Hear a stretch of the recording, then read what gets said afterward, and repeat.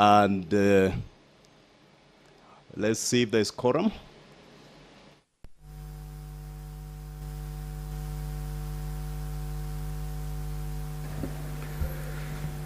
Clerk, you may proceed to call the first order.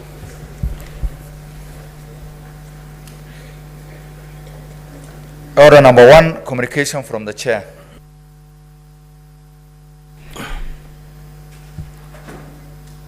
Senator Monda and Senator Tabitha, kindly take your seat as I make this communication.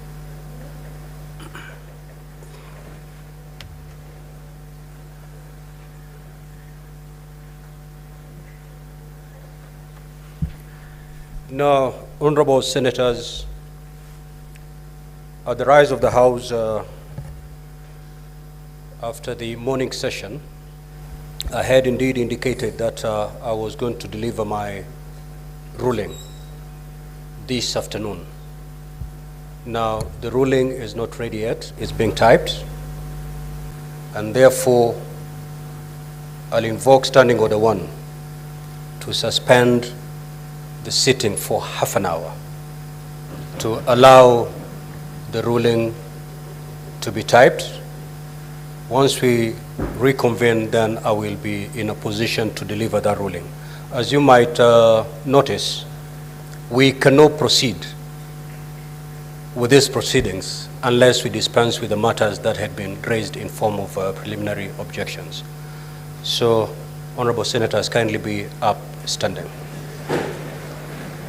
This sitting is suspended for half an hour. We shall reconvene after that time. Thank you.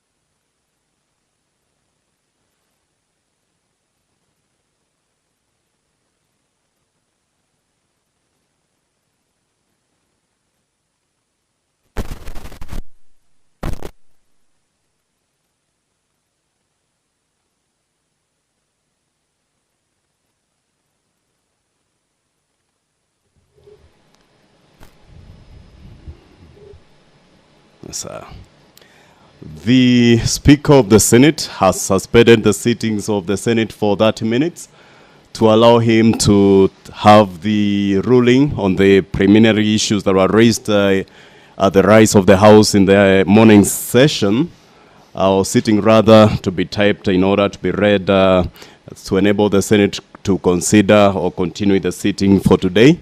I just indicated that those issues have to be canvassed and ruled upon before now the Senate can proceed to hear the impeachment motion and consider that impeachment motion rather of the Deputy Governor for Kisii County. And the standing order that he hears the Honorable Speaker has invoked is standing order number 1 that states that in cases not provided for, the Speaker to decide where in all cases that are where matters are not expressly provided for by these standing orders or by any other orders of the Senate or any procedural question shall be decided by the Speaker.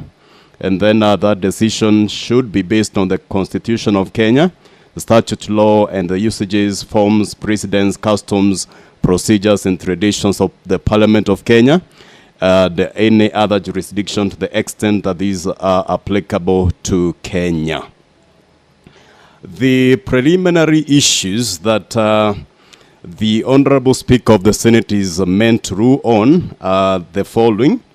Number 1, there is preliminary issues that were raised by the Deputy County Governor of Kisii through his counsel, Katwa Kigen Senior Counsel, on whether the County Assembly can adduce additional evidence and material procured subsequent to the hearing and its determination of impeachment motion by the County Assembly of Kisii, whether the proceedings before the Kisii County Assembly and the Senate are fatally incompetent as they were presented to the Kisii County Assembly and to the Senate outside the timeline set out in Section 33 of the County Governments Act and the Kisii County Assembly Standing Orders 60 to 64.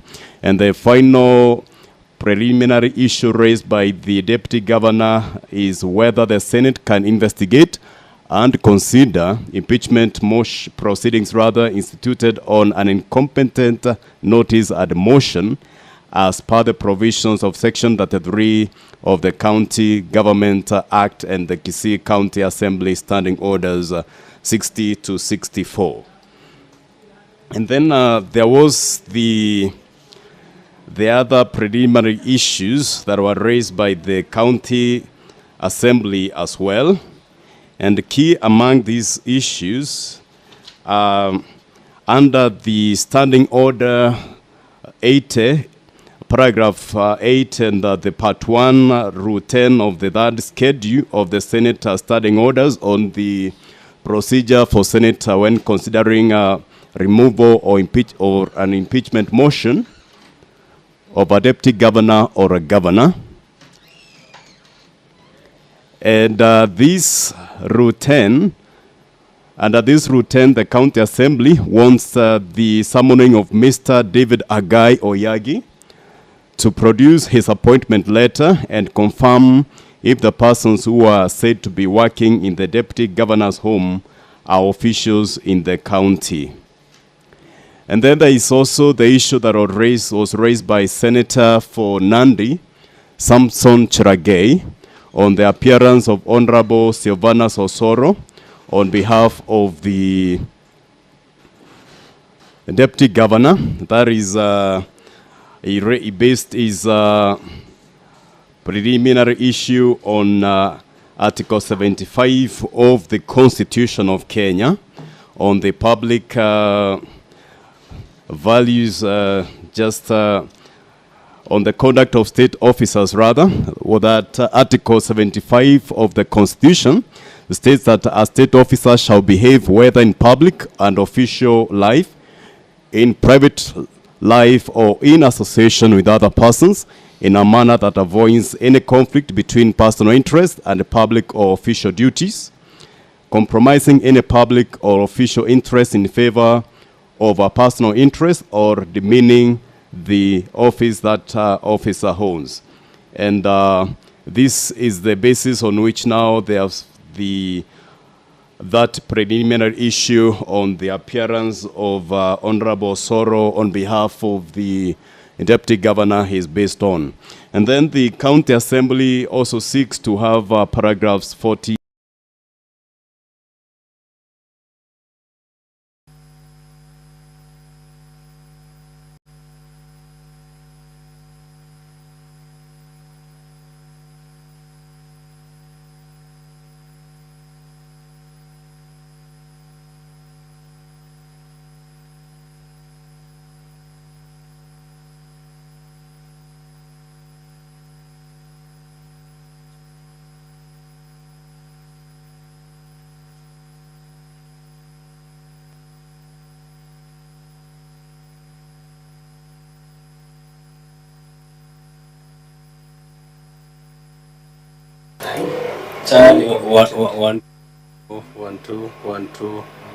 One, two.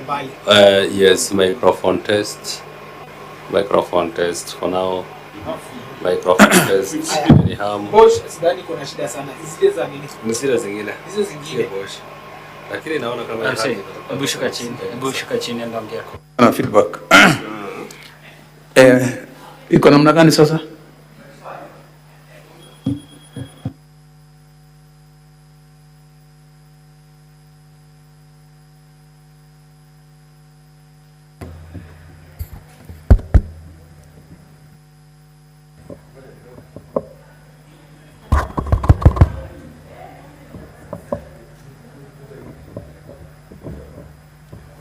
Guza mic. Tulia. Aria. Ya kidogo. Kap.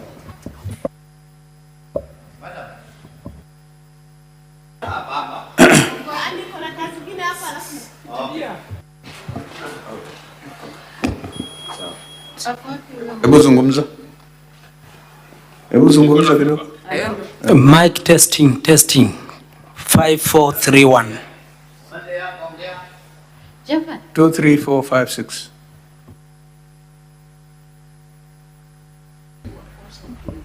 Mic testing.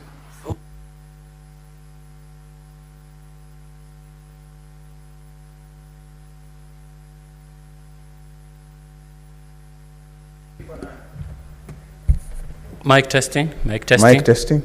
Mic testing. Weka hiyo baki on. Weka hiyo on. Weka hiyo on. Weka hizo tatu. Hebu test your speaker. Mic testing. Mic testing. 1, 2, 3. Okay. Mic testing.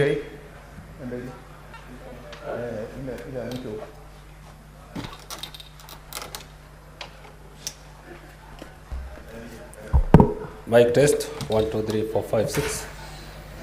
Yes, can you hear me well? Contingent of about 20 county officers under the supervision of the sub-county administrator to arrest his brother, one Ruben Monda Orangi, for cutting down trees that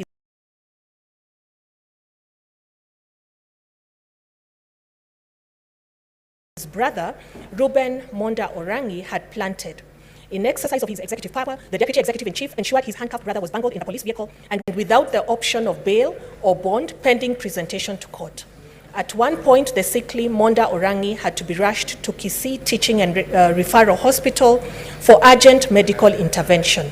However, on reaching the hospital, Ruben Monda Orangi was never attended to by any doctor, as the OCS Kisii Central Police Station received instructions to immediately take him back to the police station. With his condition now deteriorating, Ruben Monda Orangi was sped back to the police station until 0020 hours, where he was issued with cash bail of Kenya shillings 30. The medical condition of the old man deteriorated to the extent that he was hospitalized at Coptic Hospital for about 3 weeks, and since then he has been injected insulin, a condition that was not there before. Charge number 3, gross misconduct. The particulars of this charge are as follows. The Deputy Governor interfered with the appointment of the vacant position of the commercial manager of Guasco by attempting to bribe the managing director, Ms. Lucy Wahito Washira, with the sum of Kenya shillings 100,000. This was in May 2023. This act contravened Article 75 of the Constitution of Kenya. The Deputy Governor's engagement, connivance, and/or complicit behavior boils down to gross misconduct and gross abuse of office. Charge number 4, crimes under national law. The particulars of this charge are as follows. The actions of the Deputy Governor, the Honorable Dr. Robert Monda, of using his office to solicit for Kenya shillings 800,000, thereby conferring a financial benefit to himself, and subsequently sending Kenya shillings 100,000 to the Guasco managing director so as to influence the award of a contract of employment to a preferred interviewee, he is in violation of Section 61A, C, 2 and 3 of the Bribery Act, that provides that a person commits the offense of receiving a bribe if the person requests, agrees to receive, or receives a financial or other advantage, intending that in consequence a relevant function or activity should be performed improperly, whether by that person receiving the bribe or by another person. The Honorable Dr. Robert Onsare Monda, how do you plead to charge number 1? Guilty or not guilty? Not guilty, Mr. Speaker, sir. Honorable Dr. Monda, how do you plead to charge number 2? Guilty or not guilty? Not guilty, Mr. Speaker. How do you plead to charge number 3? Guilty or not guilty? Not guilty, Mr. Speaker, sir. And how do you plead to charge number 4? Guilty or not guilty? Not guilty, Mr. Speaker, sir. Thank you. You may take your seat, Deputy Governor. Now, honorable senators, ladies and gentlemen, at this juncture, I will allow the opening statement on behalf of the County Assembly. You have 30 minutes to do that. Mr. Speaker, sir, this is Ndegwa Njiru. Perhaps before I do my opening remarks or statement with assistance of my fellow counsel, permit me, Mr. Speaker, sir, to draw the attention of the House to the letter dated 8th of March 2024, which letter invoked Rule number 10 of the third schedule of the rules governing these proceedings. Yeah, Senator Mazayo, what is the issue?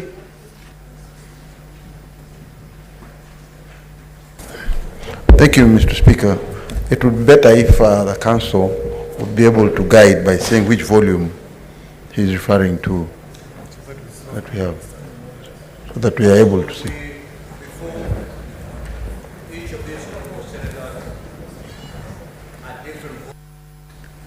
So as you make your opening statement, please pinpoint exactly which volume you're referring to and even the page where that document you're mentioning is contained. I'm well guided, Mr. Speaker, sir. The letter that I'm referring to, Mr. Speaker, sir, is the letter that was sent by the Speaker and the Clerk of the County Assembly of Kisii to the Clerk of the Senate, which letter was seeking to invoke the provisions of Rule 10 insofar as the question of issuance of summons are in issue. And therefore, that where is that letter contained? So that the honorable senators can follow. Honorable Speaker, the letter does not form part of the proceedings. It's Okay, the letter that you referred to. the clerk just informed me exactly that, and it's being made available to honorable senators. May the copies be circulated to the honorable senators. I am also obliged, Mr. Speaker, sir. And as such, Mr. Speaker, sir, permit me to make an application pursuant to Rule 10 of these House proceedings, equally assisted by Article 50 of the Constitution, that this Honorable Court be pleased to issue summons to one Mr. David Hagai Oyagi. Mr. David Hagai Oyagi works with the Kisii County government as a Director of Enforcement and Compliance. The basis of our application, Mr. Speaker, sir, is that while the charges were being read out to His Excellency the Deputy Governor, there was a charge that involved the misuse of the county resources, to wit, 20 enforcement officers were unlawfully deployed to arrest and harass one Mr. Ruben Onari Monda, and subsequently the charges have also indicated that at least 4 county enforcement officers are deployed by the Deputy Governor of Kisii County to conduct and execute odd jobs such as milking cows, cooking for dogs, at the residence of the Deputy Governor. In the application for summons, we requested the Senate to indicate to the said David that he should produce his appointment letter and any other relevant document that speaks to or against the allegations. Mr. Speaker, sir, the summons being sought will assist this Honorable House to meet its mandate under Section 33, which provides that other than just presiding for a hearing of a case such as this one, Section 33 permits this House also to initiate investigations into the allegations so as to determine the propriety or the impropriety of the allegation contained therein. If the summons being sought by the County Assembly are therefore issued, the Deputy Governor will suffer no prejudice whatsoever, as he'll be granted an opportunity to test the veracity of the statements or evidence that shall be adduced before this House by the said David Hagai Oyagi. Mr. Speaker, sir, these are clear tenets dictated by Article 50 of the Constitution, which the Constitution provides that Article 50 is a non-derogable right, a right to a fair hearing. A fair hearing in this case, Mr. Speaker, sir, and the interpretation of the County Assembly of Kisii means that the Senate shall be afforded an opportunity and the facilities available to determine the veracity of that case. Mr. Speaker, sir, the refusal to issue the summons to the said David Hagai will deny this Senate an opportunity to test whether or not the Deputy Governor of Kisii County has been abusing his office by misapplication and misappropriation of the county resources. It's all known to us that human resource is a rare resource that facilitates and wills the movement of the county, the administration of the county. Therefore, the question for determination when determining to grant, to issue the summons or not to grant, is therefore, will the Senate be afforded a proper opportunity to test the veracity of that issue? Finally, Mr. Speaker, sir, in the body of the documents that were sent to us and that was shared and exchanged by the respondents, herein being the Deputy Governor, we are making an application before this court that paragraph 48 all the way to paragraph 49 of the document be expunged for being irrelevant to these proceedings, and that the same do not speak to the question or to the case before the Senate. Mr. Speaker, sir, the offending paragraphs which appears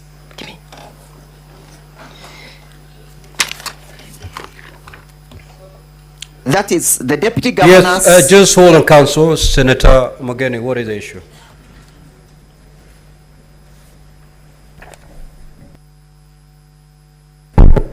Yeah, Mr. Speaker, the Council is doing very well, but for purposes of us being able to follow his submissions easily, we will want him to make reference to the particular volume of the document is making reference to, and if possible, refer us to the page so that we are able to move with him. Council, I thought I've made that position pretty clear. Sir, I was just about to make reference. Mr. Speaker, sir, I'm referring to the bundle of document appearing in blue from the firm of my senior line friend, Mr. Katwa Kigen and Kimboi, marked as DG. That is the response, and again the document is dated the 10th of March 2024. Mr. Speaker, I am referring to... What is the title of that volume, Council? It's DG. It belongs to the Deputy Governor. It's indicated in black as DG, to mean, I think, Deputy Governor. At page E8, E8,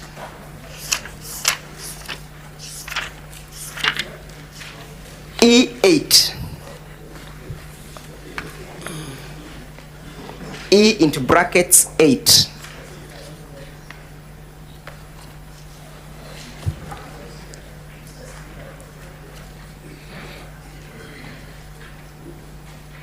What is the issue, Senator Fernandez?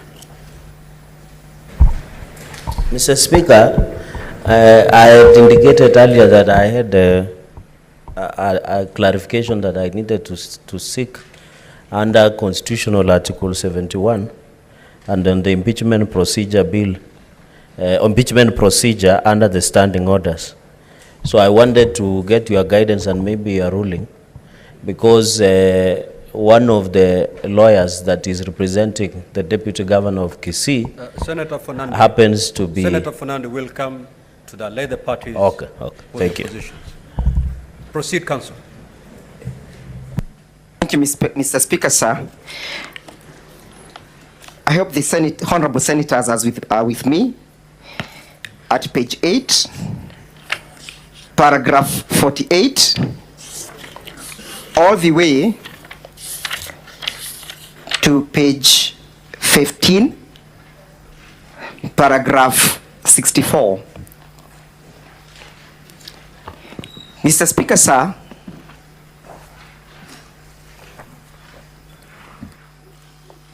the paragraphs that I have highlighted contains material facts that do not relate to the proceedings before the Senate. Number 2, Mr. Speaker, sir, the paragraphs that I have indicated mentions individuals or makes reference to individuals who are not party to these proceedings. For example, Mr. Speaker, sir, a look at paragraph 53 of the said document appearing at page 9 of the document make references to the governor of Kisii County. Further to that, Mr. Speaker, sir,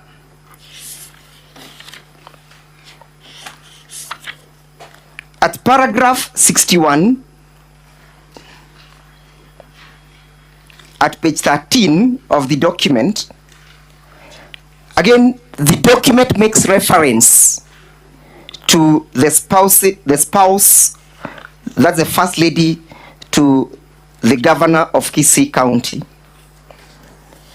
Equally, Mr. Speaker, sir, the pages makes reference to matters of budgets, and more so paragraph 56, 57, 58, at page, all the way to page 11. Those are not matters that forms part and parcel of these proceedings. The consequence of this pleading will only embarrass individuals who are not party to these proceedings, and not just embarrass, but deny them an opportunity to appear and be heard by this distinguished house.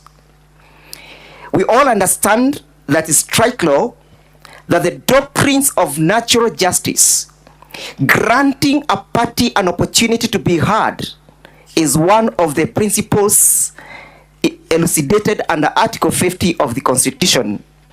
And as such, Mr. Speaker, sir, the aforementioned paragraphs, it's our humble prayer that the same should be expunged from record, as they do not form part and parcel of the allegations contained in the charge now read to the Deputy Governor. As I sum up, Mr. Speaker, sir, and invite my learned friend, Mr. Mutuma, for supplementary submissions, permit me, Mr. Speaker, sir, to lead the House to page 12 of the document and paragraph F, just to indicate the irrelevance of the evidence contained. It makes reference to the members of the Judicial Service Commission. The allegations are that the Judicial Service Commission, that the effect of conducting county affairs, I may read in verbatim, and files at the personal residence is that the governor's wife attends meetings, makes inputs to official county matters, and serves as both protocol officers and deputy governor, inter alia, the Judicial Service Commission. In determining the relevance of these averments contained in the foresaid paragraphs, we invite the Senate to interrogate the purpose of such kind of averments, the objective of such kind of averments, and whether or not they inform the charge. Finally, Mr. Speaker, sir, permit me to guide the House to page 15 at paragraph 64.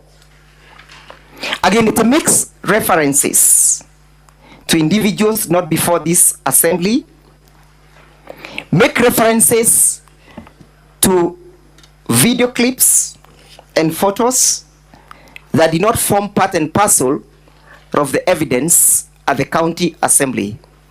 Suffice to note that during the proceedings at the county assembly, the deputy governor, beg your pardon, appeared before the county assembly and filed his response dated the 29th of February. These video clips have no relevance to the proceedings, and I'm aware that it may prejudice the senators' determination as to the relevance of these video clips because they have not yet been played.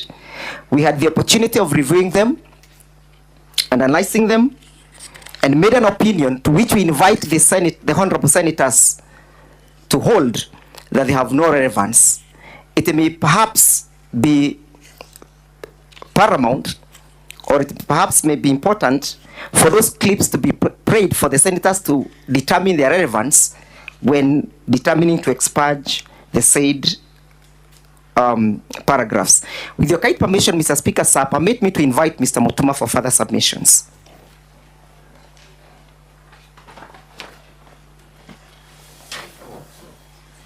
Thank you, Mr. Speaker, sir. For record purposes, my name is Elias Mutuma, part of the legal team representing the County Assembly of Kisii. I want to make additional submissions, Mr. Speaker, sir, in addition to the relevant materials before this House. Mr. Speaker, sir, you will note that the charges as read by the House to the Honorable Deputy Governor contain four charges rather. Very specific charges that have been read, and the Deputy Governor has been able to respond that he's not guilty of the four charges.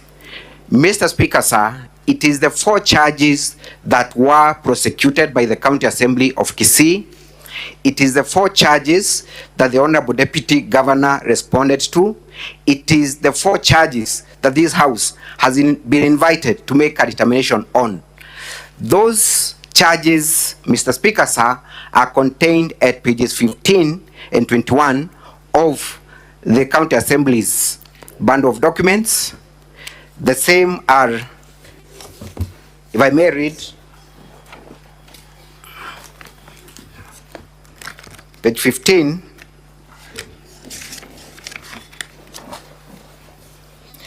page 15 contains the motion. Page 16, we have the first charge, gross violation of the Constitution or any other law. Charge number 2 is contained at pages 18, abuse of office.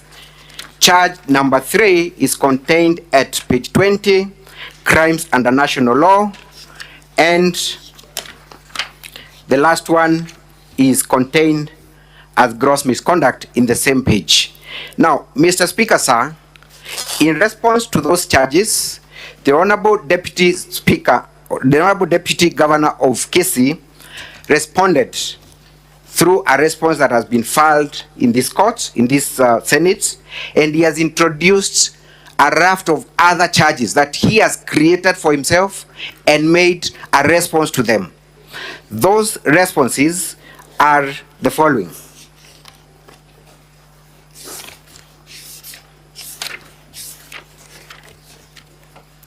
Mr. Speaker, sir, if you look at the Deputy Governor's response, the one my learned friend has made reference to, as from page 8, the Deputy Governor creates new charges that were not part of the County Assembly's charges.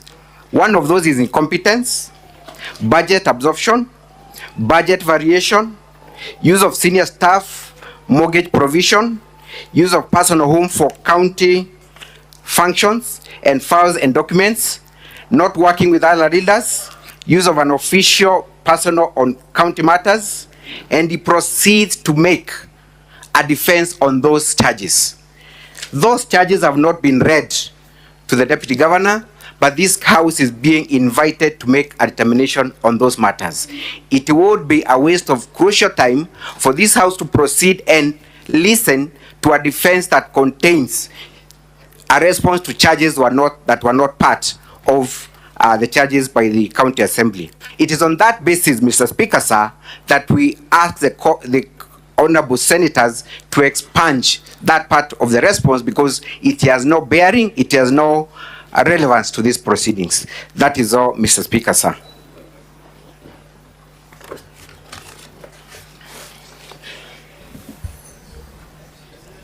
The side of the County Assembly, are you done with your opening statement? Mr. Speaker, sir, we addressed the Honorable House pursuant to Rule 10 on preliminary issues because our opening remarks or statements may not be material until this question is determined because it will inform on how then our opening remarks then will be made and put across. You see, Council, you could have made your opening remarks, and in so doing, you raise these issues so that the team from the Deputy Governor, representing the Deputy Governor, in their opening statement also will have an opportunity also to respond to your preliminary objections. And thereafter, then the Senate will make a determination on those issues. I am well guided, Mr. Speaker, sir, but as a practitioner, I think I'm so fixated to the court proceedings, which dictates that preliminary issues ought to be addressed first, so that... Very well, if that is your position, then have your seat. But I may be guided, Mr. Speaker, sir. Then well, I've guided you. Perhaps then I can make the opening remarks, if you may allow me, Mr. Speaker, sir. Please proceed. Mr. Speaker, sir, I'll take the first 10 minutes, then I'll share with my colleagues in respect to the opening remarks.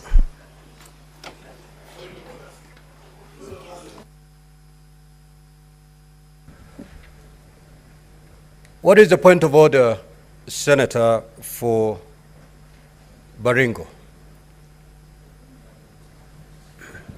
Thank you, Mr. Speaker.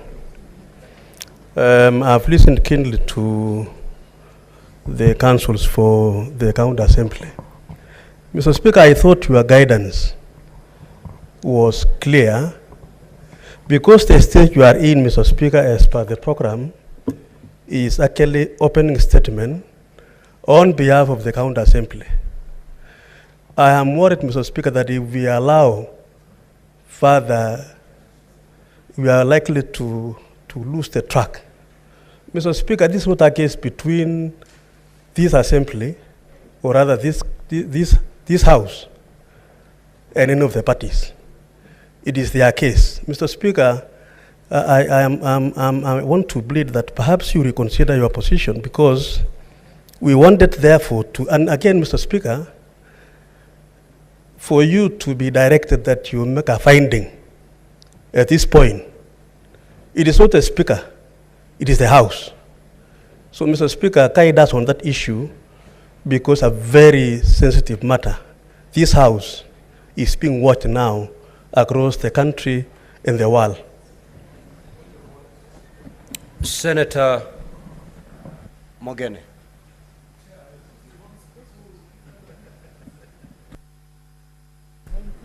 Yes, Mr. Speaker. Senator Sifuna, you don't have to beg. I will give you an opportunity. Yeah, Mr. Speaker, maybe just to assist counsel for the county assembly. You know, I thought his opening remarks would have given him an opportunity to summarize for us, senators, what the case for the county assembly is, so that he sets the stage for us to make a following. In terms of the objections that he has, when the time comes for that evidence to be adduced by the deputy governor, maybe he could raise his objection. But he should utilize, with tremendous respect to him, the opening remarks to summarize for us, because we just want to know, to have a glimpse of the case that is facing the deputy governor. And you have guided him. Maybe we should also advise him that it's good you take the ruling of the speaker as a guidance for you, so that you follow and you make these proceedings simpler for us to follow. Yeah, Senator Sifuna. Mr. Speaker, with the greatest respect to all the senior counsel who have spoken before me, I believe that this is a quasi-judicial proceeding, and the counsel for the assembly is very much in order to require that a ruling be made on the preliminary requests. The only thing I fault them for is being too verbose on a very simple request.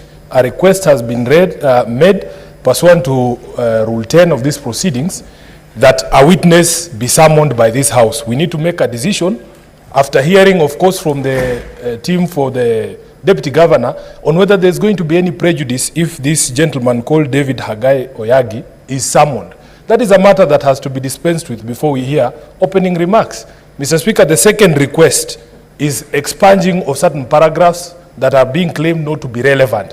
That's all this council needed to say without going into too many stories, because we would want to get into the meat of the argument. But, Honorable Speaker, preliminary matters must be dealt with at the preliminary point so that it will set the tone on what we are going to hear and what we are not going to hear.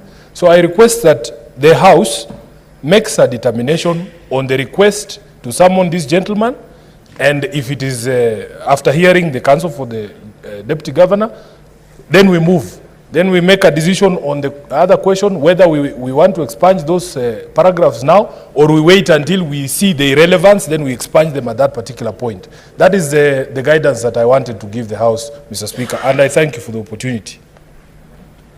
Senator Fernandez. Mr. Speaker, I agree largely with my colleagues who have spoken before me.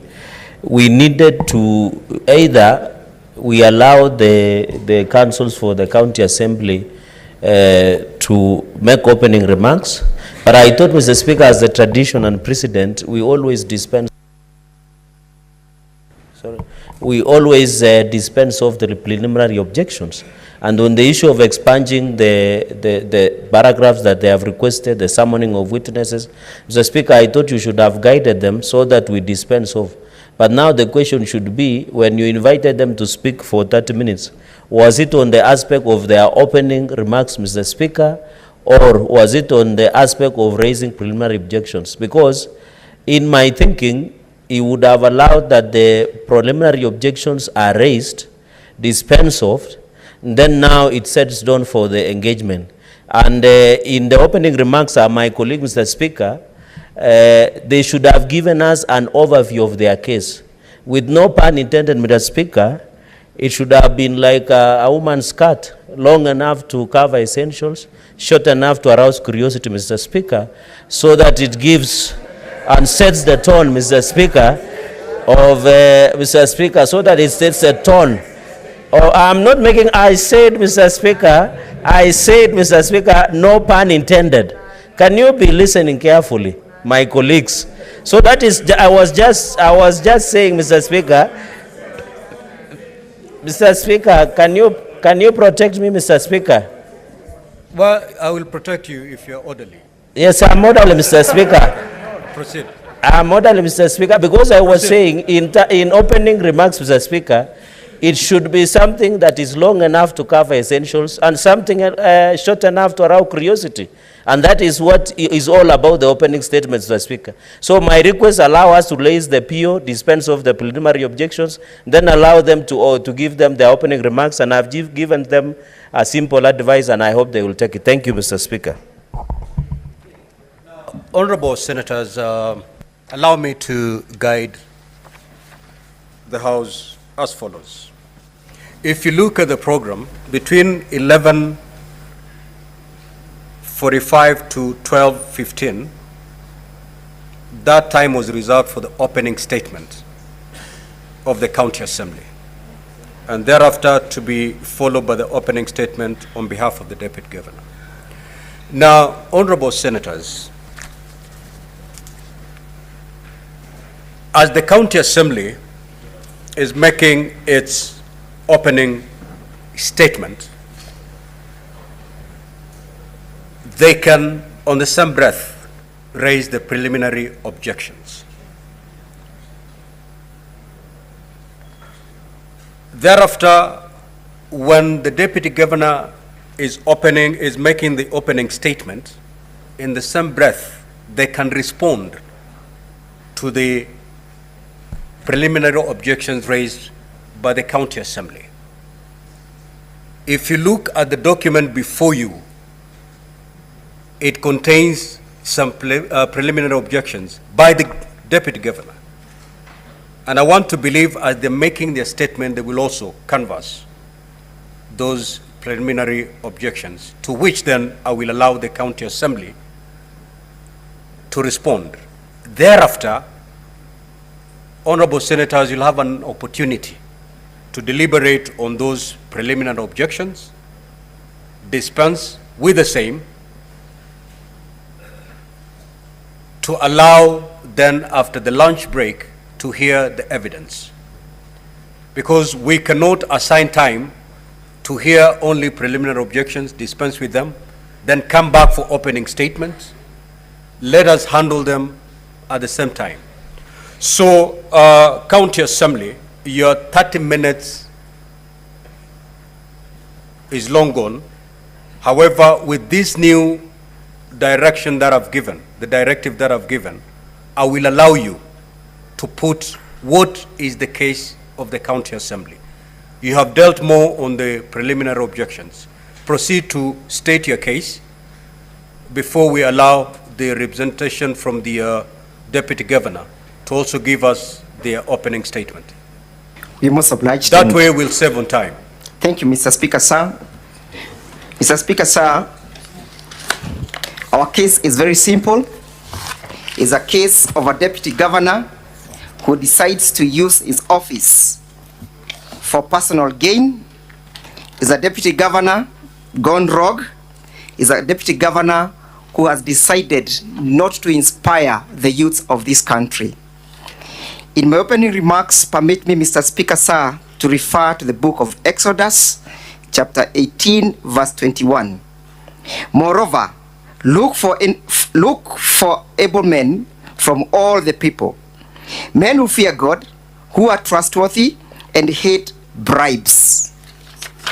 Equally, Mr. Speaker, sir, permit me to refer to Surah ya Pili, or the second chapter, verse 188 of the Quran.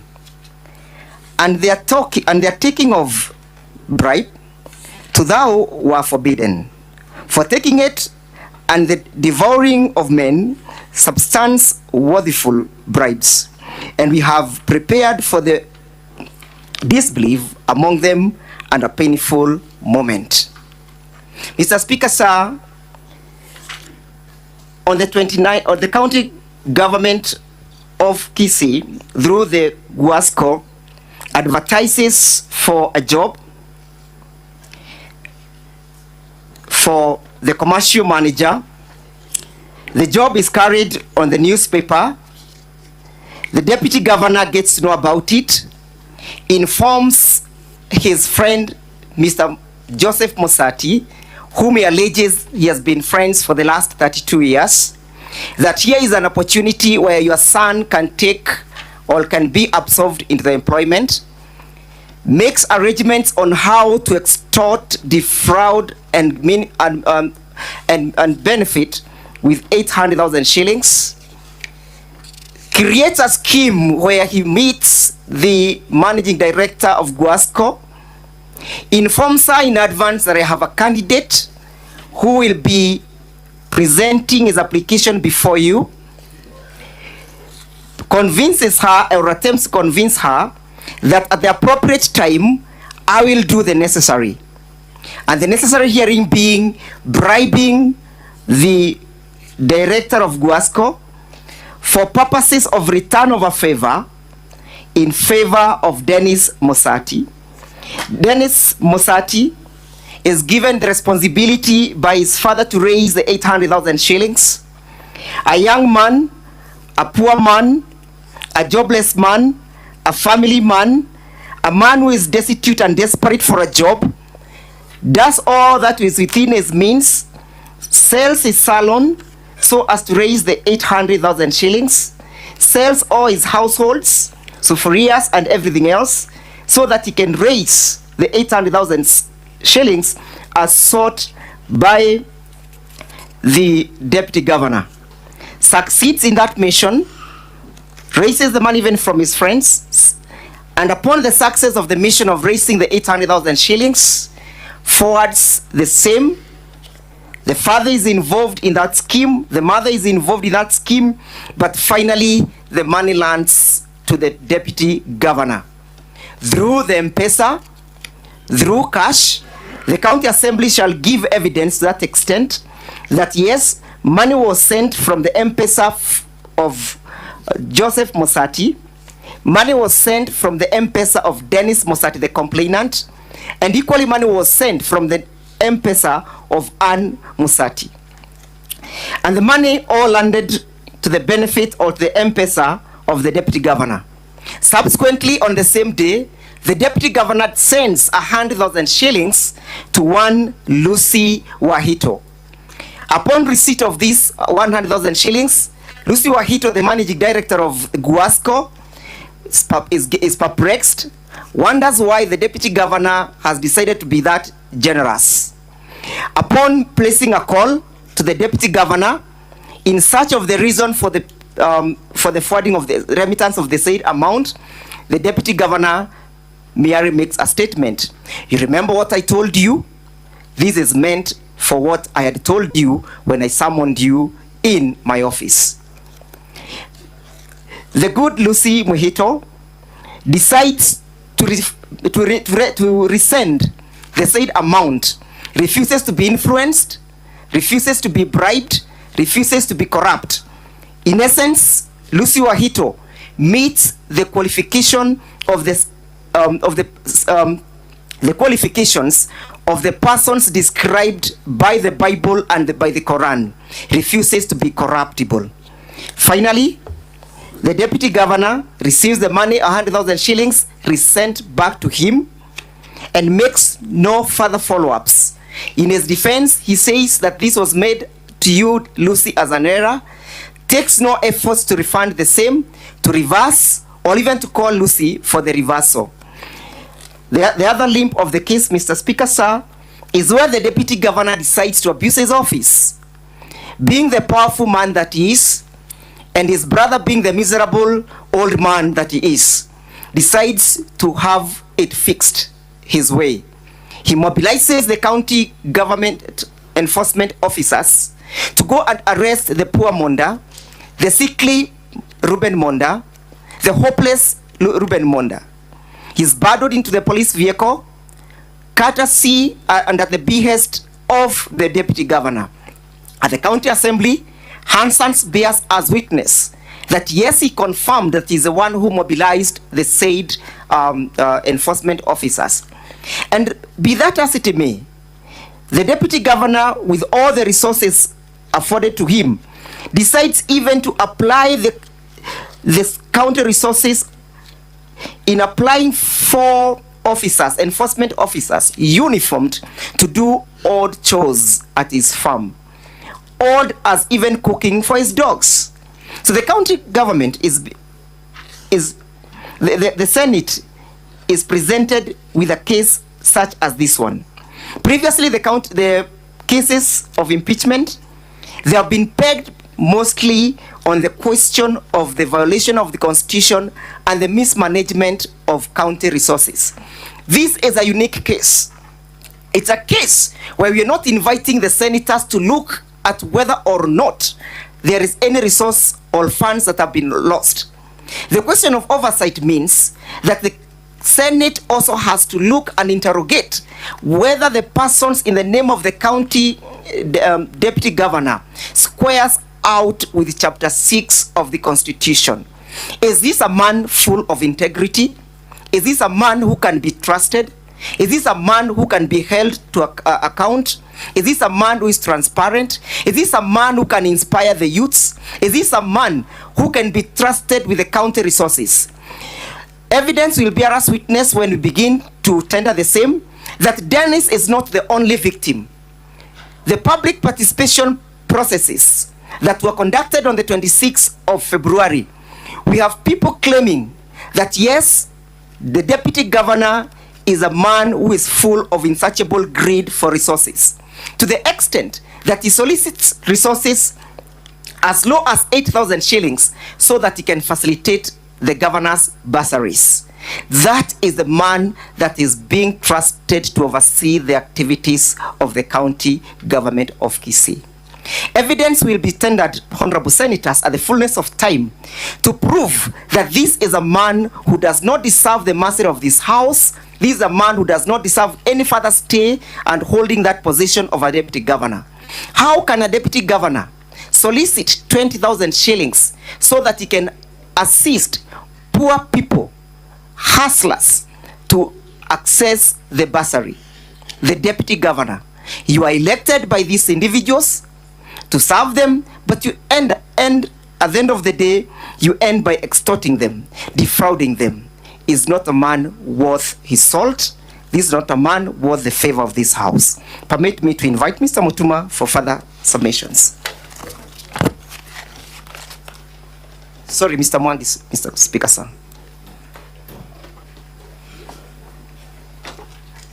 Mr. Speaker, sir, my name is Mwangi.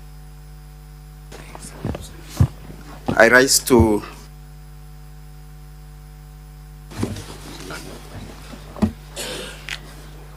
Mr. Speaker, sir,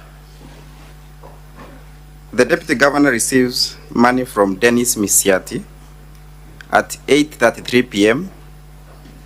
He receives another bunch of 49,000 at 20:37 p.m. on 28th of May 2023. And within a span of 40 minutes, sends 100,000 shillings to the Managing Director of Guasco, Lucy Wahito, at 21:24 p.m. on the 28th of May 2023. He further sends money to 3 other people on the same day, 28th of May 2023, and the last transaction on that day was made at midnight. So he sends 100,000 shillings, and in his defense, he raises the issue that this money was sent by an error. Surely, from 9:24 p.m. to midnight, when he was sending the last transaction on that day, the Deputy Governor did not realize that he has sent money by an error until he is reminded by one Lucy the following morning. Honorable Speaker, on the issue of arresting his own blood brother, Ruben Monda, the Deputy Governor deploys not only 1, not 2, not 3, but a contingency of 20 county enforcement officers, accompanying police officers, to come and arrest and bundle his own brother into a motor vehicle. Surprisingly, Mr. Speaker, his own brother, today, because of the events that the ordeal that he went through on that day, he is now a diabetic man who has since started injecting himself with insulin a condition that was not there before then. Honorable members, as I cede my 10 minutes to Mr. Mutuma, I invite this Honorable House to make a determination on the issue of whether or not the Honorable Deputy Governor should be removed from office by way of impeachment, as we have shown, and we shall strictly indicate to you and bring out through the witnesses that there was a clear and well-calculated way by the Deputy Governor, who even confirms that he spoke to one Lucy to seek for favors. And he confirms that also during the County Assembly, and the Hansard confirms so. He also confirms that he spoke to Lucy about the issues of the bribe, but Lucy told him that the interview will be done by way of merit. Honorable members, I cede my few minutes to Mr. Mutuma.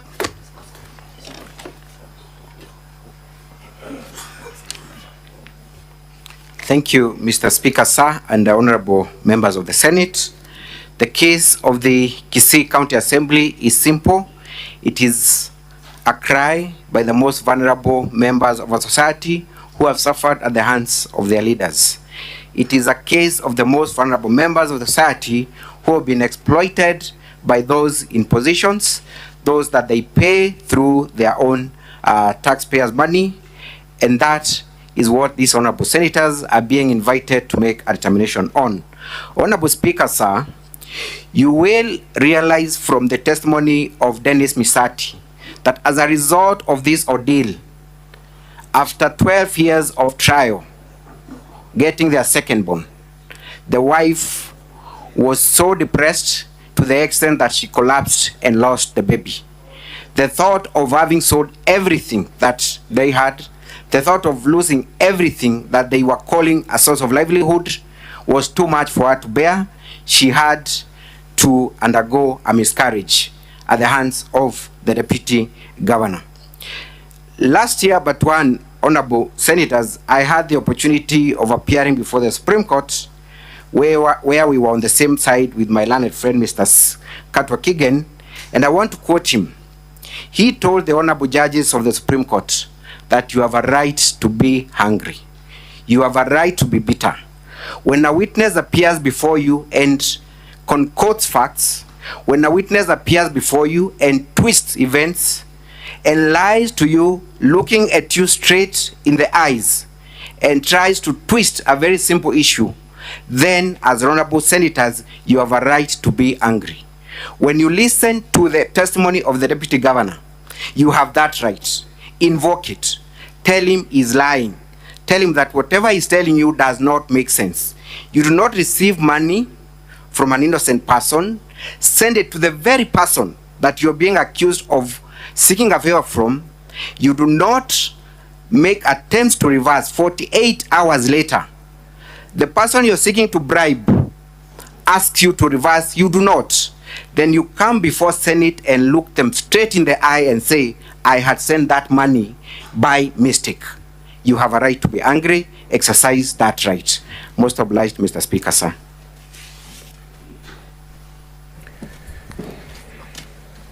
The County Assembly team, you've concluded your statement? Yes, Mr. Speaker, sir. Thank you. Other than just to mention that the simplicity of this case was witnessed on the 31st of December 2012, when the Deputy Chief Justice, as then she was, Honorable Lady Justice Nancy Baraza, pinched someone's nose. Rebecca was a victim. Just pinching the nose of an individual caused the Deputy Chief Justice of the Republic of Kenya to go home. That is a test. The test is, can a public officer, a state officer, be allowed to behave in such a manner? Does the conduct of the Deputy Governor answer to the tenets of Article 10? Is he accountable? Is he transparent? Is he a man of integrity? Does he respect his office? Does this conduct bring honor and reputation to the office of the deputy governor? Equally, Mr. Speaker, sir, the case of Nixon in 1974, he faced impeachment only on the count of the Watergate case. What had the President of the Republic of America done, the United States of America done? Sent individuals to go and break into the Democratic National Convention offices at Watergate. Then he made attempts to conceal that evidence. On that basis, a president went home. On the basis of soliciting, receiving 800,000 shillings from poor Kenyans, Mr. Monda must go home. On the basis of using the state resources to harass innocent and hopeless Kenyans, Mr. Monda must go home. On the count of misuse of the county resources, the meager county resources, Mr. Monda must go home. I so invite the senators to keenly look at the case of Nixon and the case of Nancy Baraza. Most obliged. Thank you. Now I will allow the team of the Deputy Governor to take us through their statement. Now, Council, there's a difference between an opening statement and a final submission. Because what I've just heard from the last bit of the County Assembly, those are final submissions. So let's hear your opening statement, not your final submission.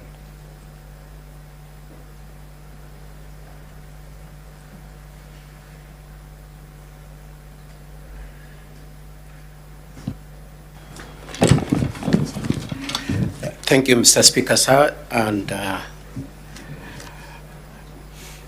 members of the Senate. When we come down to cross-examining the witnesses that have been that will be called by the County Assembly, and when we call our witnesses, you will be surprised at how far the person they are describing is from what they have described him. You will be surprised at how exaggerated the adjectives they have used are.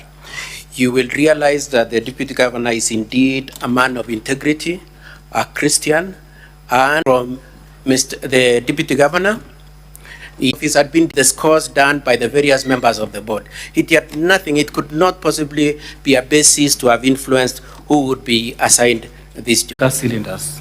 Okay. Where was that business situated in Nairobi?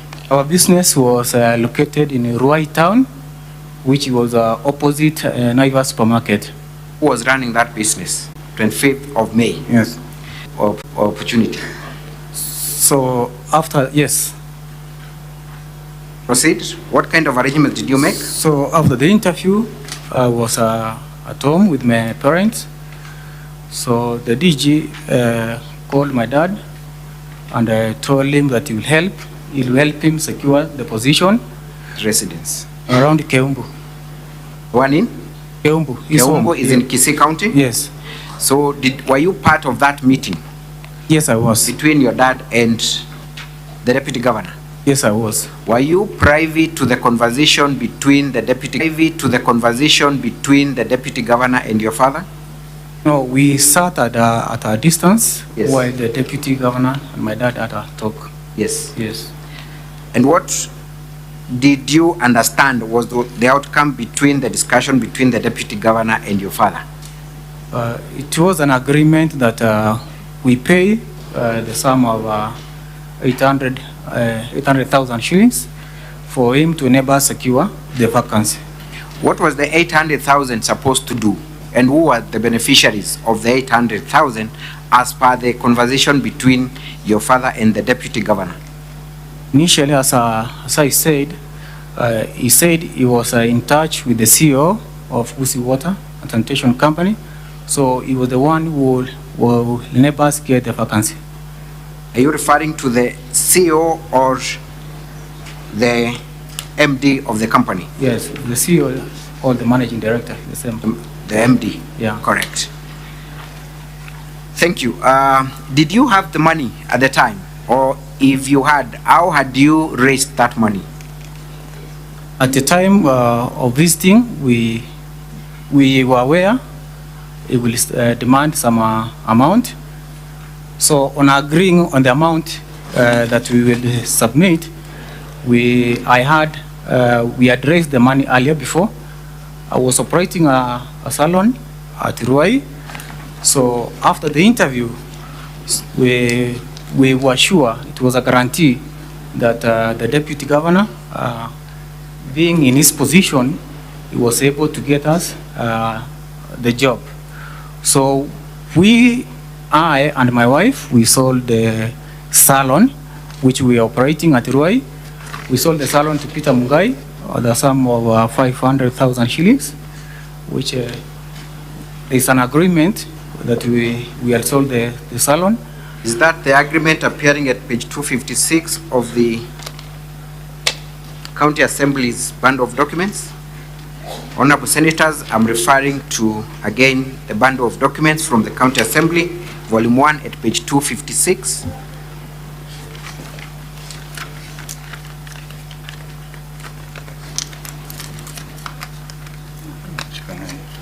Confirm indeed that that is the agreement between you, your wife on the one hand, and the purchaser of the salon?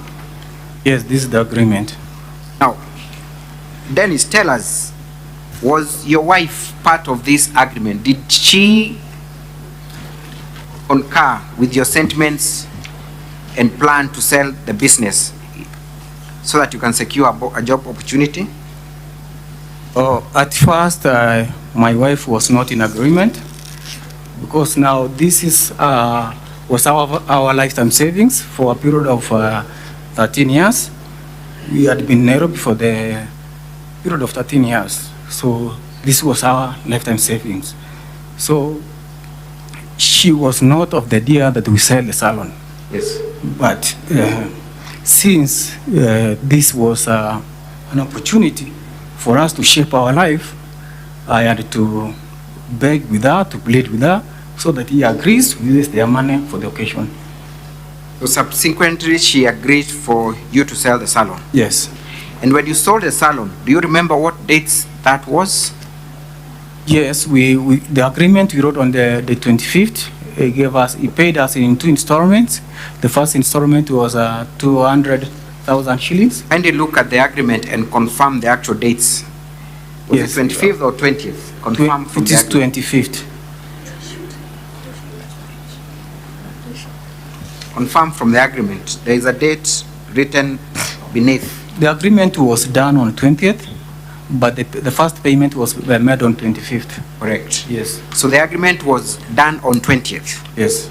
And the first installment was to be paid on 25th of April. Yes. Was that before or after the shortlisting? This was after the shortlisting. After the shortlisting? Yes. Thank you. And what did you do with the money immediately you got it from the buyer of the salon? The money he gave us, it was in cash. We carried the money home. We gave it to our parents to keep it safe for us. Mr. Dennis Mukaya, Yeah. you are an accountant. Yes.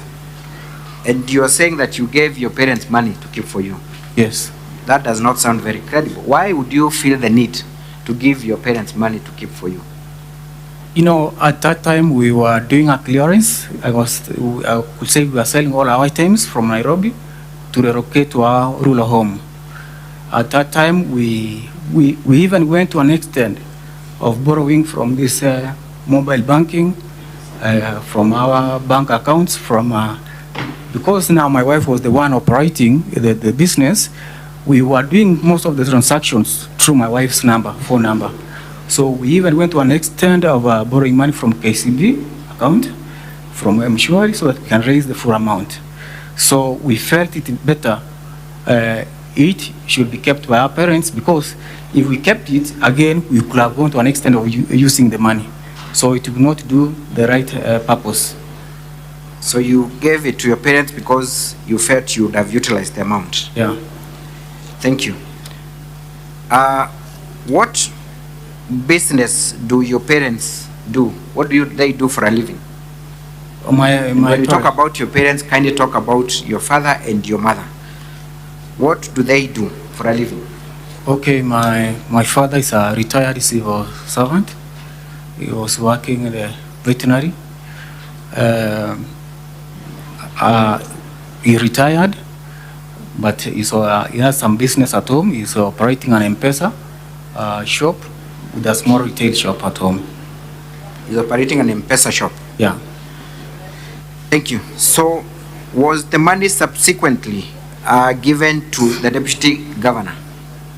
Yes, when the deputy governor requested the 800 Kenyan shillings, we were able to give him on the date of 28th. We gave him 500,000.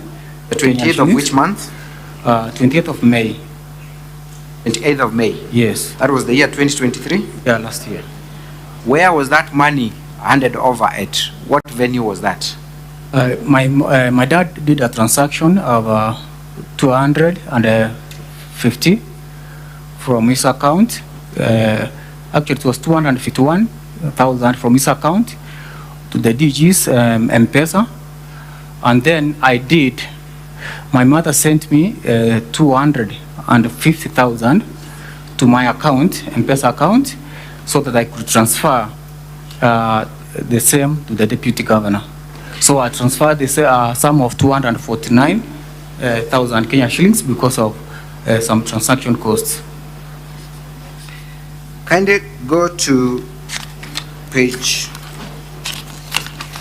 255 of the County Assembly's bundle of documents. Honorable Senators, I'm referring to volume 1 again at page 255.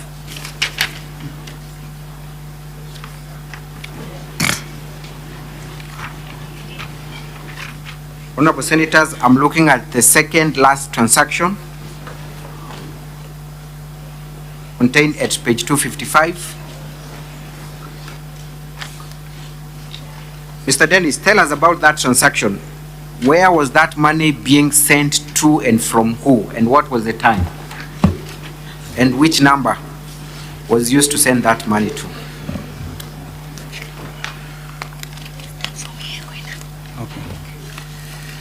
So this is my M-Pesa.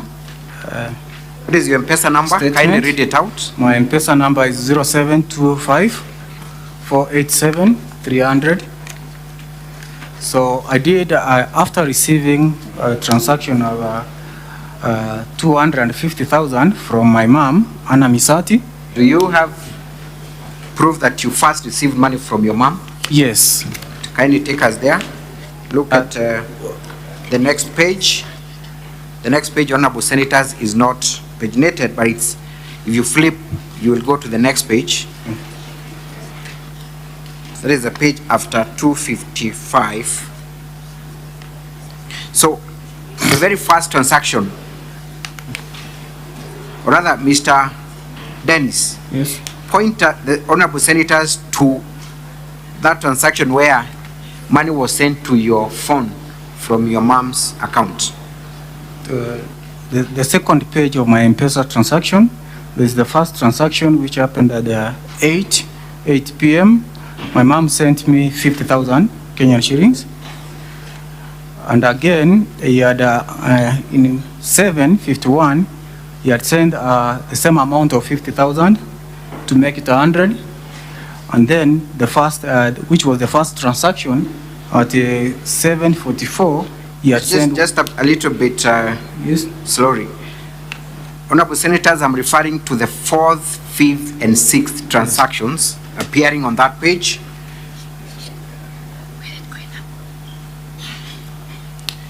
So you received first 150,000? Yes. At what time?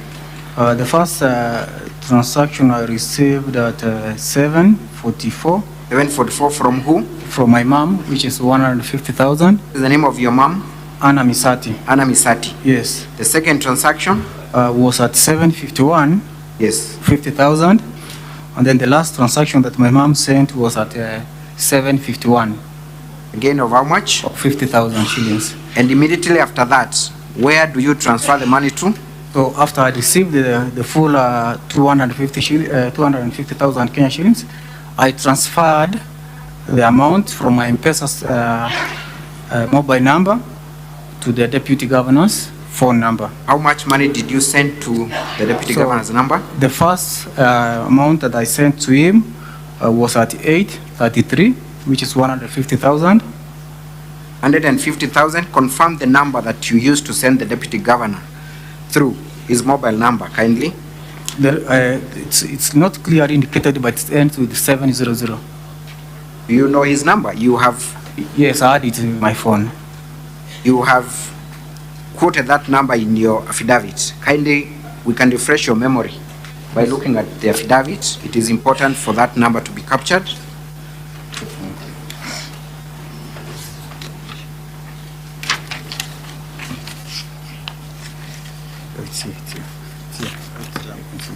Yeah, the mobile money that I used to send the DG, the amount is 0711-860700.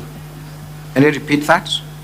0711-860700.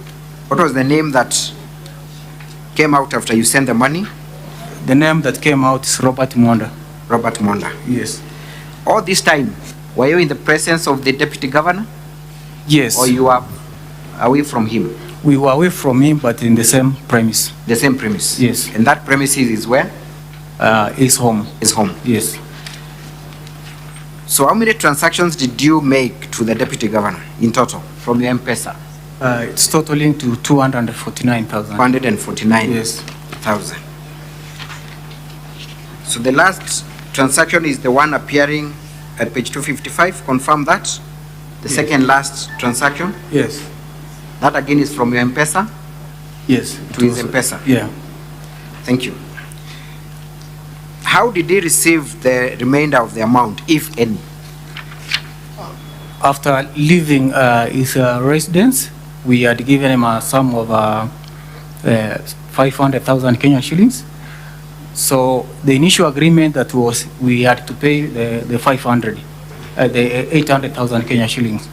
So after leaving the place, we made an agreement that we shall deliver the amount the following day, which was on a Monday. Actually, we went in his place on a Sunday. So the following Monday, we could deliver the balance, which was 300,000, at his office. His office. Yeah. But on that very day, did he receive any other amounts of money from any of the persons you were in the company of?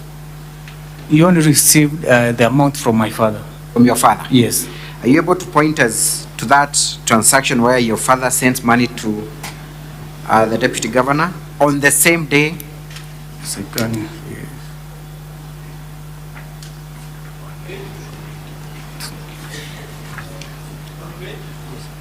We are getting there, Honorable Senator. Just at page 65 of the Deputy Governor's response, Volume 2. Volume 2. Volume 2 of the DG's response. What response? Volume 2.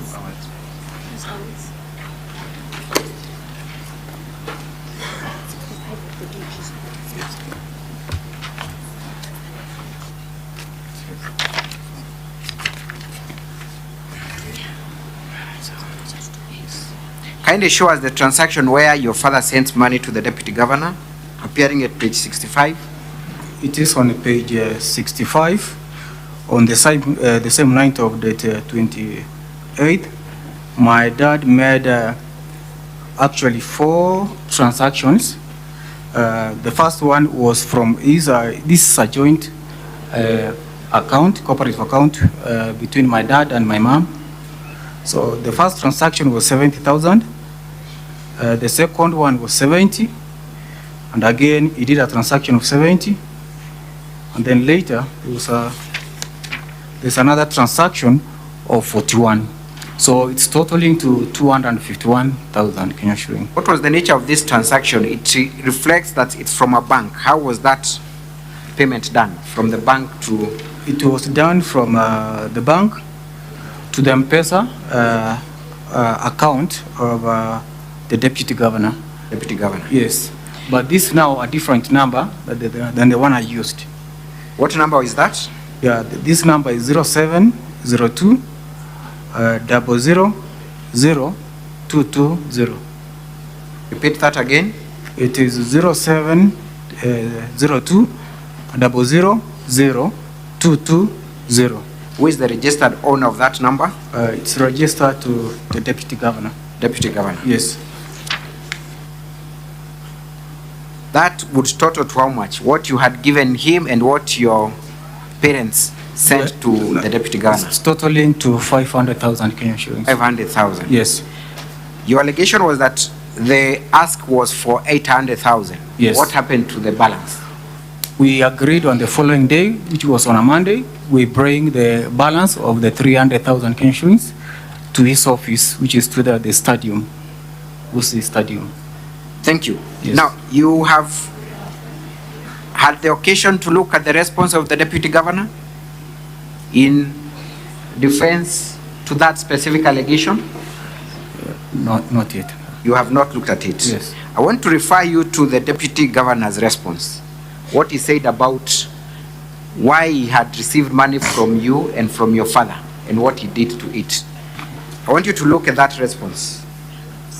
Paragraph 16. The deputy governor alleges that your father owed the deputy governor some money and that money sent from you and from your father and from your mother were towards the payment of that loan. What do you have to say to that line of defense? Honorable Speaker, I can say that this is a lie, because if we look at the whole thing, I am included in this sending of the amount to His Excellency the Deputy Governor. And if at all this was a debt that my dad was paying to His Excellency the Deputy Governor, then if we look at his account, cooperative account, joint account, the account holds more than what I sent. Let's go back to that account now that you've raised the issue. Yes. How much did your mother and father jointly have at the time they were sending money to the deputy governor? And what was the balance after they sent money to the deputy governor?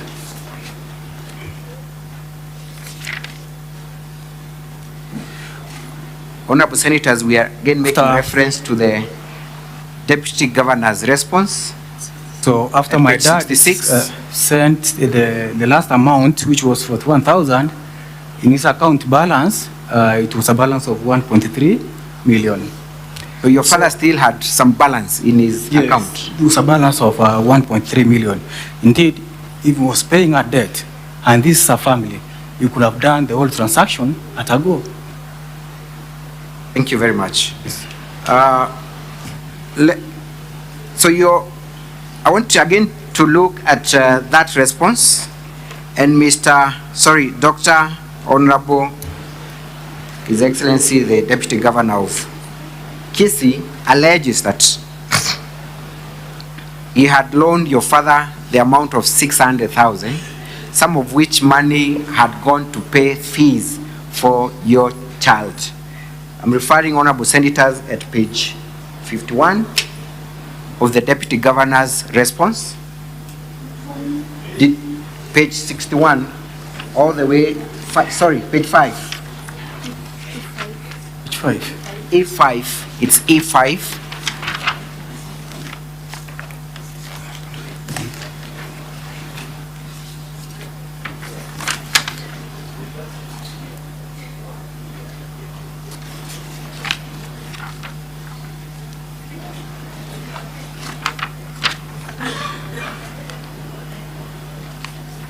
Had you received any money from your father that, to your knowledge, was an advance from the deputy governor that you paid school fees for your child with, that now that day you're refunding? No.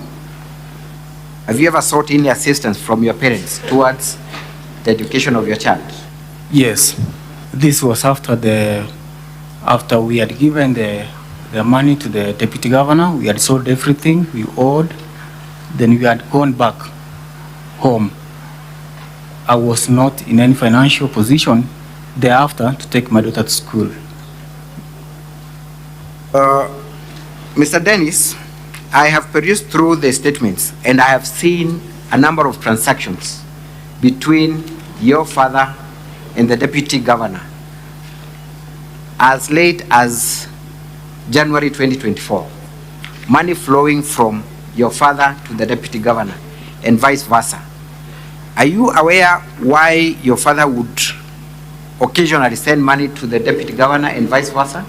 Because his defense is that they are long-term friends and they used to loan each other money, and this was not an isolated case. What do you have to say to that? Oh, I cannot deny that they are long-term friends for a long period of time. Actually, it exceeds 30 years. The main transaction between my father and the DG is that my father is one of the officials of a circle that he leads at our home. What is the name of that circle? It is called Kebobora Women Group. Kebobora? Yes. Yes. That's in our locality. Is the treasurer.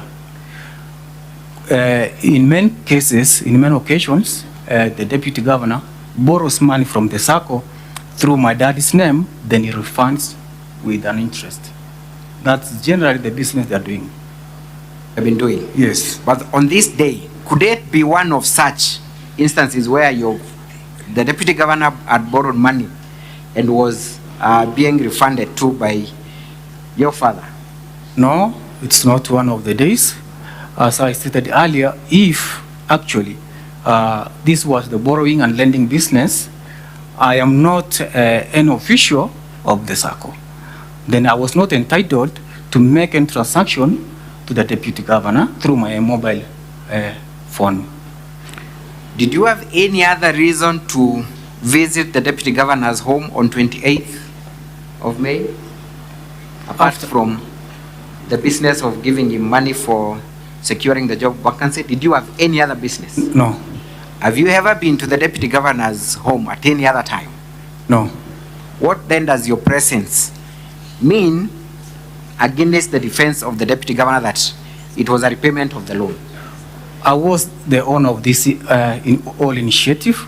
I was the one who was looking for employment, so I was to be there to witness what was going on. Because this was my money. Are you aware if the deputy governor ever transmitted any money to the target of the bribe? Yes. And who was that target? The director of Kisii Water. After sending him the full amount. What is the name of the managing director of Guasco? Her name is Lucy Wahito. Lucy Wahito? Yes. And a look at the document before you. Yes. Honorable Senators, I'm looking at page 99 of the DG's response. Page 99 of the deputy governor's response. Is there any money sent to that very person, Lucy Wahito, the MD of Guasco, on that very day? Yes, there's a sum of 100,000 Kenya shillings. 100,000? Yes. What time was that money sent? It was sent on date 28th May 2023 at 9:24 p.m. 9:24 p.m. Yes. And what time had you sent the money to the deputy governor?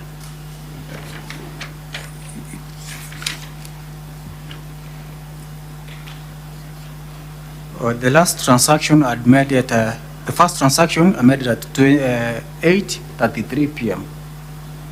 8. Then an hour later he sent money to the same Lucy, that is the MD of Guasco. Yes.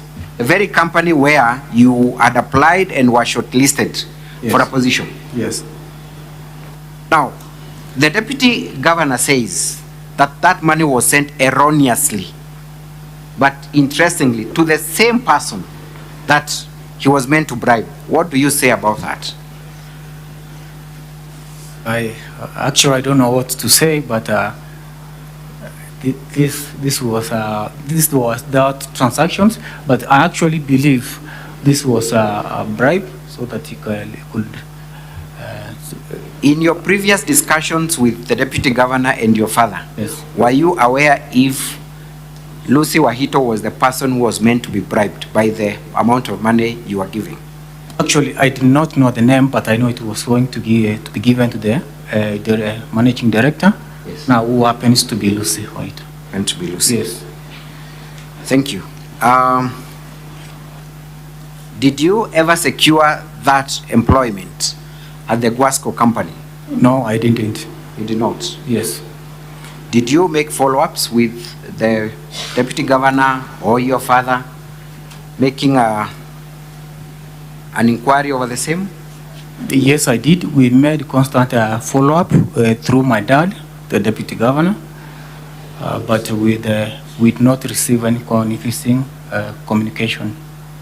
Now, Dennis Mukaya Misati, yes, your own father, biological father, your mother will tomorrow appear before Senate and they will label you as a liar.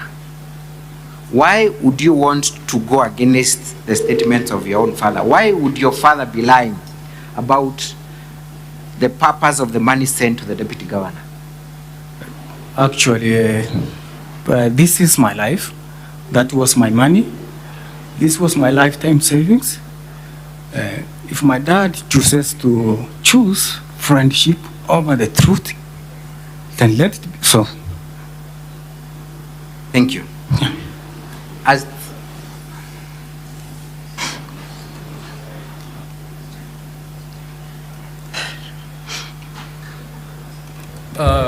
are you done with the witness? Because it's breaking down. We can pause for just 30 seconds. I'm sure he can recollect himself.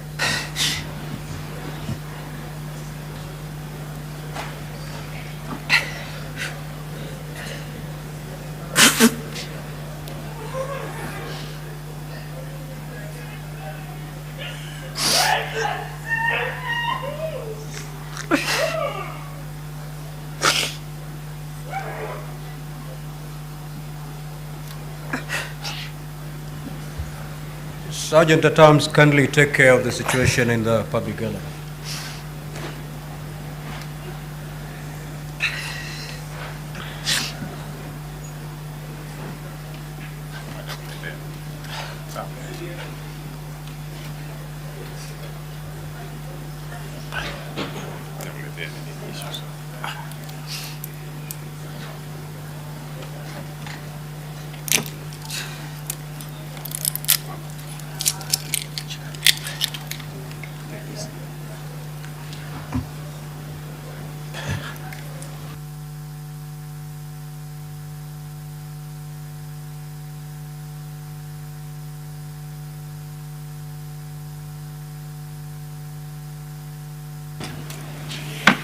Can we proceed, Mr. Dennis?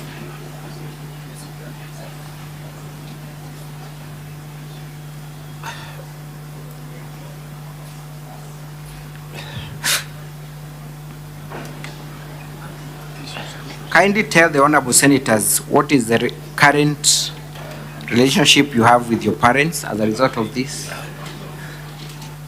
Actually, I don't have anything against my parents. The fact is that this was our lifetime savings with my family. We have built this, we had built this business for the last 13 years.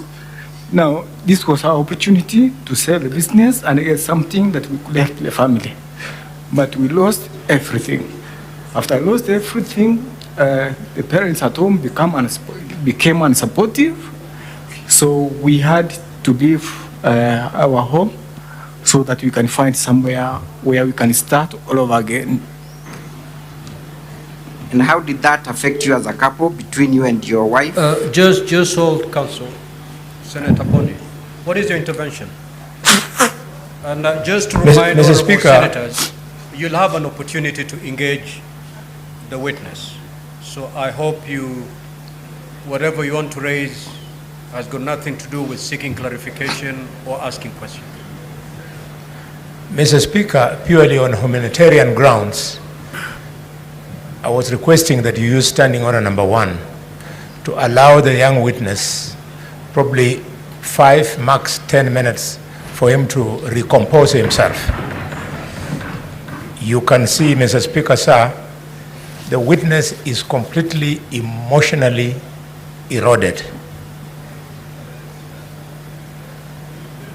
From the council, the witness is doing pretty well. That's why they're proceeding. Otherwise, that application can only come from the council, not from you, Honorable Senator. Proceed, council. Thank you, Mr. Speaker, sir. I urge the witness to gather courage and proceed. Mr. Dennis. Yes. How has this ordeal affected your family life between you and your wife? Initially, my wife was not in agreement that we sell our family business to relocate. So I had to persuade that she agrees with me. We shall get better after we secure that job. So we agreed, we relocated to our home. So after we were disappointed, after we had not secure the opportunity, recruitment was done, people reported. So it was so stressful. My wife did not take it easy because he branded me a liar because now we have lost the family business. At that time, my wife was expecting. This was after 12 years of trial. My firstborn is 3 years old now. We have tried for all that period, but now she was expectant. Actually, during those hard times, my wife miscarried. Just miscarried our baby.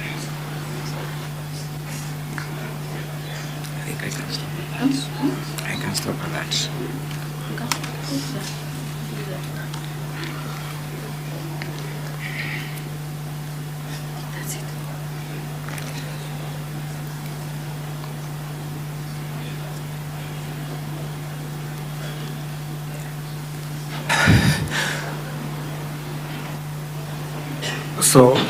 So the whole blame came back to me because initially she was not in agreement to sell the business. We got into much stress and depression. I had to look for a way to sort out this issue. We had to leave home. We had to look for elsewhere so that we can start over again, as I said.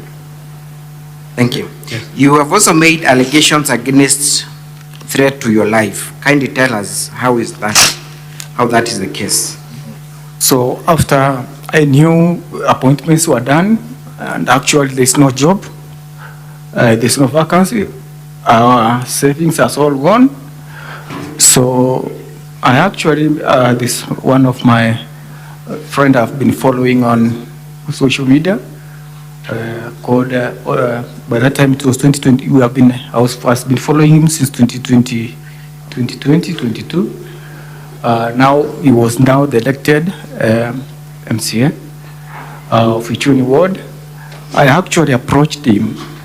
I inquired if he could help for me to secure the money that I did what I gave to the deputy governor. And that is the move of this motion? Yes. What did the move of the motion advise you to do after you brought this to his attention? So when I reported this to him, he took it as a joke until I provided the documents.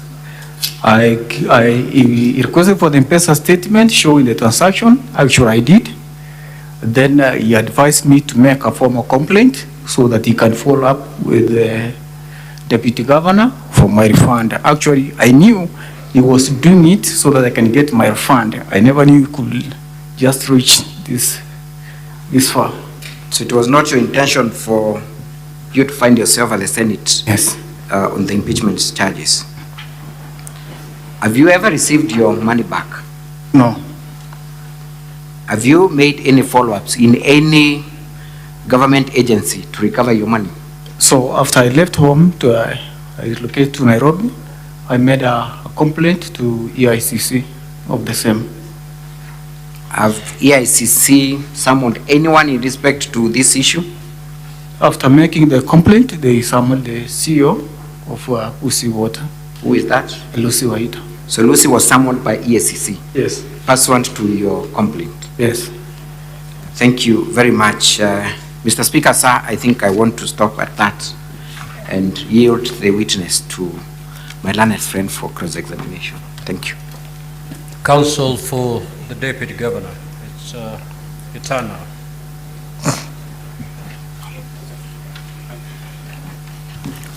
Good afternoon, Mr. Misati.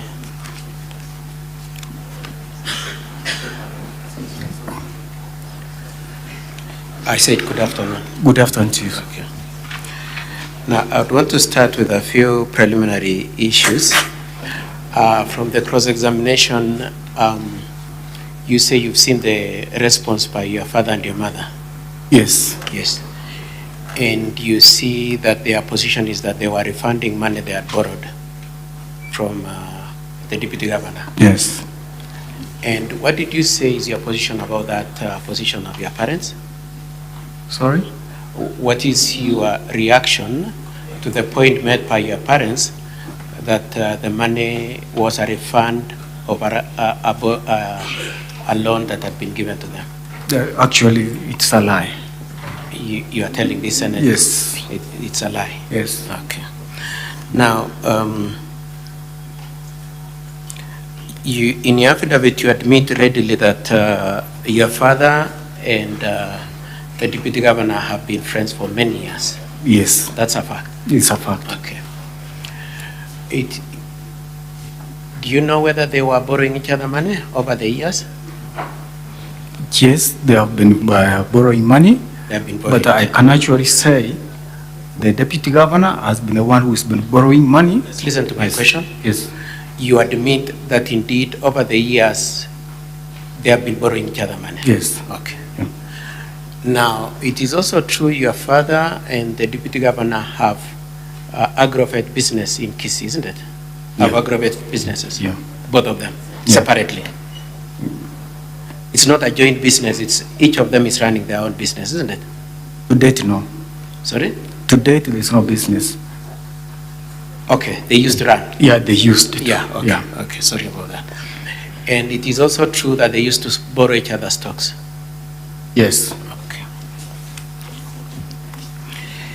And so your position is that in respect to this specific point that Mr. and Mrs. Misati had borrowed money in November, October 2022 is a lie.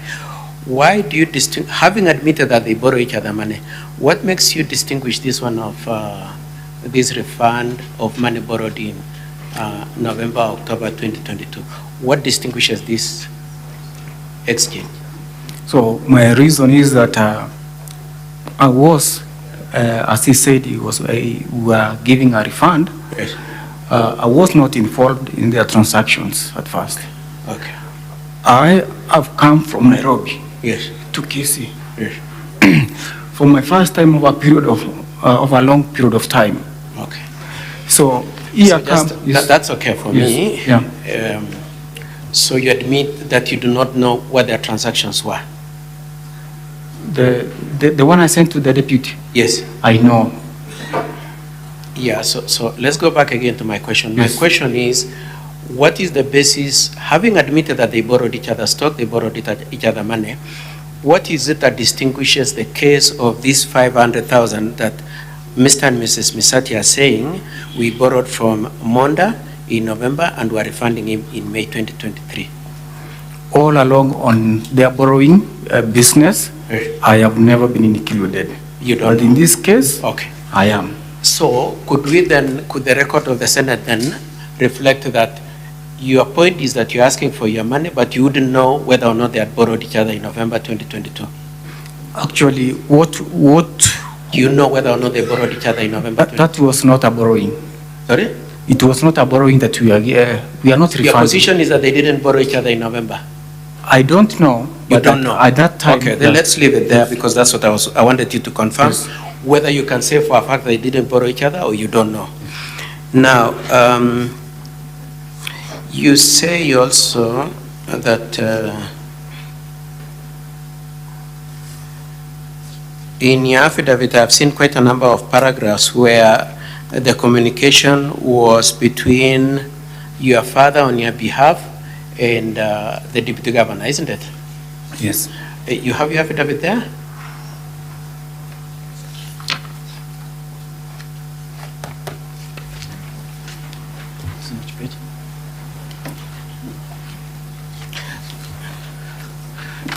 Honorable members, I am referring to page 17 of the Deputy Governor's bundle. Page 17, please. You have your affidavit there? Yes, Yes. Could you confirm that paragraph 5 is information you received that got to you through your father, and it was not a conversation directly with the Deputy Governor? Paragraph 5, you said that in early 2023, my father had learned through Deputy Governor of job vacancies with Quasco. That's what you've said? Yes. That information came to you through your father, isn't it? Yes. Not a personal conversation with the Deputy Governor? It was through my father. Okay. Yes. Let's go to paragraph 6, please. In paragraph 6, you said that on 21st April, while I was working with a company known as Together as One, finance as marketer, my father brought to my attention. That information also came to you through your father. You did not talk with the Deputy Governor? It came through my father. Okay. Let's look at paragraph 9. In paragraph 9, you said that the Deputy Governor called us to his home in Kisii within days of being informed by my father about the post and before the interview was carried out. You can see that? Yes. That also came through your father, not directly between you and the governor? It's all the communication was done through my father. Okay. I would like you to look at paragraph 11D. 11D. At the next page. Are you at D? Yes. You said Kenya shillings 250,000 was sent to Dr. Monda through my father's Safaricom line. That is also information in the hands of your father, not you personally, isn't it? This was the information from my father. Thank you very much. And lastly, paragraph 17. You said that you informed your father of intention to report the matter to EACC, and your father told Dr. Monda, and Dr. Monda was upset. Yes. Okay, thank you. Now, having gone through that, could you confirm that you, in terms of the whole of this transaction, you've not had a direct conversation between yourself and Dr. Monda, and that you would tell your father to communicate with Dr. Monda? All the communication was done through my dad. I've never Your had father? any direct communication. Okay. Yes. Thank you. Could we also confirm that apart from not having a personal conversation with Dr. Monda, you did not have a telephone conversation with him? True. No telephone conversation? Yeah. And no oral conversation. Now, did you say you've been to Dr. Monda's house only once? Did you say that when you are being led in evidence in chief? In his office? Yes. Yes. Sorry, I mean his house. In his house or home? Let's start with his house. House we went on the 28th of May. I understand that. Yes. I'm saying that was the only time you've gone there? That was the first time I went there. That was the first time? Yes. What does it mean to say first time? Have you subsequently gone there? No. Okay, so it's the only time, Yeah, it's the even only as we time. stand here today? Yeah, it's the only time. Okay. Now, it is also your testimony that on that date of 28th, when you remitted the sum of 249,000, Dr. Monda and your father were seated at a distance talking as friends? Yes. And you were separate from them? Yeah, I was with my other brothers. You were with your other brothers. How many Yes. of them? We were with my other 3 brothers. So you are 4 brothers? We were 4. Okay. Yes. At a distance. Okay. Did you participate in the conversation between Dr. Monda and your father? No, did I you, didn't. for instance, say, no, it was on a Saturday, or did you make any contribution? Did you participate in that conversation at all, one way or the other? No. Okay. Okay, now, it is your case that the money belongs to you? Yes. Okay. It is also your admission that you do not know whether your father owed Dr. Monda any money? Sorry? So, as you stand here before the Senate, your position is that the money belongs to me, Dennis, isn't it? Yes, that was my money. Simultaneously, you cannot say for a fact, from where we've just come in cross-examination, that Joseph Misati, your father, did not owe Dr. Monda any money. You cannot say that. If they had, I didn't know. Just answer the question I've just asked you. Yes. You cannot say for a fact whether Joseph and your mom owed Dr. Monda any money. You cannot confirm that. I cannot confirm. Thank you. Now,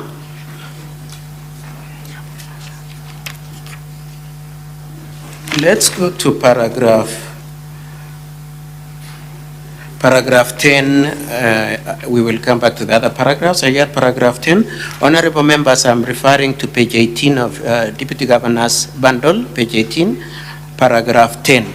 In paragraph 10, you say that I and my father voluntarily gave him Kenya shilling 799,000, an amount meant to secure me a job, believing him as deputy governor with influence over Kwasco, which is an entity of the county government, which he deputizes as head of government. That's what you stand by that statement, isn't it?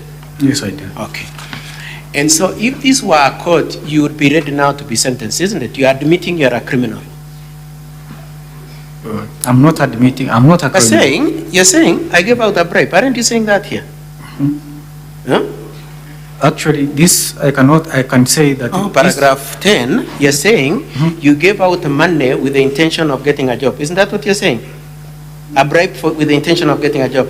I only succumbed to pressure from the big office. Your state of mind aside, all I'm saying is you are admitting before the Senate that as you stand and as you testify and even as you complain, you are saying I am coming with first of all an admission that I'm a criminal, isn't it? I'm not. Haven't you said you're a criminal here, that you are giving out a bribe? Or you think giving a bribe is not a crime? At first they called it a facilitation fee. Others call it tea. I don't know. Now you are calling it a bribe. Who complained to Honorable Sioja, who has been peddling this story that I bribed? Isn't it you? Isn't it you who has been saying I bribed and I didn't get a job? I told Honorable Siocha I gave. So then I want to move on from this point then. Are you then now telling the Senate it was not a bribe, it was a facilitation? Are you rebaptizing the name of this 799? That's how you called it. It was a facilitation, not That's a bribe? how you called it, yes. Not a bribe? Yes. Okay. Now, your hope was, and it was somewhat a gamble, was that if I give out 799, I'll get a job. That was the state of your thinking, based on what you brought to the Senate. Yes. You are gambling that at least this 799 will fetch me a job, isn't it? Yes. Okay. Now, I said you are gambling with getting a job, isn't it? You are hoping to get a job? Yes, I was hoping, yeah. Now, may I ask you as a general proposition, is it true that you by nature engage in gambling? What do you mean? That you are a gambler? That's not true. It's not true? Yes. Okay. Say that again. Are you saying, you swore to say the truth, isn't it? Yes. Are you swearing that by nature you are not a gambler, you don't bet? Actually, betting is a yes, sir. So you gamble. You gamble on the job and you're a gambler generally in life, isn't it? Okay, I would like to, honorable members, I would like to go to page 22, 21 and 22 of the Deputy Governor's bundle. Do you have your M-Pesa record there? You're relying on your M-Pesa record, isn't it? Yes. I would like you to look at the first page. Your M-Pesa was obtained on the 29th of January 2024. You can see that? Your M-Pesa obtained on 29th January 2024. Are you there? Yes. Okay, I would like you to look at the entry of the 28th of May 2023. It should be the fourth last entry from the bottom. Are you there? Which one? The fourth last entry. Do you want me to help you? Right here. You're there? Yes. It's true that in that entry, you had about 400 shillings and you spent about 100 shillings in gambling, isn't it? Yes. Isn't it? Yes. Okay. Let's go to page 2.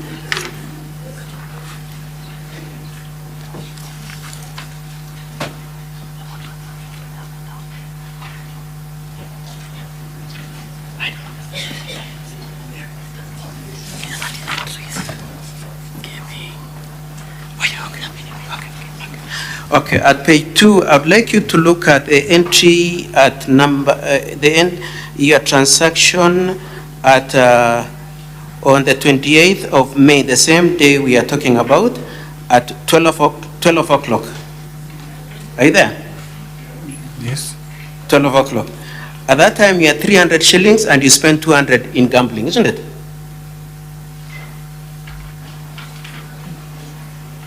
Yes, yes.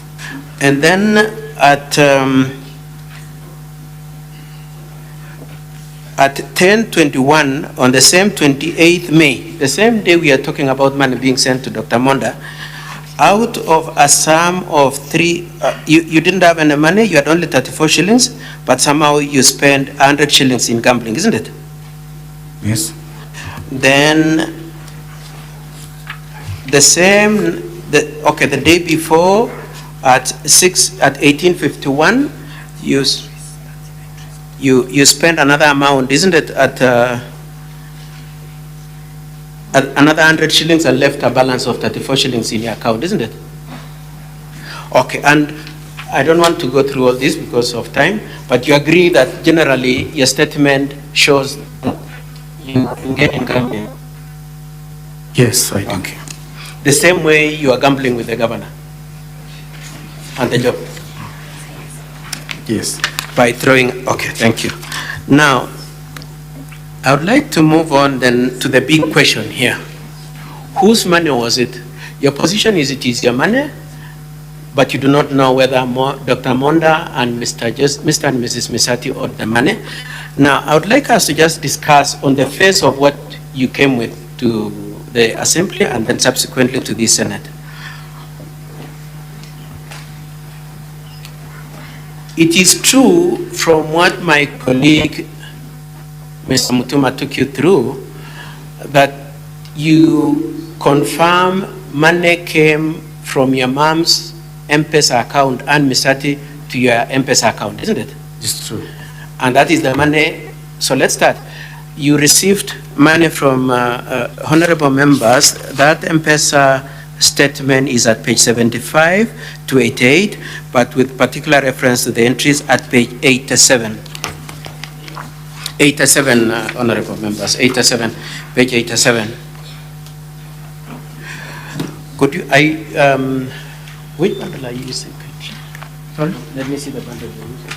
Oh yeah, thank you very much. Are you at page 87? Yes, sir. Okay. Could you confirm that the entry of 28th May at 2001, are you there? Entry at 2001, you must have seen that. 2001?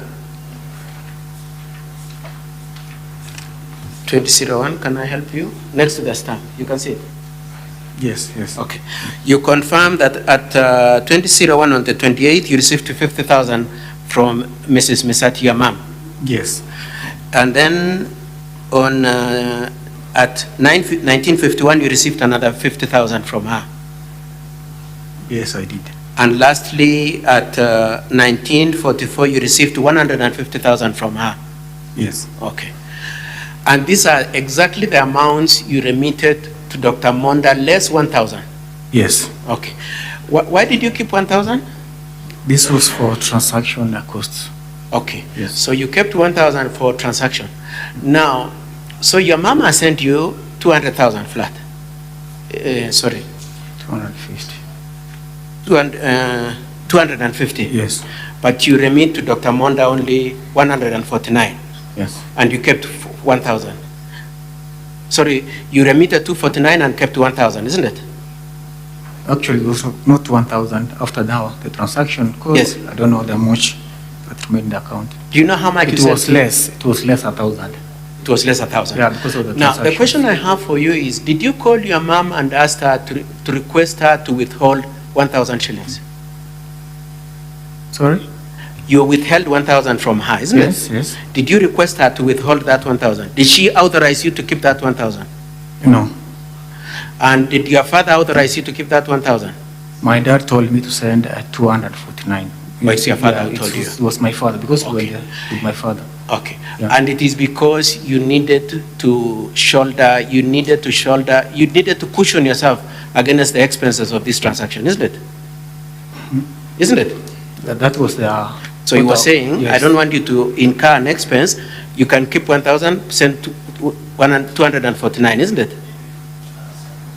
But this was... No, we must go through this. So he told you, because that's my instructions, he told you, I don't want you to spend your money, so send 249, keep 1,000 being the charges that that you would incur with Safaricom for passing on this money, isn't it? That's not true. What is the truth position? If my dad, after making the first transactions, actually my dad did the first transactions to the deputy governor. He had done a total of transaction of 100. Let's just go back so that we don't spend too much time. Yeah. Why were you keeping 1,000? Let's just put it like that, then we Because can. Yes. my dad had sent him 251 with an extra 1,000. You get. So I sent 249 to make it a total of 500.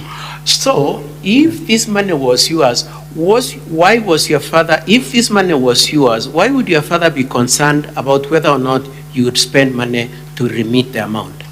Why would he bother? Isn't it because it was his money and he didn't want you to go at a loss?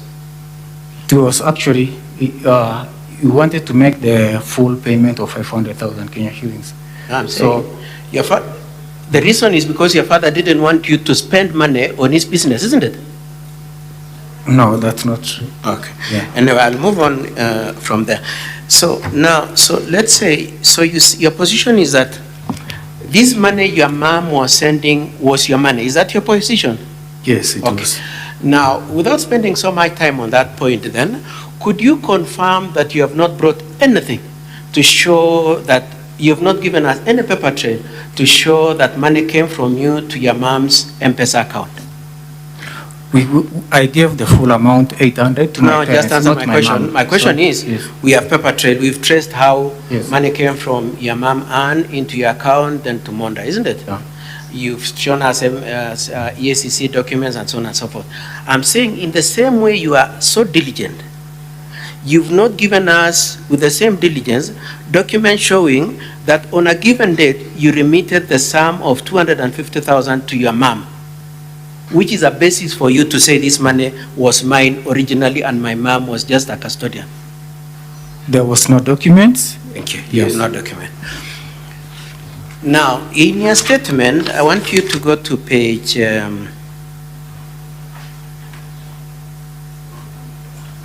page 19, paragraph 11D.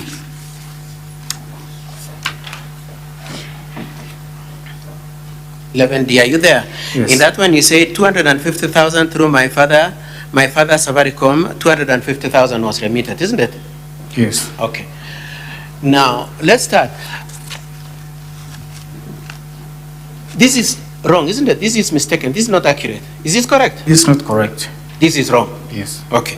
When did you realize it is wrong?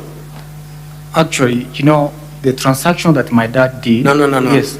So, After you went to see Honorable Sioch and told him. That's not true. That's not what. Those are not the allegations. Let me explain. Okay. During, you actually said when we were making these transactions. No. I don't want you to go a long way. I thought you're answering my question. My question is simply this. You admit that paragraph 11D, saying that your father remitted 250,000 through Safaricom line of your father is wrong. You admit that, isn't it? This statement is wrong. Okay, and my Yes. question was simply this. Yes. When did you realize that was a wrong, that is inaccurate? When I got to see my father's statement. So you saw it for the first time when your father explained and said, no, I didn't send M-Pesa to Dr. Monda, isn't it? You know, the initial case No, was... just limit yourself to my questions. So, when your father responded, then you realized that that 250 was paid to Dr. Monda, isn't it? Yes. How? The transactions was done with secretly between my dad and the DG. Yes. The first transaction. Yes. Then he came back to me saying... No, we are talking about a different issue. The question is simply that, was it paid through Safaricom? No. When did I learn it? When my father responded. Yes. You realize, let me just put it directly to you then. You realize that the money was pulled out from cooperative bank account directly to Dr. Monda, isn't it? Sure. That's the first time you realized. Yes. Kumbe, this transaction was not M-Pesa to M-Pesa. It was actually bank to Dr. Monda's account, isn't it? Now, was there any time when you knew your money was at cooperative bank? Yourself? Okay, let's start. Did you put your money at any time at cooperative bank account of your father and your mother? No, I gave the full amount in cash. I said that. You gave the two of them in cash? Yes. No. So you didn't know they were in Safaricom or in M-Pesa? So wherever they chose to keep it, I did not know. Thank you very much. Yes. I would like to move on. Yeah. You also say that your father remitted 250,000. Is that correct? Was it 250? 251. It was 251. Yes. So even in that sense, this statement is also wrong. Yes, it was 251. Now, I would like to put it to you that the reason why you don't know that the money was from Cooperative Bank, that the money was 251, is because Dr. Monda and your father were talking at a distance, as you already told this Senate, isn't it? That's not true. What's not true? You know, we live in a world of technology. Yeah. So if I make a transaction between me and you, it's personal. I cannot tell it. No, I think that's irrelevant. Yes. All I'm asking you, if you were seated with Dr. Monda and your father, you would have heard that your father was saying, I will give you the money from Cooperative Bank, isn't it? You would have heard that. You didn't hear that, did you? We sat in a distance. You at a distance? Yes. Neither would you have heard about 251? Yes. Okay. Now, so let's say, for argument's sake, that they discussed bribe. That story of whether or not this money was for a bribe or a refund would be what your father would tell you when you're leaving the place, isn't it? Because you're not seated together and discussing, please, is this work worth 1 million or 500,000 or 799 or 800? You are not there to listen to that conversation as to whether or not this money was a bribe. It must be what your father told you as you walked out, isn't it? As we've seen in paragraph 5, 6, 9, 11, and 17. I think, honorable members, I don't see a need why. Sorry? I don't see need anywhere why I should go with all my sons to the DG's house or his home to pay a debt. To pay a debt, as he says, of which you could have done it comfortably from our home direct. But they are friends, isn't it? They are friends, yes. And in both your affidavit and your statement, you said they visited each other severally, isn't it? Yes. Okay. And this visit was not exception. The only distinction is that you went there with him for the first time. It was my first time. But let's go back to the issue that I would really like the Senate to get. The question of the body of the conversation between the deputy governor and your father is an issue that you could only learn from your father as you're walking out, isn't it? Because you're not seated with them. Actually, when the deputy governor called us, we knew what we were going to do at his home. We knew. I will ask you again. Yes. You didn't hear what they were discussing? I did not hear what you did not hear what they discussed. But my dad and so shared. You don't know whether this money was for a job? Would you? I knew. How do you know and you couldn't hear? Because they are discussed earlier. My father had updated us before leaving home. Sorry? Before leaving our home to Monda's place. Yes. That's still okay with me. Yes. So it is your father who is telling you we are going to pay Dr. Monda to help us get a job. Is that your point? Monda had called him. Yes. We visit him. That's still okay. Yeah, yes. I mean, the point I'm just, the real bottom line, Dennis, if you don't mind, is that there is no point at which you and Dr. Monda discussed whether or not he can get you a job. All you know is what your father told you. Yes, all the communication was through my dad. Okay. Yes. Now let's look at paragraph 5 of your affidavit. You say that in early April 2023, my father had learned through the deputy governor of a job at Quasco. You seen that? Paragraph page 17, honorable members, page 17, paragraph 5.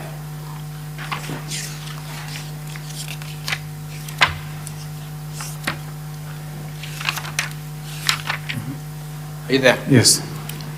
So in early April 2024, my father had learned through the governor of job vacancies. Your position is that it is governor who told your father there. That's what you're saying? Yes, that's my position. The source of information was the deputy governor telling your father? Yes. Okay, let's look at paragraph 9 of your affidavit. The next page, page 18.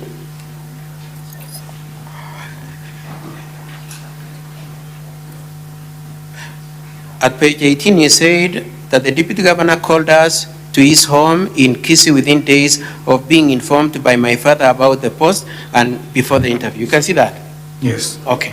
So, at paragraph 5, you're saying the traffic of information is from the deputy governor to your father. Yes. In paragraph 9, you're saying the source of the traffic is your father calling the deputy governor. The Senate is to take who initiated this discussion about the job. Is it as in paragraph 5 that it is the deputy governor who initiated it, or it is your father who initiated it as in paragraph 9? It is the deputy governor who called my dad. So paragraph 9 is inaccurate? Yes. Okay. Okay. Now, I would like us to look at paragraph 6. So, the governor, according to you, governor calls your father, tells him there's a job, and then your father tells you to scout. You use the word scout, you scout it, and so on and so forth, isn't it? Yes. And then at paragraph 6, then, you say that on Friday, 21st April 2023, while I was working with a company known as Together as One, as a marketeer, my father brought to my attention the advertisement for job vacancies with Quasco on its website. I downloaded the advert and applied for the post of commercial manager. Is that statement, do you stand by that statement as it is? The information, isn't it? Yes. Yes. When was the first time you knew?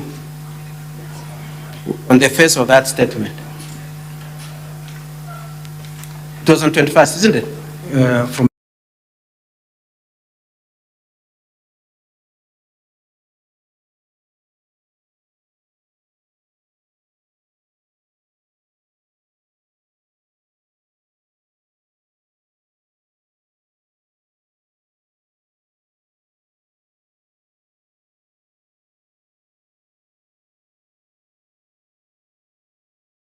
$799 happens after you've made the application, isn't it? After I did my interview. After you did your interview? Yes. And you did your interview. I know in in evidence in Q, you say the interview was on 25th of May. Yes. The correct position is that it was on 15th of May, isn't it? It's when we did the interview. So Sorry? Interview? Yes. It was on 15th May, isn't it? It was around 25th. No, Lucy says, and even you have said in other places it was 15th. You can see from the... Yes, we can see from your letter of invite. At page...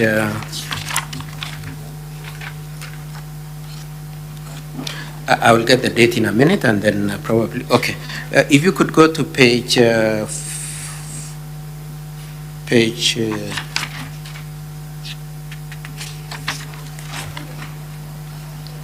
40, if you could go to page 40.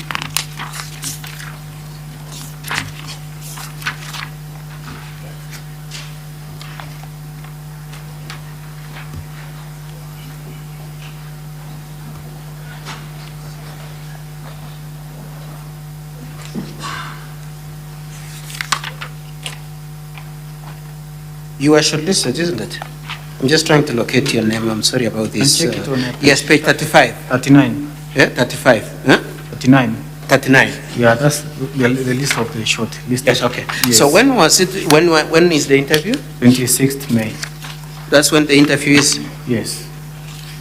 See, 39. Page 39.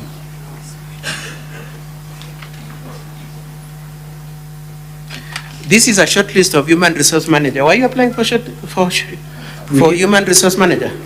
We did the same. Could you look at page 35, please? Page 35, yes. Anyway, let me Yes. do this. It is I don't see the date. 25th May. Sorry? It's on 25th May. If you look at the bottom of page 36.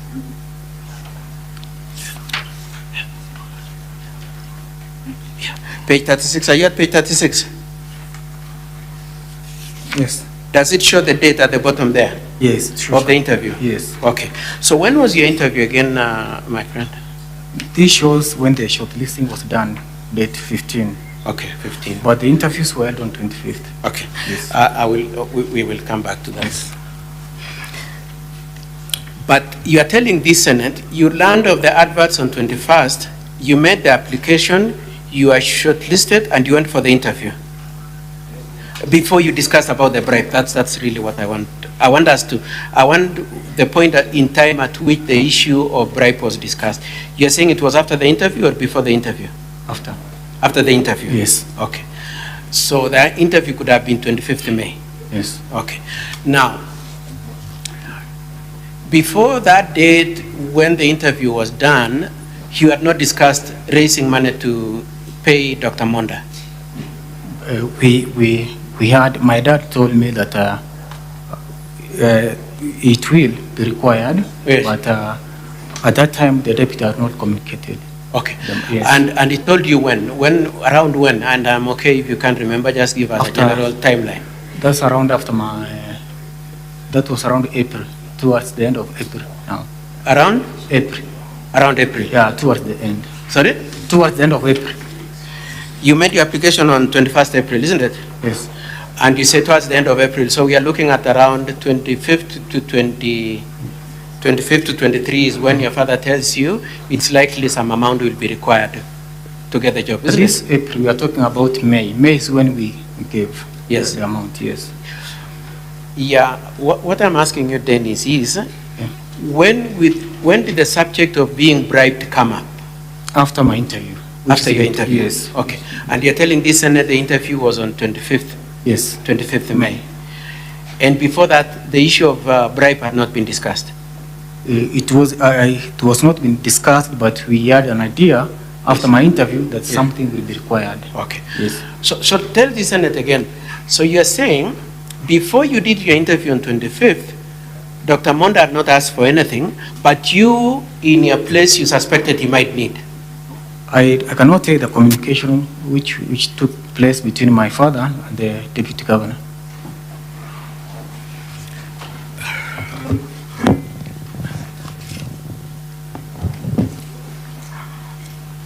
So the first time you had communication from Dr. Monda was post-interview on 25th of May. That's the first time Dr. Monda spoke and said, please bring me 800,000, according to you, from your father.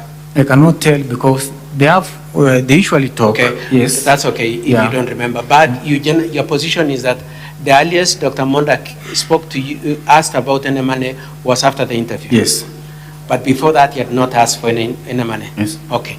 Now, you said something I didn't know. You said before he asked you for the money after the interview on the 25th May, you suspected he might need some money. You know, I told you all communication was done. Just answer the question. Yes. You had said that earlier, Yes. or you're retracting it. Did you suspect that you will need some money? To get some money, what do you mean? To give some money or to get some money? To give him some money for the job. Yes. From where you seated, you knew he might need. Yes. But he had not told you. Yeah. Okay. Now, so we are looking at the date of application of 25th. We are looking at an interview done on we are looking at an application made on 21st of April and an interview done on 25th May. Now, I'd like us to go to the Deputy Governor's bundle, page 256.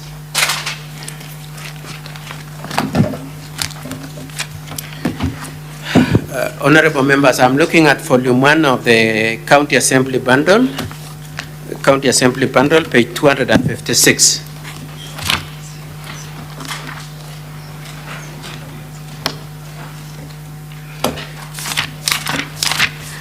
Are you there, my friend?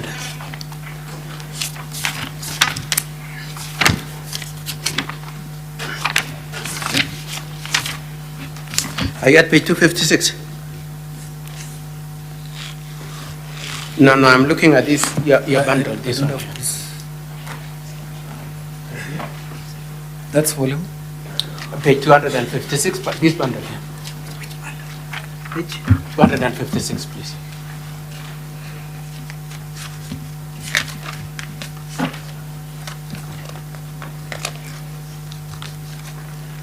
The sale agreement, basically. Are you there?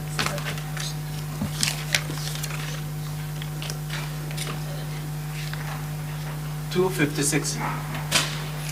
It is after something like this. I don't know.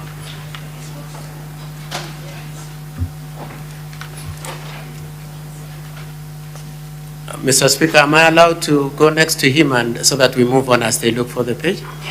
Please, if you can assist, that will be appreciated. Okay, therefore. Now, Mr.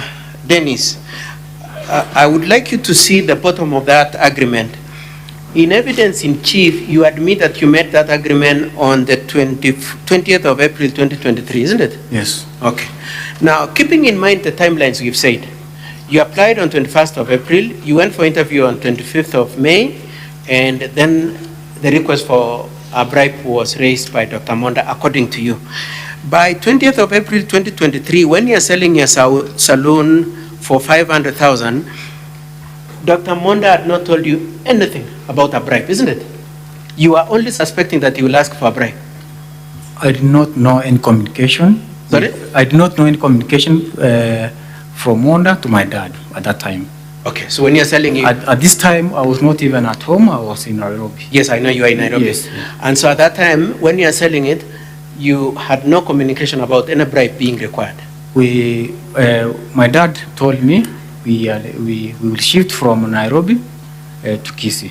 Okay. It was necessary to make the job arrangements. Okay. So I had to. Okay. Yeah. Okay. So, Dr. Monda, if you say your interview was on 25th of May, the issue of the need to use the money you had, the 500,000 and whatever else, came a month later, on 25th of May. This is 20th of April. Yes. And Dr. Monda is asking for money in, and I'm not saying he did, I'm saying according to your case, he asked for it a month later on 25th of May, isn't it? Yeah. All this time you're holding the money? I was not holding the money. The whole amount I gave it to my dad. I told you they operate a business. Yes. So I gave them the whole amount. Okay. To keep safe. So, I have the greatest respect for you, greatest possible respect for you, Mr. Dennis. But when you cry and say, I sold my saloon, you are selling saloon from your own mind that a bribe might be required. Dr. Monda is not the one who told you, I need money, and when you're selling it, it was not because Monda told you to sell your saloon. As I stated earlier, I did not know any communication between my dad. So why are you crying? Why are you crying and it's not Dr. Monda who told you to sell your saloon or forced you to sell your saloon? He had not told you to give him any bribe. So where is my business? Where did it go to? Yeah, that.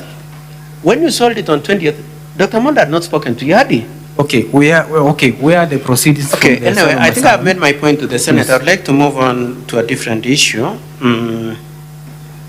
And I probably just want to finish because I know you need, your colleagues need time. So you said Dr. Monda also threatened you, isn't it? Yes. That's the other count against Dr. Monda. Now, we are agreed, you never spoke with Dr. Monda at any point on phone, isn't it? Every communication was done through my dad. Your father. Yes. And so even the threat came through your father? No, this was, it came through now, it's Honorable Siocha, whom had reported the issue to, and told me to write a formal statement. No, I don't know if you are mixing the issues. Yes. We are talking about being threatened. Yes. We are in agreement this far that there was no communication between you and Dr. Monda. Every time you needed to communicate with Dr. Monda, you do it through your father, isn't it? Yeah. So the question is, you, at a certain point, labor under the feeling that you have been threatened. That feeling was communicated to you by your father, or by who, or by what? You know, when I told my dad I want to make a formal complaint, he was not of the idea. Please just answer the question Yes. directly. It is your father who told you. Yeah, Dr. Monda is very upset and has threatened your life. He did not say, okay, I got the information from my dad, Yes. and also got So some the information. Senate can then rest and say, knowing that the point that you are threatened was communicated to you by your father, that it came from Dr. Monda, isn't it? Yes. Okay. Now that's good enough. I want to move on from there. Now, look at paragraph 17. I have two last issues I want to discuss. Okay, first of all, paragraph 12. You have nothing to show that any 300,000 was given to Dr. Monda, do you? Other than saying it, other than word of mouth. No. You don't have. Yes. And your witness for the point that 300,000 was given to Dr. Monda is your father, Mr. Joseph Misati, isn't it? Yes, I was with my dad. He was. And he will come and testify and say, I was with my son when we gave Dr. Monda the money. Yes, I was with him. Now, let's move on to paragraph 17. You say, I informed my father and the deputy governor of my intention. No, paragraph 15. You say that I thereafter wrote a demand letter to the deputy governor. Could you confirm that in the totality of the documents you've brought, you've not given us a copy of that demand letter? What I did after the complaint to the Honorable Siocha, Wycliffe Siocha? No, I'm just asking. Yes. We have documents here which the Senate is looking at, as you've seen, we've gone through. That letter is not amongst the letters. There is no demand letter, isn't it, that you've brought to this Senate or to the Assembly, isn't it? I gave the copy to Honorable Siocha. And so you don't know, it's Mr. Siocha, Honorable Siocha will explain it, eh? Yeah. Okay, let's move on. Then you reported to EACC, isn't it? Yes, I did. Now, I would like you to, honorable members, I want to refer to our bundle, DG's bundle, page 16, where the letter of EACC is.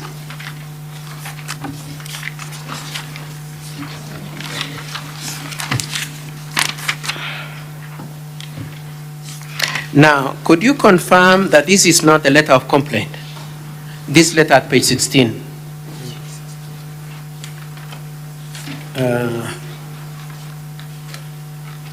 Why do they keep taking away the documents from you, Dennis? Okay, you're at page 16. So page 16 is a letter dated 6th of February 2024, delivered to the EACC on 20th of February, isn't it? Yes. Okay. Now, in that letter, that's not the letter you used to make your complaint, isn't it? This is a follow-up letter. Let's just go direct like that. This is a follow-up letter. Okay. Have you brought this Senate a copy of your letter of complaint tabulating the issues you have complained against Dr. The complaints were recorded. Yes. And there was no end document given. So you have nothing to show it? It's only the recording that they did at the ASCC. Okay. Yes. And you have no reference number? There was no reference number given. Now, this Senate is investigative in this kind of matters and might want to know whether that report was made.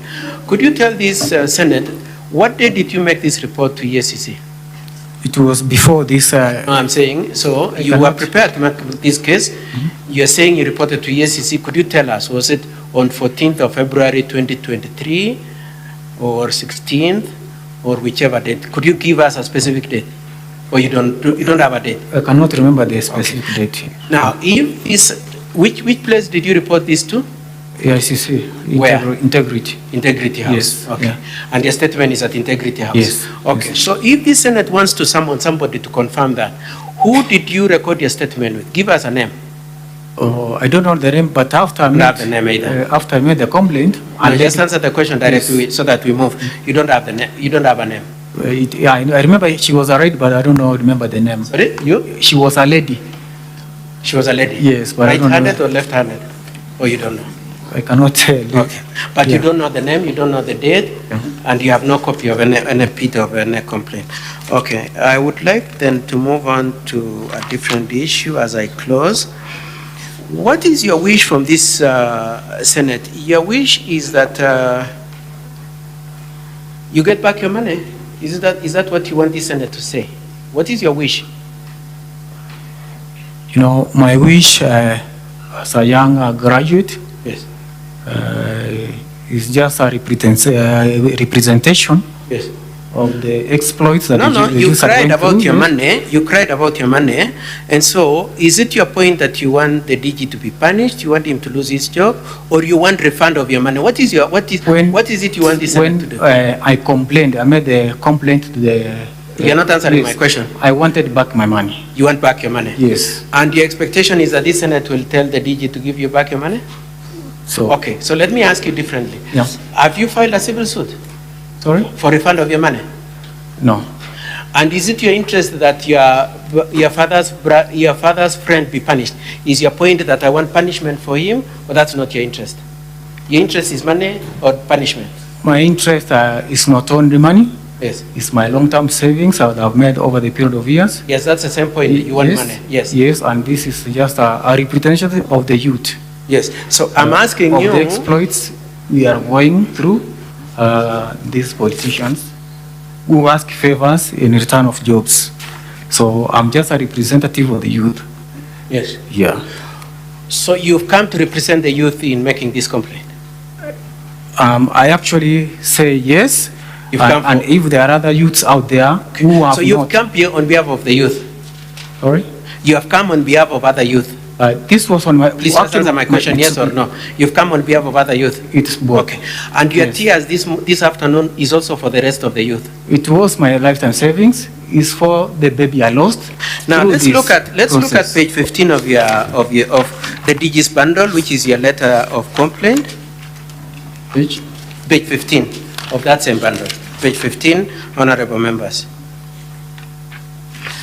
At page 15, you've said the only are you at page 15? This one? Yes, that one, yes. You said, I have written to you because the deputy governor is acting with impunity. I believe as a member of the county assembly, you are in a position to assist me by disciplining him through the county assembly. All you've come is to punish him. You're not even interested in your money and your salon. You're only interested in him being punished, isn't it? Punishing him means it's a refund. And to see. Have you asked for any refund in any of either your affidavit or your statement? I wrote actually to him to get a refund to complain the money he took for me. Okay. Yes.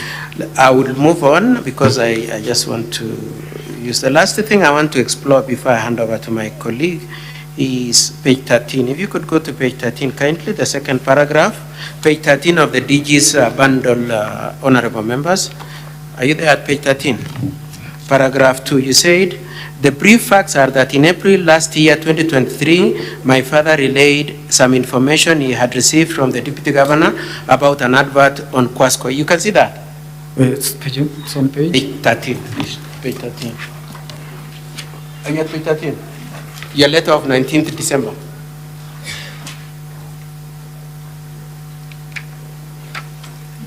Yeah, this one. This one. So I'm inviting you to paragraph 2. Are you at paragraph 2? Yeah. The brief facts, are you there? Yes. Okay, could you confirm this is what you wrote? The brief facts are that in April last year, 2023, my father relayed some information he had received from the deputy governor. You can see? Yes. Now, this letter was written when? The letter I wrote to... You wrote this letter when? December. December, 19th December. Yes. So taking paragraph 2 for its full meaning, it means you wrote this letter last year, 2022. Sorry? Taking this paragraph 2 for its full meaning, it means the brief facts that are that in April last year, which is 2022, isn't it? I think there was a mistake in typing. It was the same year. This is a mistake. Yeah, it was the same. And you're telling this assembly, yes, they should have read brief facts of this year, 2023. Yes. Who wrote this letter, you or Honorable Sioja? I'm the one who wrote. He told me to write a formal complaint. Now, I put it to you that it is true that this letter was backdated to all these events. Is Honorable Sioja came to you and said, we are looking on behalf of the governor for a way to remove the deputy governor. and we know you have an issue with him, could you please do a complaint? And then the two of you then backdated the letter to 2023 when we were already living in the year 2024. Actually, honorable members, there was no backdate. You deny there was no backdate. You deny that you're not a weaponized youth. Yes. Okay. Now, I want us to go then, since you say that, to page 14. Are you at page 14? At page 14. I would like us to look at paragraph C. Are you at paragraph C? Are you at paragraph C, please? Yes. At paragraph C, you said 50,000 on 28th May through my M-Pesa. And then after that statement, you said, and next year to unmarked DMM4 is a true copy of my M-Pesa statement, printout reflecting the said transaction. Can you see that? Yes. Is that correct? Yes, I attached my M-Pesa statement. You attached your M-Pesa statement? Yes. You attached it to the letter of 19th December 2023? Yes.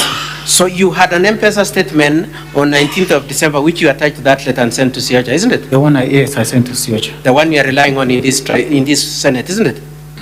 This is the one I gave this statement. Okay, so let's look at the annexure then. I would like you to go to page. I would like us to go to page 22. Page 22 of that same bundle, the Deputy Governor's bundle. Actually, page 21. Sorry, your honourable members. Are you at page 21? Are you at page 21? Yes. Is it true that the date of obtaining this M-Pesa statement was 29th January 2024, as we said a few minutes ago in my cross-examination? It's true. This is true, 29th April. Yes. So when you are saying you are touching it, and it is December 2023, this M-Pesa did not exist, did it? I gave the first I gave the M-Pesa transaction. The first one I made, I printed through Safaricom. Yes. Again, he called me, said he had misplaced the statement. I put it to you that you're lying. I'm not lying. You're not lying. Yes. Where is that statement you had as of December 2023? No, that's I gave to Sioja. So Sioja has. When I made a formal complaint, I attached my M-Pesa statement. I attached my interview application. So, yes, all the you are saying you gave Honorable Sioja yes. a statement, an M-Pesa statement that existed as at 19th December 2023, and it's not this one. Yeah. And this is not the annexure you put there. This is this not the annexure you gave Honorable Sioja. This is another one I printed again. Yeah. And that other one that you had is not. You've not presented it anywhere, have you? It's nowhere in the whole of your case, isn't it? The first one I gave it to Sioja, I told you, yeah. Sioja frustrated your case by doing that. I put it to you again, that the truth of it is that you wrote this letter in post 29th of January 2024. You carelessly said, I am enclosing an M-Pesa statement, which then buried your case by showing that indeed you are deep into the year 2024. That's not true. This statement shows that indeed this statement dated 19th December by yourself and stamped by Honorable Sioja on 21st February is backdated. I'm not getting the whole sense in it because I told you. Yes. All I'm saying is you write a letter dated 19th December. You say I'm enclosing an M-Pesa statement. Yes. The M-Pesa statement turns out to have been on 29th of January 2024, long after 19th of December, meaning you did not have this M-Pesa statement on 19th of December. That's what I told you. Which in effect means you wrote this letter after 29th of January 2024, and both yourself and Honorable Sioja backdated it. You backdated it to 19th of December and prepared a stamp with Honorable Sioja dated 21st of December 2023. That's not true. That's not true. Yes. I will, anyway, it is true from where we stand. Honorable Speaker, I would like my colleague, Mr. Kevin Michuki, to ask a few questions, probably about 10 minutes, and then we are done. Thank you.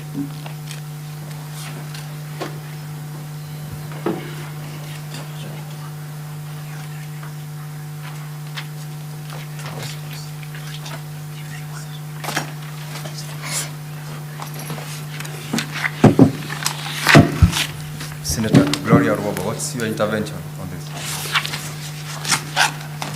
Council, just hold. Mr. Speaker, I wanted to intervene when senior counsel was there because we are following the proceedings, Mr. Speaker, and I feel that they are not allowing for the witness to answer. So if they can just allow for the witness to answer, because we are also following, we are not getting the... Very well noted. Yeah, they are badgering the witness.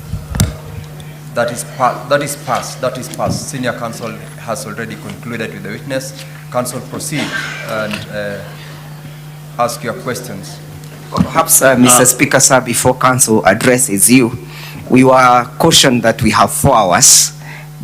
Just for guidance purposes, do our 4 hours include the cross-examination session and time consumed? Yes, counsel for the county assembly. Remember, the directions given was that you've been given 4 hours wholesome, which means it's inclusive of your examination in chief, cross-exam, and re-exam. So you have so far, I believe, we started at 2:30, or rather 3:30. You've done almost 2 hours of your time. Then to that effect, will there be equality of arms? And I'm guided by your directions, Mr. Speaker, so that then the defense does not eat into our time, because that could be their strategy as well. And we still have 5 more witnesses aligned. Could we get directions as to how do we get equality of arms in that respect? Proceed mindful of the time that is provided for the county assembly as well as the defense, as we will deal with it as we progress. Senator Okoli.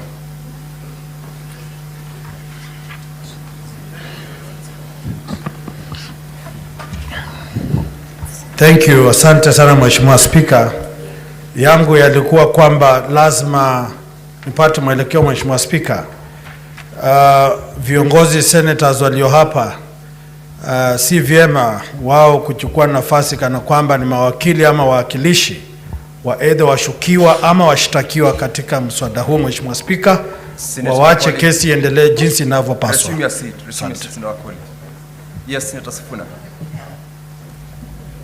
Perhaps, Chair, then the indication would be, I don't know if in the program there was specification of the amount of time to be taken in cross-examination, so that we have a fair idea of how much time is left for cross-exam. Even the counsel of the DG, I'm sure would want to know how much time he's playing with. As earlier on indicated, the intervention, or rather the time that was given at the point of starting these proceedings was that 4 hours is availed to the county assembly. The 4 hours was wholesome. That means you divide that time with regards to re-exam, cross-examination, and examination in chief. However, let's progress. Be mindful of the time. We will appropriately give instructions at that time, but be mindful of that time allocation as you proceed. Council, proceed. Mr. Speaker, sir, members of the House, for the record, I am Kevin Mishuki, appearing for the Deputy Governor. Good afternoon, Mr. Misati. Good afternoon to you. I'll start you off by first inquiring. Are you a resident of Kisii County or Nyamira County? I'm a resident of Nyamira County. Nyamira County. Yeah, I come from Nyamira County. So if someone was to tell us you are a resident of Nyaribari, Chache, they would be lying.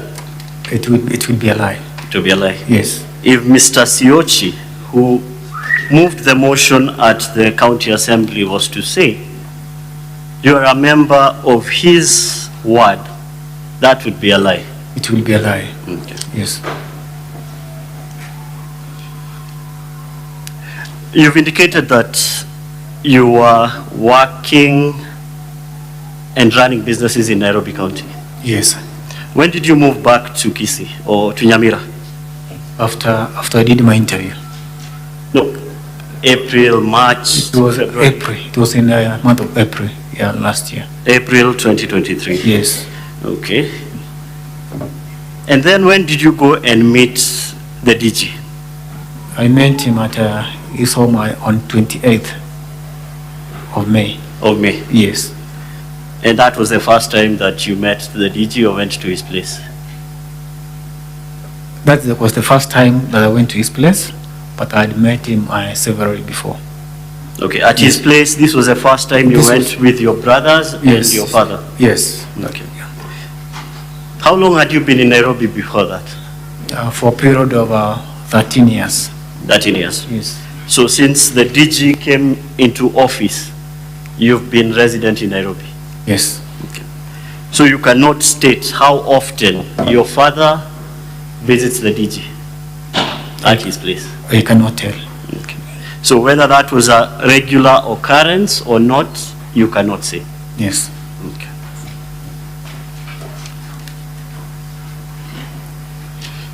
You've indicated that you were employed by a corporation known as Together as One. Yes. Have you provided any proof of this fact? No. Okay.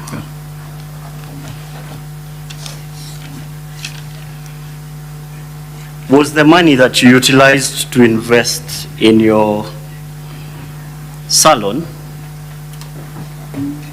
sourced from your employment or from your gambling activities? It was from my salon business. Okay.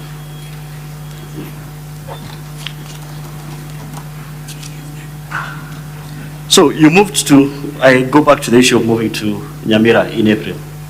Yes? Yeah. This was before you learned of this job at Guasco? After learning about the positions, when now relocated to Nyamira. But when did you apply for this job, this particular job? It was early April. After I made the application, I did the interview. So when I came back to Nairobi and moved back. Okay, I'll move you to your, there's your sale agreement of your salon. Yeah. You can refer to that. Yes. I remember. I can It's, remember the date. it's in your bundle. Not that bundle, the other bundle.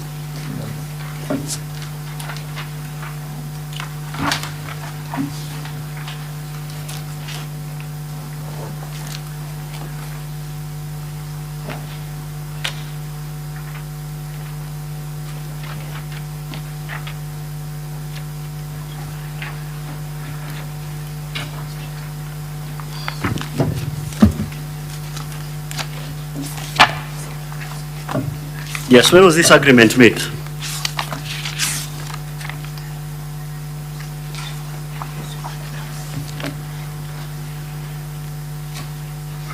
When was the agreement made? At Roy. What page is that? You can, just for the house to be aware. 256. 256. Okay.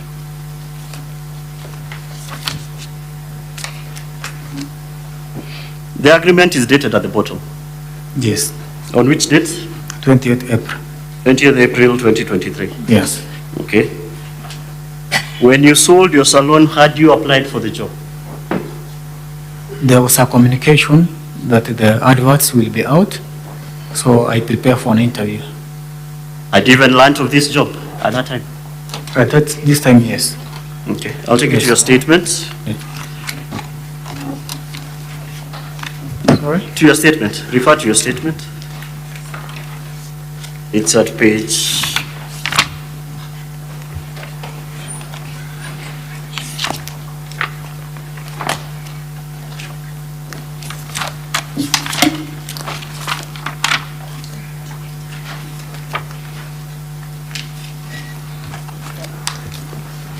still bundle, volume number 1 of the County Assembly's bundle.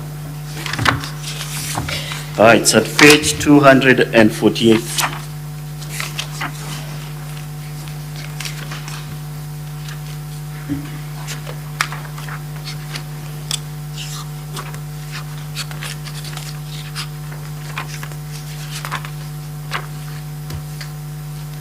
Yes, I'd like you to read paragraph number 6 for the House.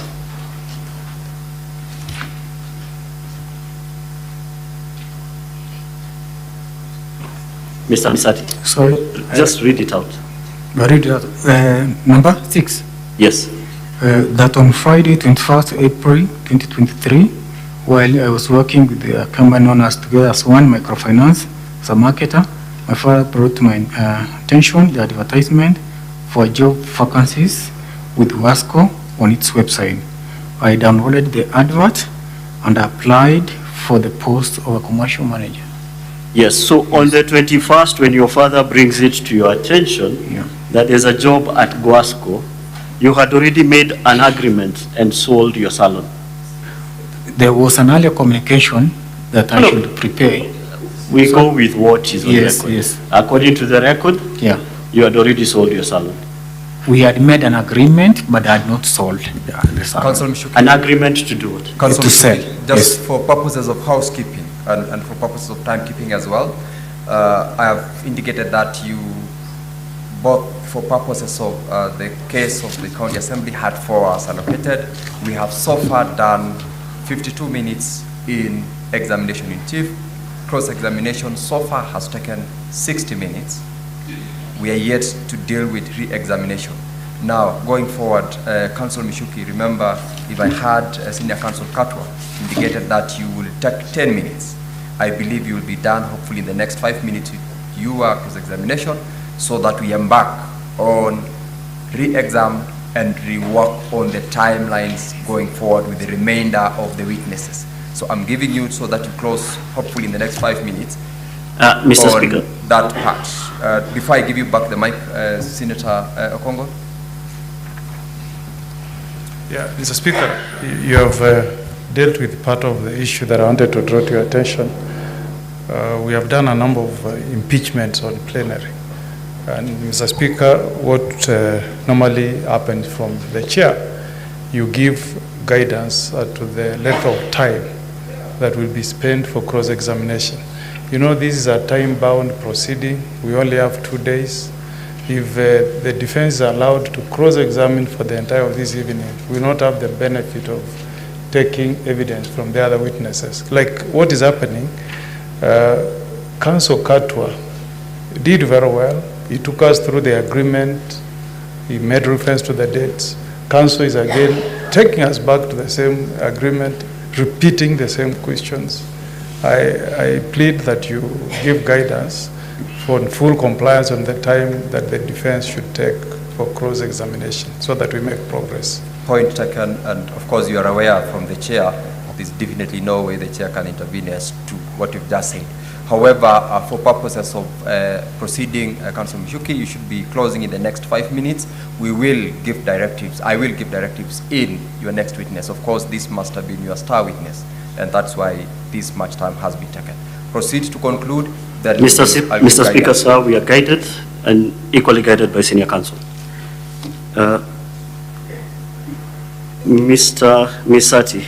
Yes. We shall move from that point and move to a quite emotive issue, it seemed. In your evidence in chief, you raised an issue that is neither in your statements or in the motion that was moved in the county assembly about your wife who was expectant having a miscarriage. Yes, I did. You can confirm to the House that this was not in your complaint to Honorable Siochi. I had explained to him the letter that we have, is it in that letter? In the letter, it was not there. Okay. So is it in the motion that was moved at the county assembly? I'm not aware, but I thought this was more of a personal family issue. You have raised it before this tribunal, so we have to go to it. Yes. Have you put before this court, this Honorable House, any documents to support this fact? No, I haven't, because it was it took place in Kisii. I was not able to get the documents.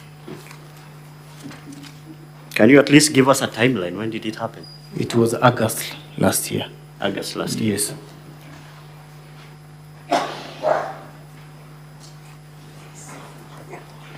You've indicated that you made a statement to the ASCC. Yes, I did. Yes. I'll take you to the follow-up that we have, the one you were referred to by Mr. Kato, just for confirmation purposes. Yes. There's nothing else you have placed before this tribunal or sent to Siochi with regards to the EACC? I made the I made a complaint when I came here around January. So when I made the complaint to EICC. But nothing has been placed before this house? Except that follow-up letter? It was the follow-up letter. Okay. You also testified that Lucy Waheto was called to record a statement at EACC, according to your knowledge, yes? Yes, I did. Okay. Were you, on what source did you get this information? Where did you get this information from? I made a complaint to EICC. Where did you get the information that Lucy had been called to EACC to record a statement? Through the communication I got from EICC. You got a communication from EICC? Yeah, there's a lady who called me after I submitted my What was this lady called? It's another unknown person? I cannot remember the exact name, but... So another nameless unknown person from EACC. We move to the money that you paid. The transactions happened on the 28th of May. Yes. Was this before or after you were shortlisted? It was after. It was after you were shortlisted? Yeah. Was this before or after you were interviewed? It was after I was interviewed. Okay. Yes. So you were making a bribe to engage a process that had already occurred? Earlier on, I did not call it a bribe. Or a facilitation for you Yes, to facilitate a process Yeah. that had already occurred? Okay. The nod should go on record. You have noted Means yes. yes. Okay. Means yes, yeah.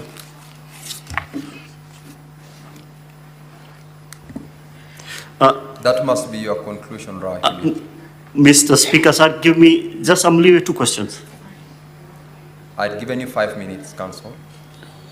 They're almost, I can see a few seconds. Yes, that's why I'm telling you that must be your last question. Mr. Misati. Yes, sir. You explained that the reason you went with your father to this meeting was to act as a witness to the facilitation fee being paid. Yes. Okay. Were your brothers, who you say were also there, Yes. also witnesses? This was my money. This was my... I'm not asking you whose money it was. Were your brother also witnesses to this facilitation fee? Yes, they were payment? present, yeah. They were? Yeah. Have you called any of them as your witnesses to support that fact?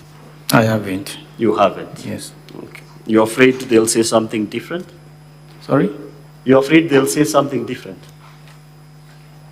Or they'll side with your father and say that was his money?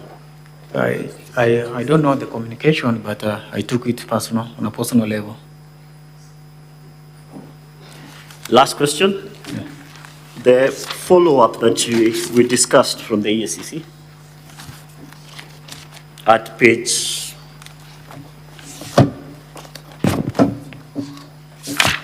16 of the DG's bundle.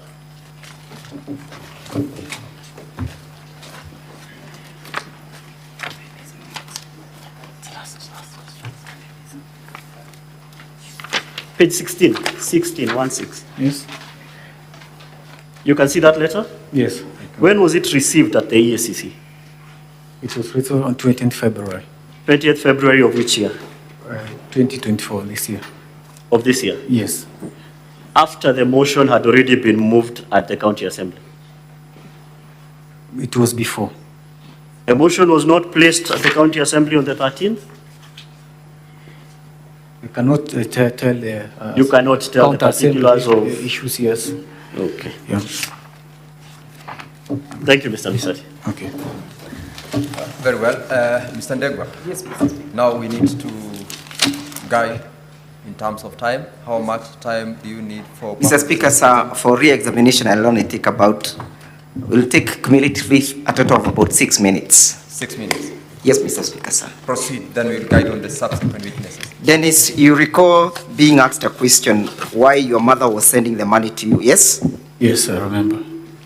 And you have had the allegation that this was a debt that was being paid, yes? Yes. And you've also confirmed that the Deputy Governor and your father had the traditions of sending money to each other previously, yes? Yeah. Were you involved in those transactions before? No, I wasn't. You only confirmed that this is the only transaction that you are involved? Yeah, this was the first and the only one I was involved in. And confirm that the purpose for which you are involved is because you are so the matter related directly to you in search of a job, yes? Yes. Confirm that the facilitation fee was sought by one deputy governor, yes? Yes. Further confirm that it is your father who told you that the deputy governor has placed a demand for purposes of securing that job, yes? Yes. Further confirm that it is your father who told you to send the 200,000 shillings to Mr. Monda, yes? Yes, he's the one. Further confirm that during the time at which you sent or the transaction was commenced, the recruitment for that post had not occurred, yes? Yes. You have been asked and taken through the statement about the gambling, yes? Yes. Did the gambling come before you sold the salon or after you sold the salon? It was after. After you sold the salon? Yes. Yes? Yes. And that is a confirmation that one Mr. Monda rendered you destitute, yes? Yes, it's true.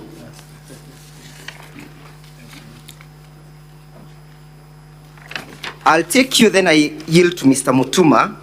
Honorable Senators, I am referring to our bundle of documents, the big book, volume 1, page 189. And as they open page 189, you recall a question was put to you as between the deputy governor and your father, who approached who, yes? Yes.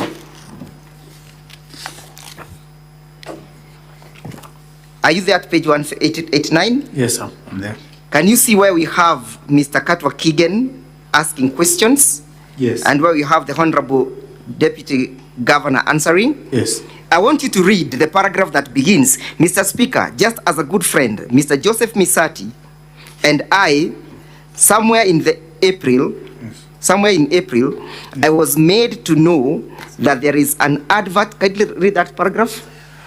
So it reads, Mr. Speaker, just as good friends. Mr. Speaker, sir, that is the Hansons for 29th of February 2023 that took place at the County Assembly of Kisii. What is the Deputy Governor saying in that statement?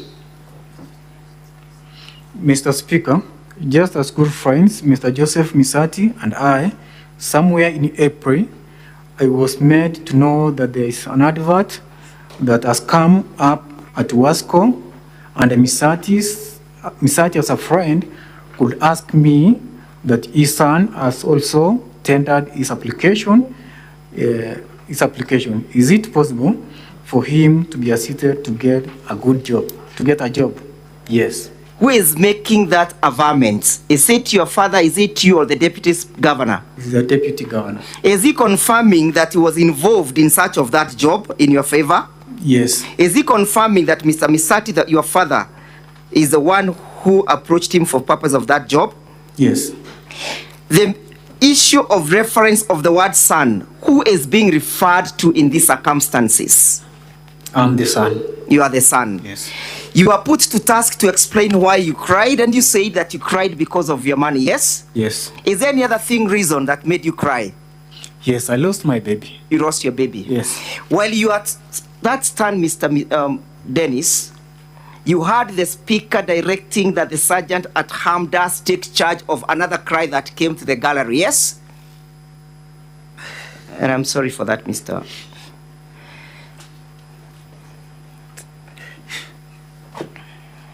Mr. Speaker, sir.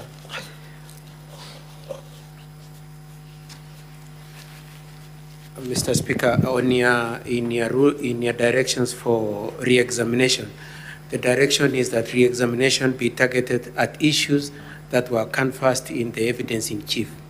We did not make any reference of anybody in the gallery or the sergeant at arms, and I think that issue should not be introduced. Mr. Speaker, sir. Very well, Mr. Ndegwa. With due respect to senior counsel, Mr. Speaker, sir, if you may. Listen, the chair is on the mic. Guide your witness, do proper exam. You are a practitioner. Mr. Speaker, but I believe counsel, having practiced for many years, and I have, he knows that facts in issue or facts not in issue can become an issue. And there's a question as why the cry. Dennis, I am sorry for that ordeal. Do you connect the loss of your child by any means to the proceedings or to whatever happened between you and the Deputy Governor? Yes, I do. Finally, Dennis, as I yield. At the time the Deputy Governor sought for this money, had recruitment been made? Not yet. When was the interview? The interview was 25th May. When was the recruitment? It was done later, around August, September. Around July, yes? Yes. Mr. Speaker, I yield to Mr. Mutuma.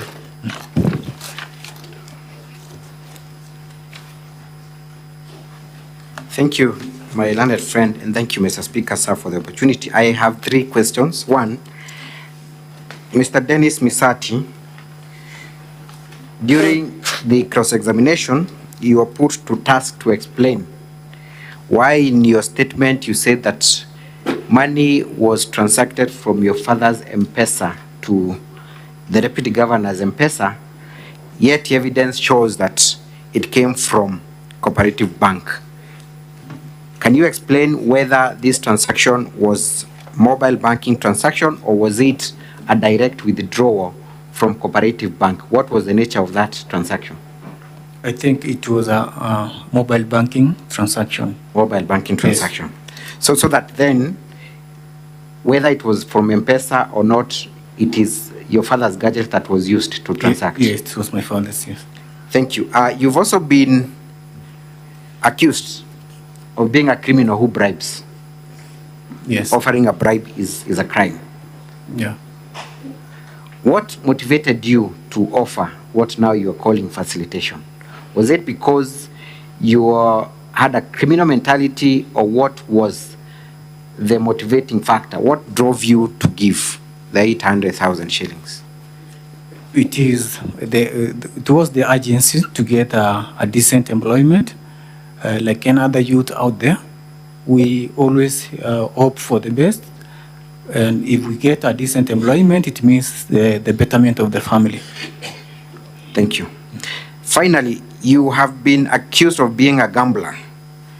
And we have seen occasionally you've gambled and spent a negligible amount of money in gambling. Is it in your nature to gamble? No. What led you to begin gambling? It was due to hard life, hard times. So it was a means of trying another luck. A source of livelihood? Yes. Thank you. And that will be all, Mr. Speaker, sir. And we wish to dispense with this witness at this moment and call our next witness. Witness, you may, yes, Sifuna. And unless, of course, the honorable senators have a question. Thank you. Thank you, Mr. Speaker. Council, before you do, we have a few interventions. Mr. Speaker, I wanted some clarity on 2 issues, and this concern is addressed to Senior Counsel Katwa Kigen. Katwa, could you tell me what conclusions you wanted me as a senator to draw, this House to draw, from that cross-examination on the witness's gambling history? And secondly, Mr. Speaker, I wanted to know from the defense whether there was an admission, or there is an admission, or it is the position of the defense that in fact a crime was committed and therefore the witness is a criminal. Before Senior Counsel Katwa responds to that, if there are any clarifications honorable members would want to get from the respective councils, we will limit per person 2 minutes. So I'll limit any such clarification to 2 minutes so that we keep time and we program as we go ahead. Senior Counsel Katwa.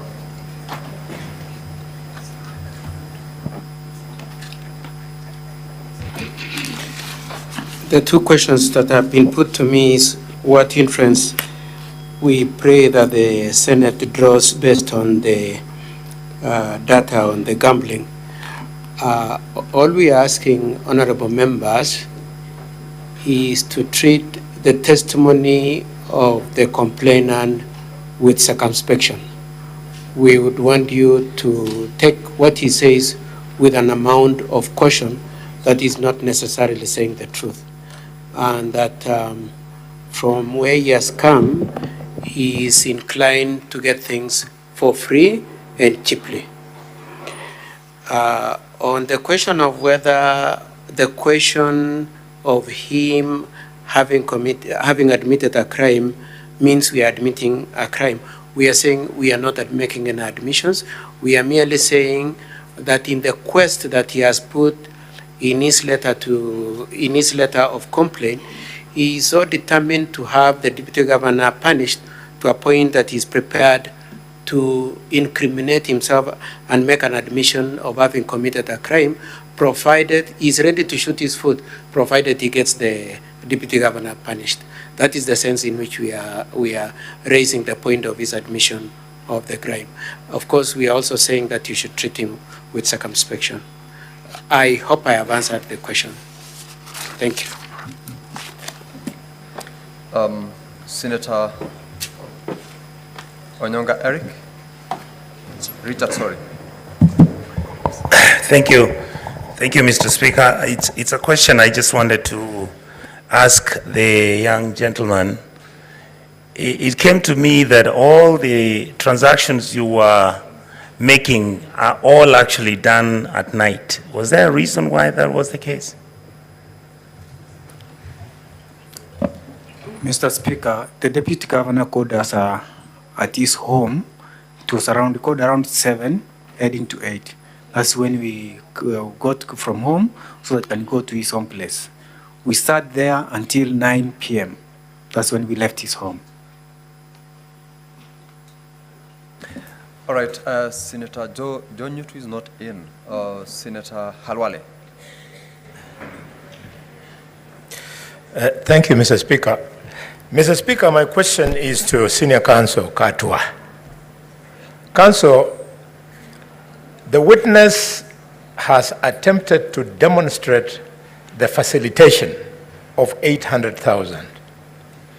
And you have challenged the witness and given the impression that he was involved in criminal activity. Counsel, can you help me? If you want me to believe that by dint of that suggestion, the witness was a criminal, are you therefore admitting that the recipient, Deputy Governor, is equally criminally implicated?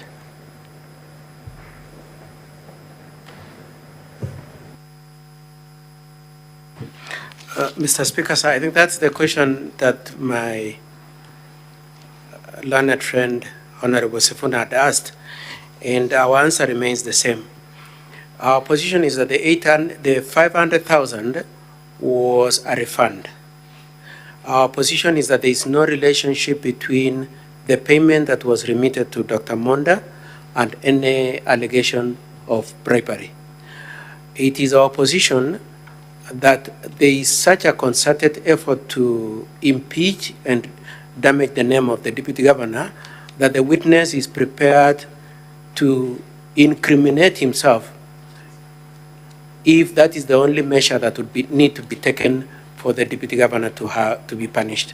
And therefore, the possibility is that he has not committed that crime, that he doesn't believe in the bribery, but because it is the only way that it can achieve the punishment of the deputy governor, he is prepared, therefore, to say that I have actually committed a crime so that it places the matter before you. We are not making any admission of any wrongdoing on our part.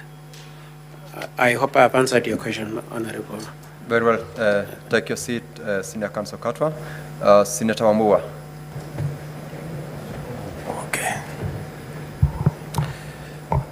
Thank you, Mr. Speaker. I will stay with that line of questioning. Supposing, Senior Counsel Katwa Keegan, supposing there's an admission on the part of the witness that indeed he actually participated in a criminal activity, would that absolve the deputy governor from the liability of a similar crime? And secondly,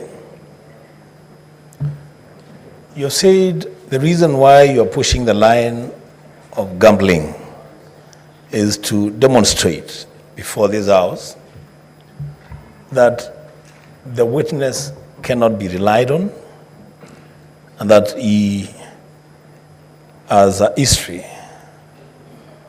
of using easy ways to get money.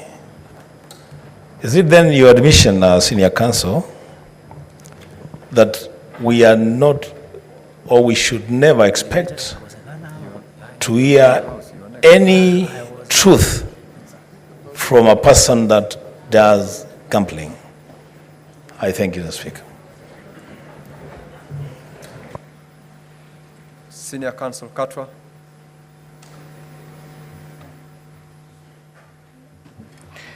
Again, honorable members, we make no admission.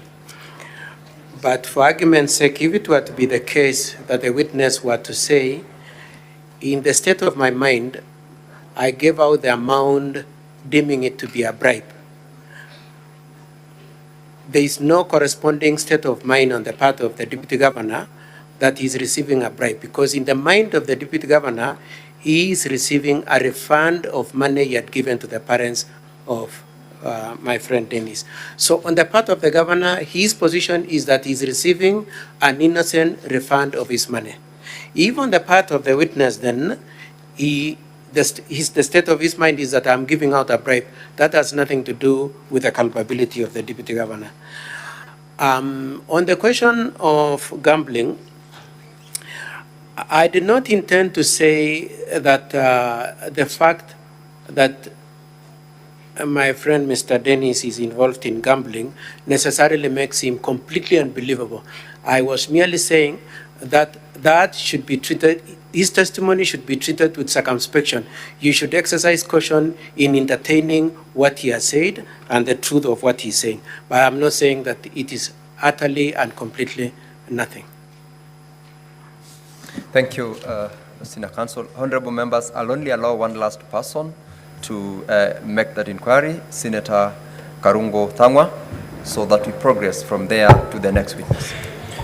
Thank you very much, Mr. Speaker. Mr. Speaker, I have one question for the witness. And the question is, I want to know his feeling that his father is coming to testify against him. We just want to know the feeling. And then, Mr. Speaker, if the witness got the job, could he have complained?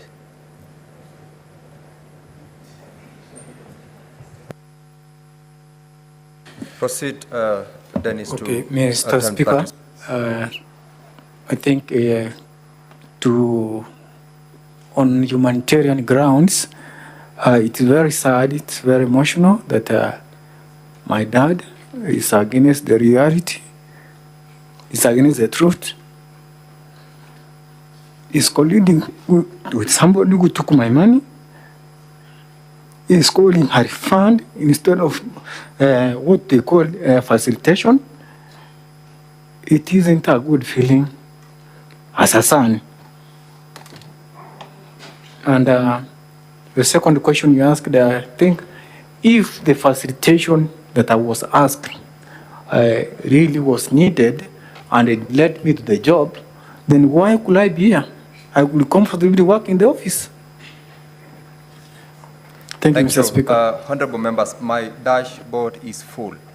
You're all aware these are time-bound proceedings, and we must progress.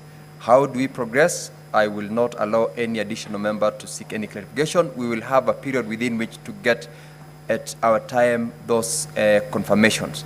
And I will therefore direct that the witness can step down. Thank you very much, Dennis. And counsel, proceed to call your next witness. And as you prepare to call the witness, you will indicate the time that you will require for that particular witness, so that we cap the time you will take to take the examination in chief as well as cross-examination, so that for purposes of time, it's now 12 minutes past 6 p.m. You've taken with your first witness over 2 hours, 30 minutes. And what is actually remaining is 1 hour, 20 minutes. I need to know how much time will you require for your next witness. Mr. Speaker, sir, thank you for that guidance. For purposes of this witness, who was the move of the motion, we'll need approximately 30 minutes for examination. 30 minutes? For exam in chief. Okay, fine, fair enough. Senior Counsel Katwa.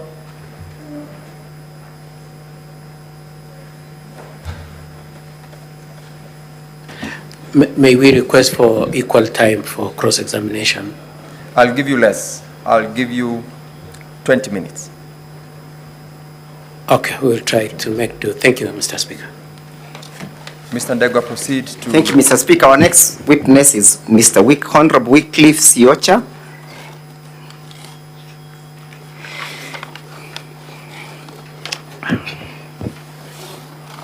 Good evening.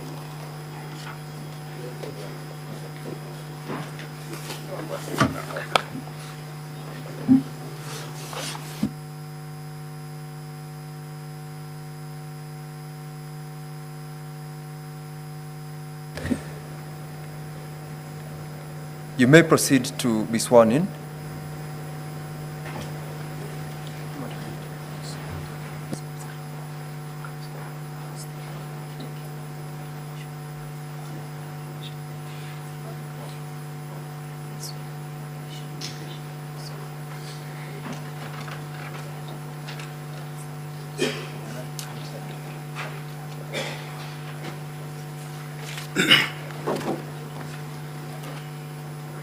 I, Wycliffe Siocha Kesongori, do solemnly swear that the evidence that I shall give before the Senate in respect of the matters before the Senate shall be the truth, the whole truth, and nothing but the truth.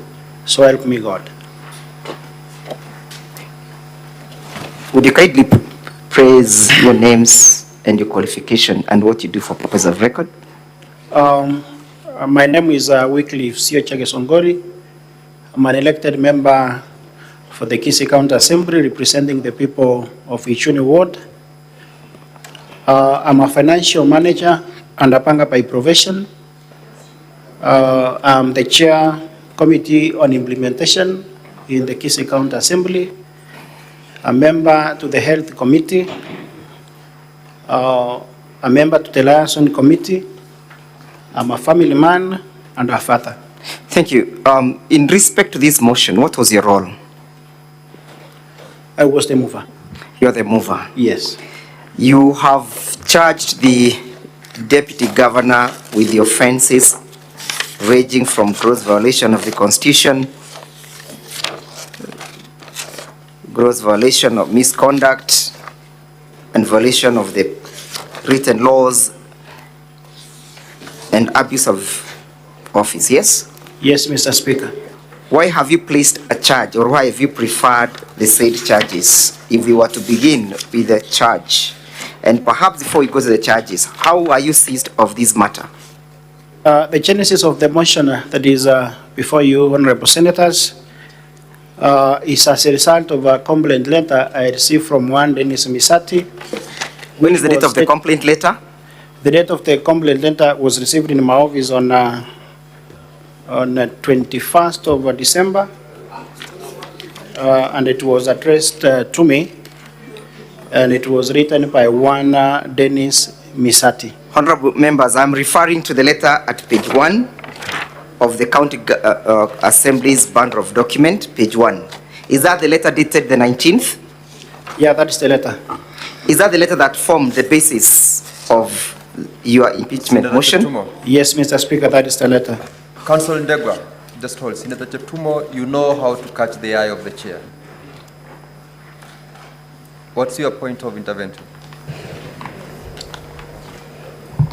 Mr. Speaker, I don't intend to interrupt the proceedings, but I thought the witness should be able to rely on his affidavit. He has not been able to confirm to the House that is relying on the affidavit in his evidence. I think that, Mr. Speaker, is very important. Tumo, the witness is led by a counsel. I don't expect you, therefore, to direct on how he wants to do it. Let him proceed in his own case. Thank you, Mr. Speaker, sir, for the protection. Yes? I had said, Mr. Speaker, that the genesis of the motion before the Senate is as a result of the letter that I received from one Dennis Misati, which is dated 19th, but it was received on my office on 21st December 2023. Let's go to the first charge that appears at page 15 of the bundle of documents by the County Assembly.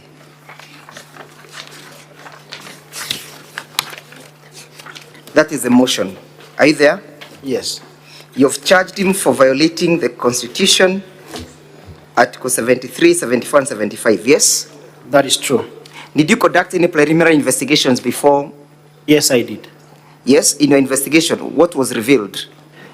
In my investigation, what was revealed is that indeed there was conversing between the Deputy Governor involving the family of one Joseph Misati and the Chief Executive Officer for the WASCO, that is the water, the company for the Kisii Water and Sanitation Company. What were the canvassing for? First, there is a meeting that was initiated by the Deputy Governor, which took place in his home. And the members who were present in that meeting were the family members of one Joseph Misati. And also present on that meeting was one Dennis Misati. Yes. Where they already done an interview with the water, the WASCO, the Kisii Water and Sanitation Company, for the position of the commercial manager. Did you confirm in your investigation whether that interview or that advertisement or application was actually there? Yes, I did. I made a follow-up to the office of the director, the managing director, and made inquiries on exactly what transpired. She did a statement to my office, which is annexed here. Also, she provided to me the M-Pesa statements because the allegations were that she also received a portion of the money. So she gave me, or else she provided with me a M-Pesa statement, which indeed I confirmed that there was some money that was sent from the M-Pesa number for one Deputy Governor, Robert Onsare Monda, to the M-Pesa number for one Rusu Waito. I don't but want again, to, yes. On the same, I noted that the money was reversed again after two days. Did you confirm the purpose as to why the Deputy Governor received the money from Dennis Misati and Joseph Misati? Yeah, from my investigations, I noted that upon one Dennis Misati doing the interview, they went to the home upon the invitation of the Deputy Governor, and the Deputy Governor promised to help them get the job by offering a small fee. They call it a small fee. So, and the small fee in this question is whooping 800,000. But what I know from my investigation, the total amount of money that was given to one Deputy Governor, Monda, was 789,000.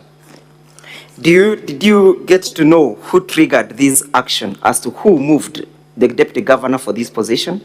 And if yes, were you in the county assembly on the 29th of February 2022? And if yes, did you witness him testifying to that effect of the evidence appearing at page 189 of the bundle by the county assembly?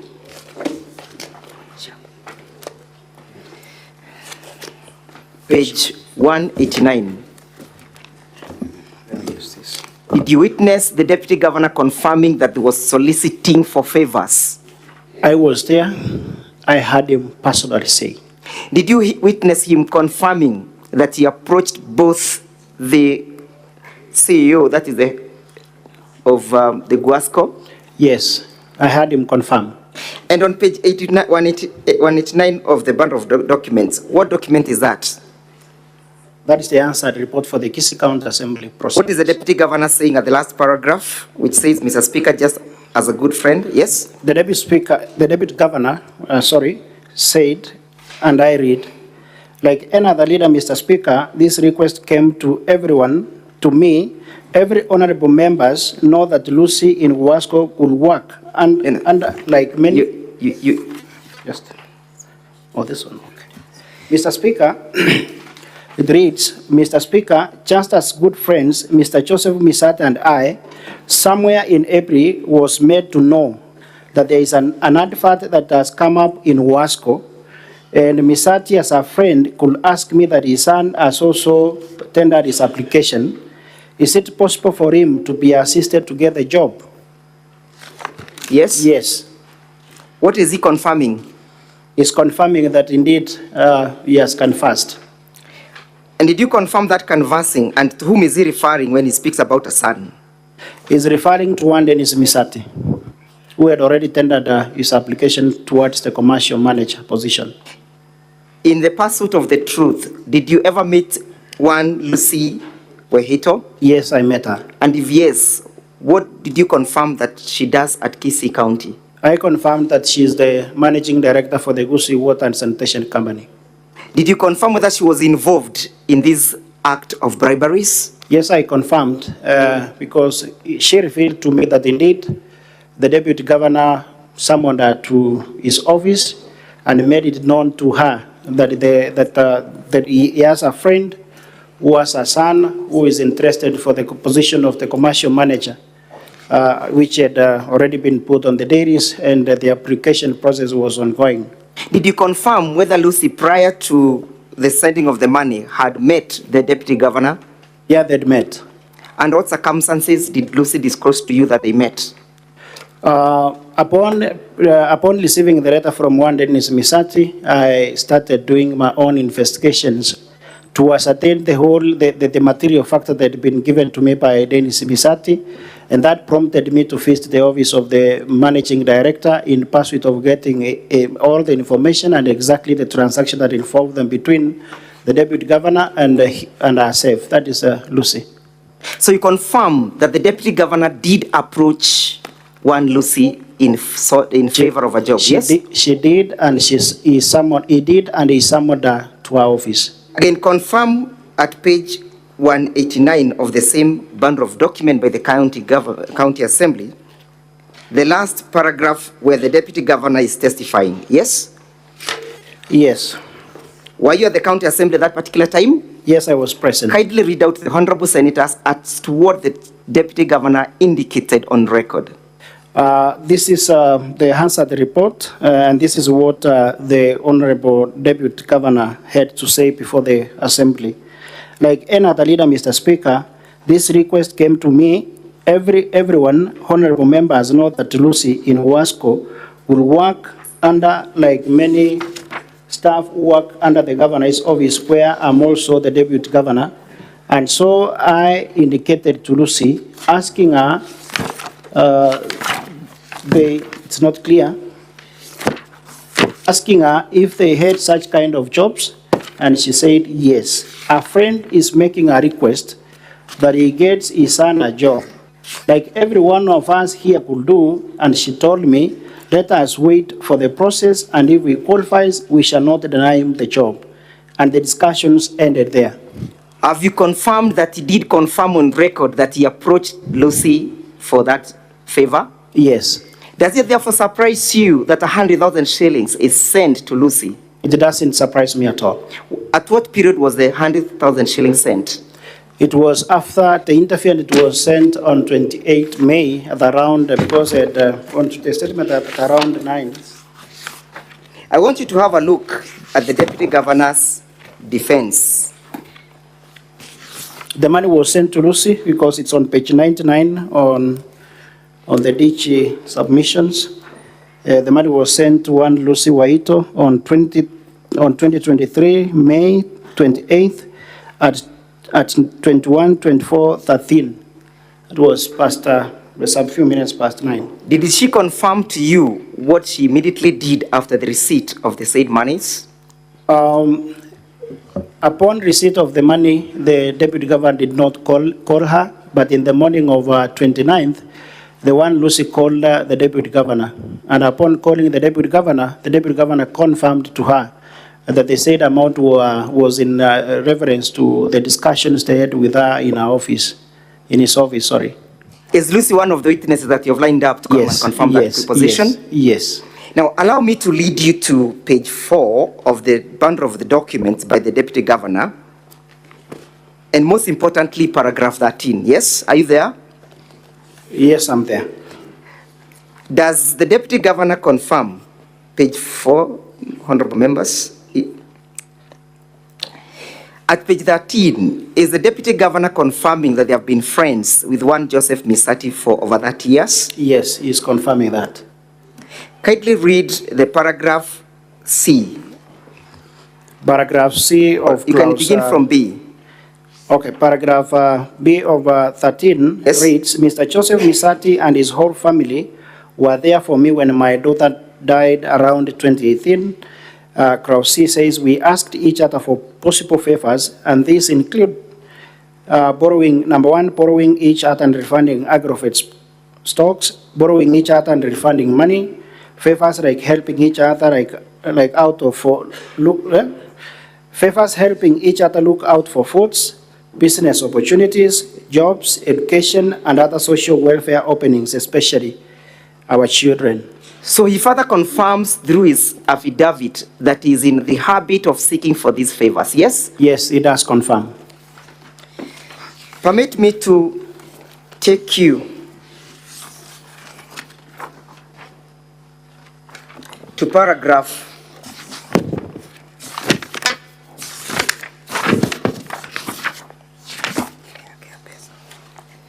paragraph 8 of the said bundle of document by the Deputy Governor, appearing at page 3. Yes. Are you there? Yes, I'm there. Are you at paragraph 8? Yes. Kindly confirm whether or not you are actuated by malice, ill will, ill feeling, the time you actuated this motion as against the Deputy Governor. And before that, Mr. Speaker, sir, confirm that you are the MCA referred to at paragraph 8, yes? Mr. Speaker, and for the purpose of record, it's immoral. Confirm that you're the MCA referred to. I confirm I'm the MCA referred to. Have you internalized those allegations contained therein? I've internalized all of them. Have you seen that the Deputy Governor indicates and alleges that you are actuated by malice and ill will? I've seen. As against him? I've seen. Because he labels you as an extortionist? Yes. As a person who has insatiable greed for money? That is how he has labeled me. And that effect, he sent you approximately 40,000 shillings? Yes. And that he could not cope up with your demand for more money? Yes. And that when the demand ceased, you then actuated this motion? That is what is there. What do you have to say about that? Mr. Speaker, and for the purpose of record in this Honorable House, it's immoral, unethical, and a sin not only before men, but also before God, for the Deputy Governor to try and twist the material fact before for the... What was transpiring at the time these monies were sent to you? Actually, on the said month, I had lost my aunt, one of the closest aunt who had left me up, and I had a funeral during that period. The first tranche that he sent on 7th, I remember I received a call from the deputy governor at around noon. It was few minutes to noon, whereby he called me to pass a condolence message following the sudden death of my aunt. So you confirm that this money was sent to you by the deputy governor? Yes. For purposes of facilitating the funeral of your yes, and aunt? Yes. And did he ever attend that funeral? He attended in person. Do you have that evidence? I have the evidence. Maybe, Mr. Speaker, ask that the IT department does play for us the video clip.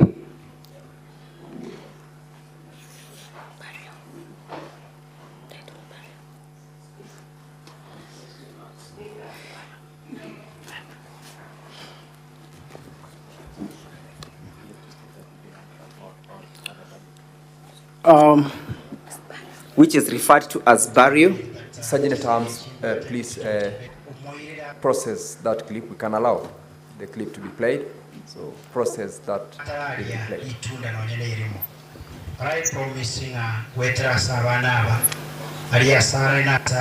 They can play the last 1 minute of that clip, or the first 1 minute and the last 1 minute. Yeah, let them play the first 1 minute and the last 1 minute.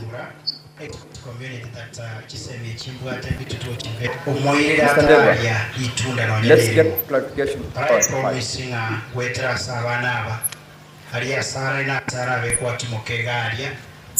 Who is that speaking?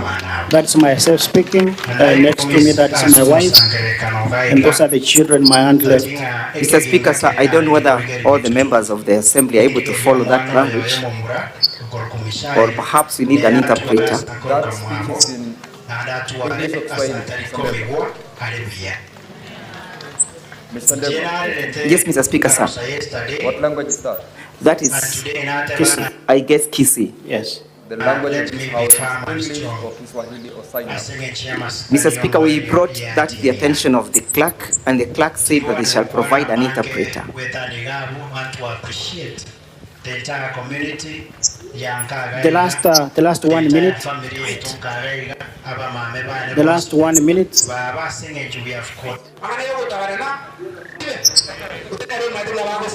Yeah, we had sought for that, and the clerk indicated he will get an interpreter for us.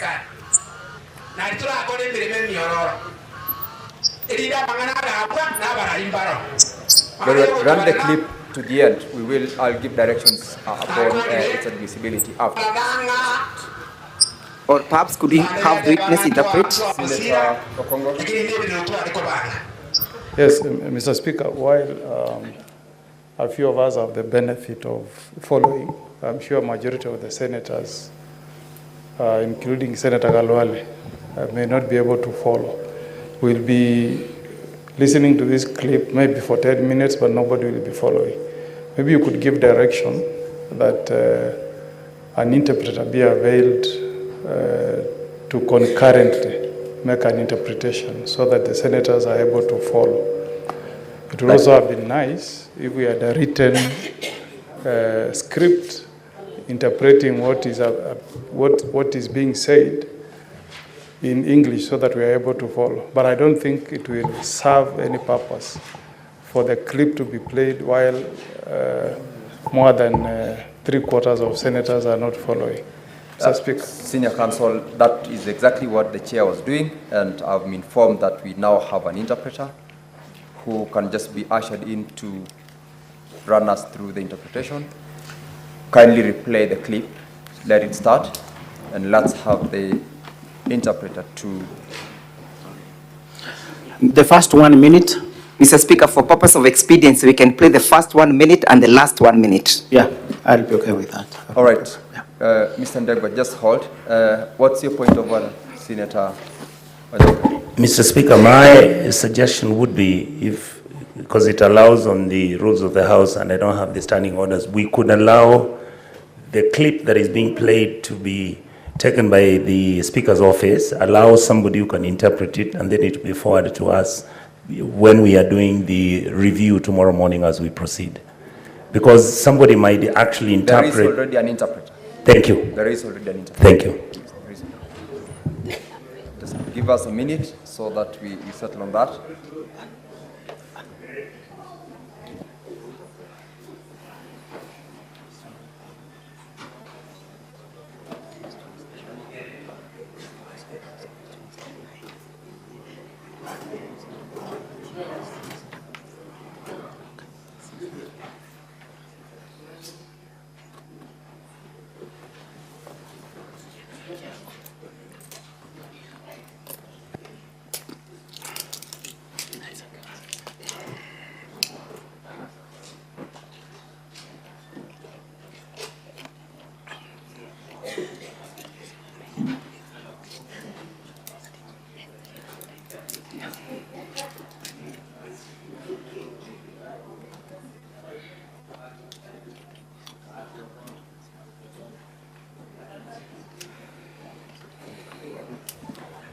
Honorable members, order. We now have the interpreter in the House, and for purposes of records and clarity, the interpreter is a Kenya Broadcasting Corporation staff who's been seconded to the Senate and therefore fully entitled to support in interpretation.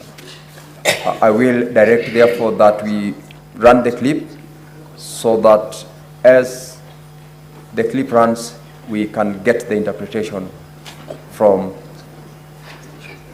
the gentleman who has been ushered in.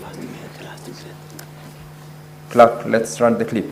Yes, Mr. Speaker, sir, for expediency, the first 1 minute and the last 1 minute are the ones that are relevant. Okay, the first 1 minute and the last 1 minute of the clip.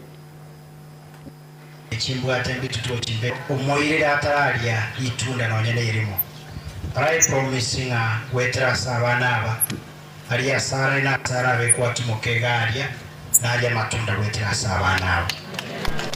And I promise somo sangere kanogaiga that inga ekeginga kerina rengi korigeri bitutu nindigeri omwana oyo mumura ukorkumishaire nera tuara sakoroka mwabo na ndatuare asatari komigwa alebia.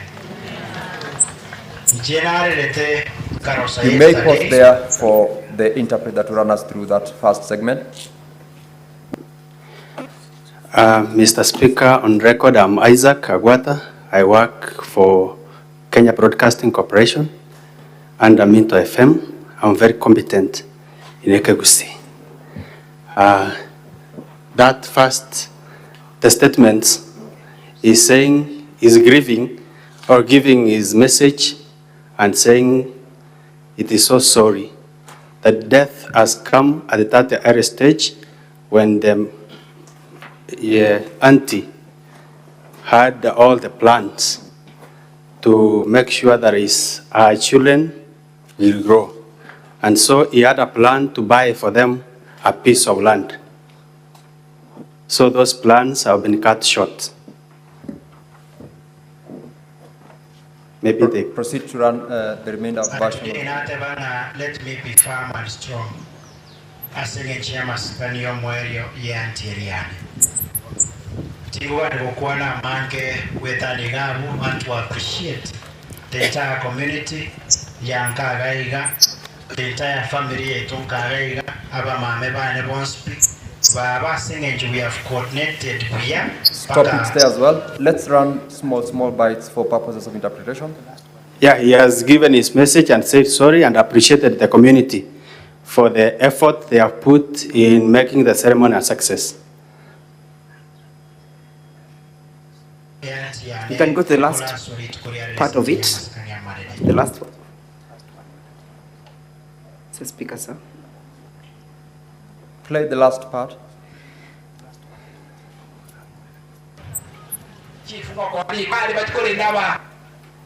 abanyagitari bakora imirimo mworanga ogenda mukagire nebiriro tatagitinya gitakogere ibiriro bakomwerio ikwenda si ora abanyagitari na county commission inje ngarori bali abana kabano kali function yende nabasoroire akore abo nyasare mie abana aba bataruchina bakinya nabakebare ebande. Stop it there. Yes, Mr. Speaker, that is the Deputy Governor for Kisii. He's saying he could like to be there the whole session of the funeral, but he's forced to leave because of another ceremony that he's going to attend to represent the governor. So he's giving the message to the MCA, Mbande, that is the name he's referring to. He's telling him to take good care of the children that have remained behind. Continue.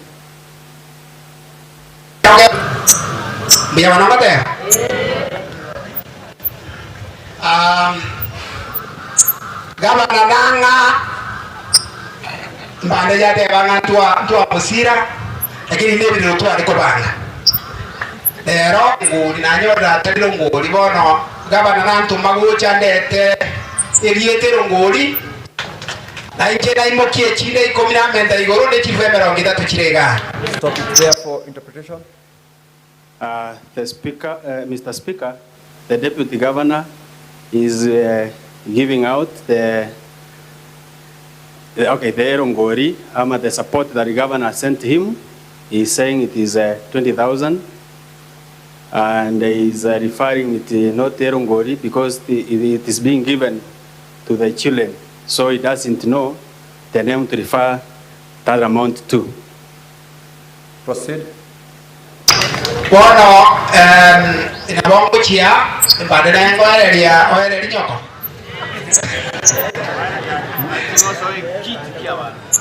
Kiti kia wana mugakuri uri gatigati ateba. Mbande kiti kia wana maruna mujikora. Pole ya itu ya ikire ya saba senya watu wa minto aiga. Yali bali masaba na mwenzi asemwaru gusiegema. Na baba kwirwa mole biguna nyasaye pia mana asaba tegera. Yes, he has asked whom to give the amount to, and finally he has handed it over to the Mbande, and he has told him it is the children's kit. Mbande referring to the area MCA. And he has told him to make the amount to go to the children's kitty. He has said goodbye and God bless you. I think we can stop at that. Thank you. Thank you, Mr. Speaker. Mr. Witness, is that the funeral that the Deputy Governor... Mr. Ndegwa, just hold. Senator Okongo. I wanted to reprimand you, but you've done what... Yeah, sorry. I'm not an expert in... translating from Ekegusi to English, but I wanted you to allow me to seek one clarification from my brother. He said it's Isaac Agwata. Yes. I want him to confirm whether in the clip that was played, the deputy governor is saying they had assisted the MCA in preparation of the funeral, which should be distinguished from the erongori that he had brought to the funeral. I just wanted him to confirm whether that was made in the speech of the deputy governor.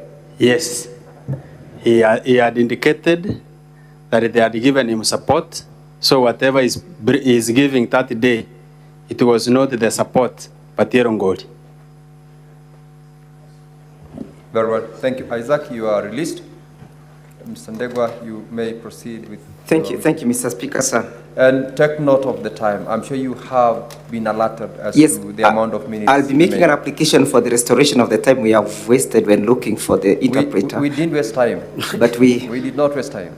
We proceed. We will take care of the amount of time that you will... We are most obliged. You will be accommodated. So when was this funeral, Mr. Speaker? It was in the month of May. The month of May? Yes. Which date exactly? If you may remember?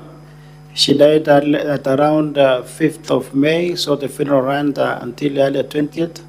So you received these monies in 3 bunches, yes? Yes. The first one was the 7th of May 2023, yes? Yes. What was it for? On his message to me, he said that now that there will be more feasters coming to the family, and they know that money is needed for me to offer even hospitality services. It was for hospitality, yes? Yeah. How about the 28th? When And the 29th? The deputy governor, when I was escorting him out of the funeral, promised to send some money towards the kit for the children, because he told me that the children that have been left are very young. Is that the money that was being sent? Yeah, that is the money that he sent.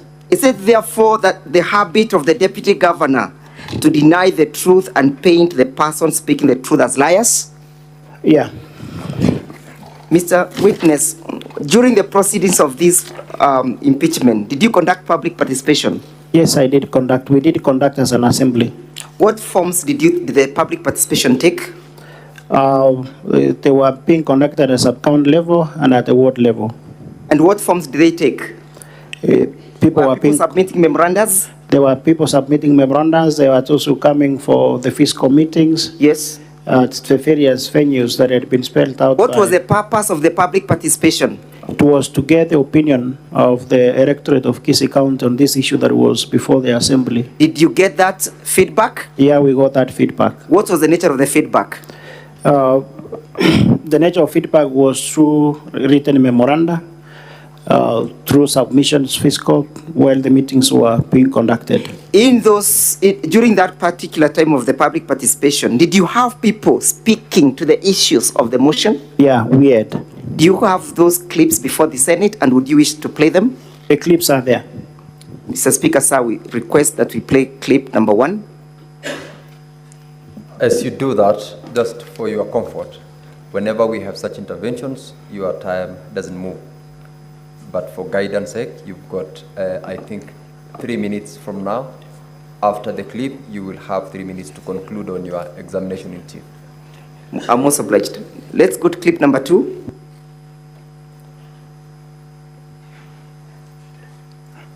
Samalieta, Mkurumishia Mombasa. Donkor Moticho Ward, Lerontua Ward. Samalieta, Mkurumishia Mombasa. Mr. Speaker, sir, I think we still need the interpreter. Lerontua Ward, public participation. Let's get to know, is there any other clip that will require interpretation? Yes, Mr. Speaker, sir. So then let's have the witness Isaac here until such a time we will be done with him. We are most guided. Then, now that he has come back, let's play clip number 1.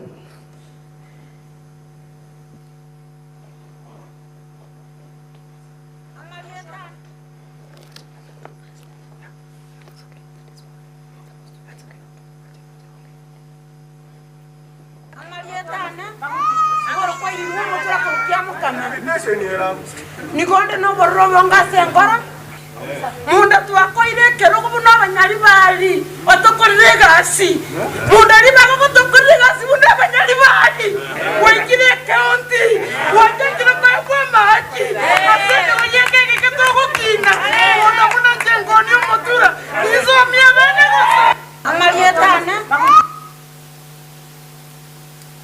What is she saying? I've not gotten the name. Her name.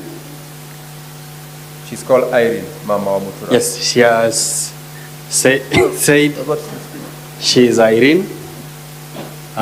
She is asking that they have given this position to Honorable Monda, and Monda has started asking for bribes.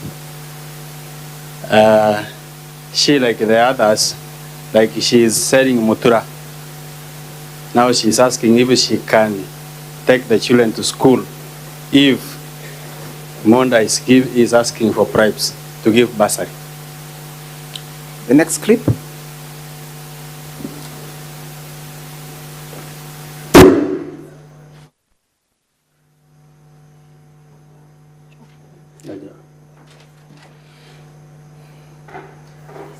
Samalieta, Mkurumishia Mombasa.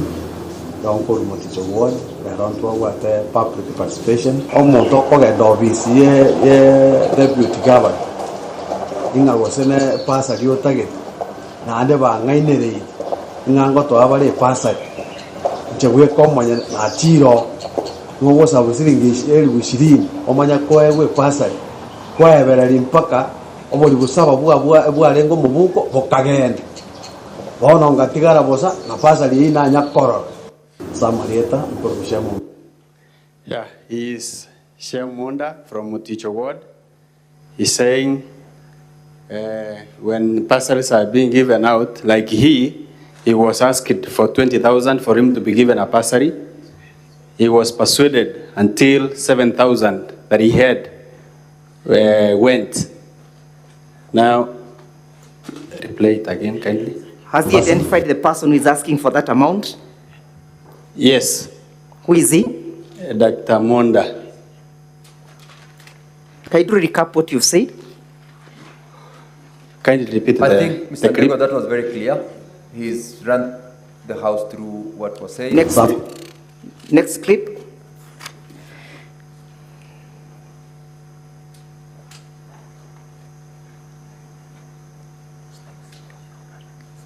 Kwa majina anaitwa Kid Maviri, mimi ni mkaaji kutoka Nyakwe Ward, natoka hiyo eneo ya Nyakwe Ward. Leo siku ya leo tumekuwa na public participation.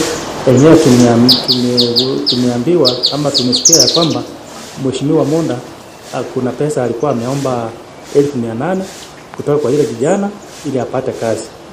Kusema ukweli, hiyo ofisi yake anaitumia kwa njia mbaya.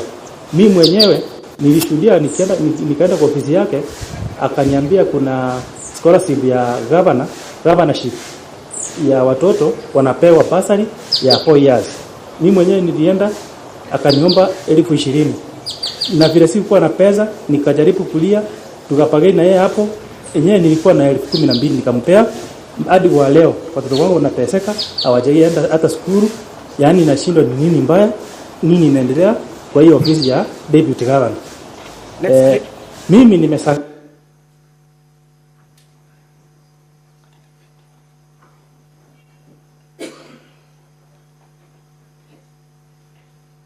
Jina ni James Mwenga, natoka hii wadi yetu ya Masimba. Leo nimefurahi tumekuwa na public participation tukiongelea hii maneno ya deputy governor. Tumeshinda tukiambiwa anafanya Kisii County. Na hata mimi niko na mtoto, wakati nilienda kwa ofisi yake kama mtu yetu, nikamwambia nataka usaidizi ndio mtoto aende shule. Aliniambia kuna program ya governor, na hiyo program ya governor ni ya kusponsor watoto wasome, lakini wakati niliongea naye akaniambia nitafute 20,000. Sikuwa nayo, uchumi zile iko, hakuna pesa sahihi, lakini ile nilipata kidogo 11,000 nilipeleka kwa ofisi yake. Baada nikampea na kaniambia mtoto atasaidiwa, lakini hadi sasa tunaongea mtoto. Mr. Degwa, how many more clips are we still? We are at the final one. All right.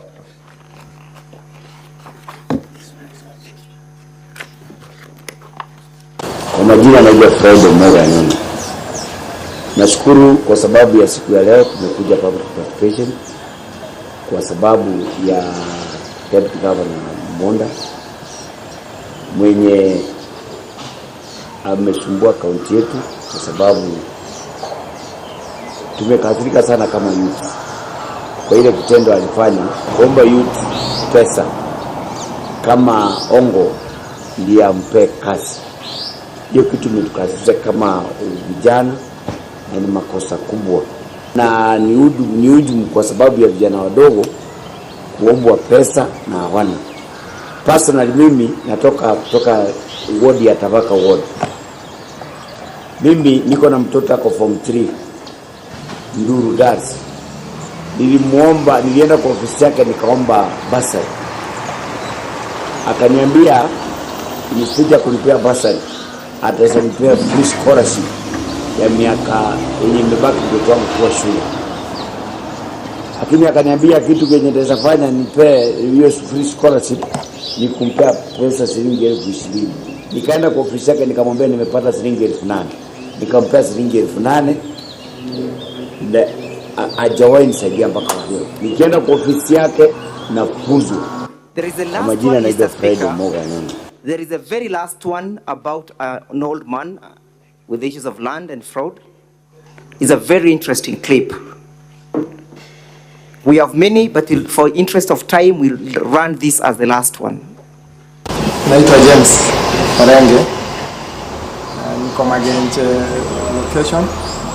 Tuko public participation kuhusiana na malalamishi ya bwana deputy governor.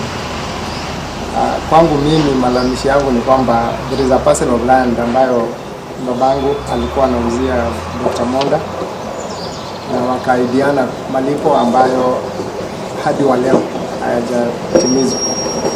Kwa mfano shamba lenyewe ni ekari 14. Baada ya maagano kwamba mzee babangu angeshukisha bei ili kutoka 500,000 per acre to 200,000 per acre ndio aweze kutupatia kazi sisi Daktari Monda mwenyewe kulingana na maidiano ambao waliandikiana na babangu. Hadi leo hii, hadi watoto ambao walikuwa wanafaa kwenda shule hawajaweza kwenda kwa sababu Monda mwenyewe hajaweza kufanya malipo ile walikuwa wamesikizana. Shamba niligusia mheshimiwa Monda, alisema atanipatia pesa nikisaidie nilipie watoto wachukue yangu school fees, lakini alinitanganya. Hata hao watoto nimesumbuka na hawa, hakunisaidia. Sasa hata pesa tuliagana na yeye anilipe, hakulipa hiyo pesa. Amesha kwa milioni, kwa vile niliambia yeye anilipe milioni 7. Sasa akasukisha akasema kwa vile nitakuandikia watoto nitalipa wewe milioni 2.8. Sasa hiyo ndio nilikuwa nang'ang'ana nipate na niandikie hiyo watoto. Hakunifanya hiyo, hakufanya hiyo. Pesa alinilipa cash ni shilingi 350 peke yake. Kwenda kuomba ingine, yeye akaandikia mimi barua atanirudishie yeye pesa. Sasa hataki hiyo shamba. Sasa ndio mimi hata mimi nashughulika na Simba. Sasa nilikuwa nataka pesa na wewe unasema nikurudishie pesa. Nitatoa hiyo pesa wapi? Thank you. Thank you, Mr. Speaker. So we can stop at that. And perhaps I finalize with this witness. Did that last witness, that clip, did he swear an affidavit before this assembly? Yes, he swore an affidavit. Is that the affidavit appearing at page 283 of the bundle of documents by the county assembly? This volume 1. Page 2. Yes, that is the one appearing there. This is the one affidavit. Page 283 of the bundle of documents? Yes. Is he confirming those assertions and allegations in his affidavit? Yes, he's confirming. Is he confirming that the price of land was 500,000 shillings but was negotiated to 200,000 shillings? Yes. Is he confirming that the balance of the 300,000 shillings was to be set off by Mr. Monda through providing employment for his sons? Yes. Let's go to the clip that came from Masimba Ward. Yes? Yes. And we'll go to Masimba Ward. I want to refer you to page 36 of the bundle of documents, the same document, senators, honorable senators, you're holding. It indicates that there was no public participation at the venue. Yes? Yes, it can so. Explain the source of the clip that you've played. The county assembly, it did 2 dailies, that is in the Daily Nation and the Standard, inviting the members of the public to appear in different venues, in sub-county venues. So the members of the public had the opportunity either to attend at the sub-county level or at the ward level, because the initiative of going to the ward level was an initiative of us as members of the county assembly. Where was the clip recorded from? It was recorded from Kisii, where the sub-county venue for this public participation was done for Masaba South. I'm satisfied with that answer. Let us move to the question of the abuse of office, yes? Yes. You have accused the deputy governor for abuse of office, yes? Yes. And that he deployed 20 county enforcement officers to procure an arrest Yes. Yes? Yes. Did you confirm that? Yes, I confirmed. Have you lined up a witness to come and confirm that allegation? Yes, there is a witness already lined up to come and witness in What this. action has the county assembly, through their oversight mechanism, initiated to confirm the veracity of that position? It is in one of our departmental committees, and that is the Committee on Labor. So it's an issue that is currently under investigation. Did you confirm whether or not the 20 officers were appropriately or procedurally deployed by the person in charge of deployment? They were procedurally and unlawfully deployed. Did you confirm between the police officers and the county of enforcement officers who arrested Ruben Monda, the brother to the deputy governor? Actually, it is the county enforcement officers, and they're the ones who even handled the one Ruben Monda into one of the vehicles that was provided there. Is Mr. Ruben Monda one of your witnesses to yes, confirm that? Yes, he's one of my witnesses. It is your allegation that the deputy governor has deployed unlawfully and unprocedurally 4 enforcement officers. Yes. To do manual works. Yes. Odd jobs. Yes. Like milking and cooking for dogs. Yes. Did you confirm that allegation? I confirmed. Yes? Yes. Is that proper application of his role or functions of the deputy governor? It's not proper. Have you lined up a witness to confirm whether or not all these deployments were procedural? Yes. Did you summon? How is the witness coming? The County Assembly of Kisii requested through the Senate that one Agayo Yagi, who is the currently acting director of enforcement of Kisii County. Was he a witness at the County Assembly? He was not a witness. Finally, what would you want these honorable senators to do in respect to your motion? Honorable Senators, this was indeed one of the hard decisions that I had to make. For one reason, that one deputy governor for Kisii, Robert Monda, is a very close friend of mine. And also on the other side, I had this young man who was miserable and had already been duped, and his money had gone. So I had to make indeed a tough decision.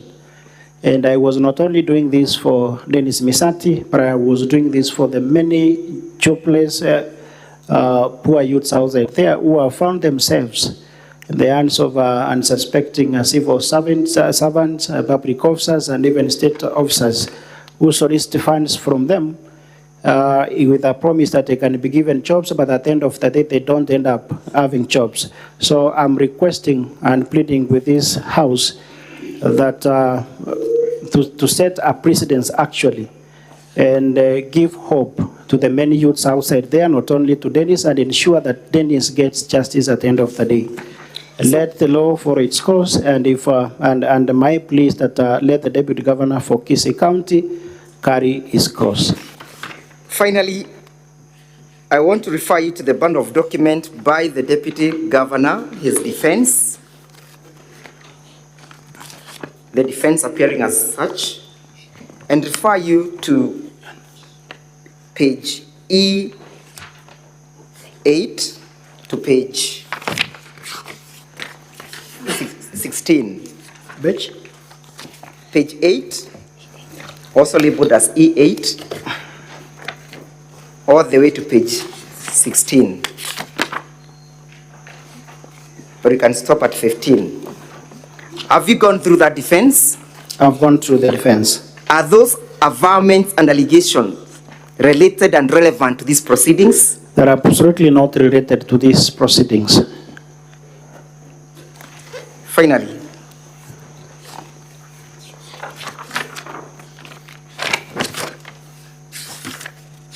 the question of harassment and intimidation by the deputy governor towards Dennis Misati. Did you establish those averments? When Dennis Misati was approaching me, I think it was early December, he confided and told me that indeed his life was in danger. And the communication that he relayed to me was from his father, and it was being relayed on behalf of the deputy governor. When one Dennis Misati told the Morez gave indications that he was going to record a statement with the EACC. Are you aware where Dennis Misati and his wife are currently living? No, I don't know currently where they are living.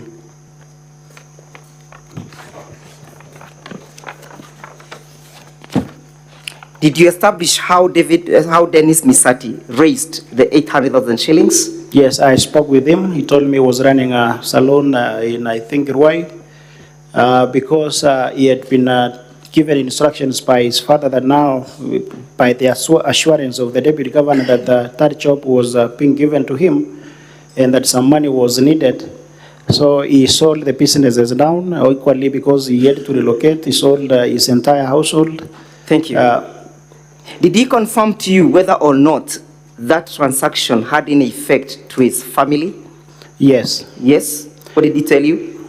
Which transaction, sorry? The sale of the salon, the sale of the household goods. No, the sale was towards raising money. The forwarding of the 800,000 shillings to the deputy governor, the failure to secure a job. All those transactions, did they affect Dennis' family in any way? Yes, they affected his family. Which way? He told me that by the time all these things were happening, and by the time, or upon the realization that they had not secured the job, and that they had lost all the entire money that they had committed into this process, he told me that his wife was expectant, and in the process, he lost the pregnancy, and equally, he has also gone through a lot of frustrations, and he is under stress. Is it as a result of confidentiality of patient doctor that you have not forwarded documents before this assembly? That is true. Even for purposes, or else for record purposes, actually the person who took Dennis's wife to the hospital is the father of Dennis. Confirm that again? Mr. Degwa, you have done 14 minutes outside the time you requested. I'm well guided. I yield the witness for cross-examination. Mr. Katwa.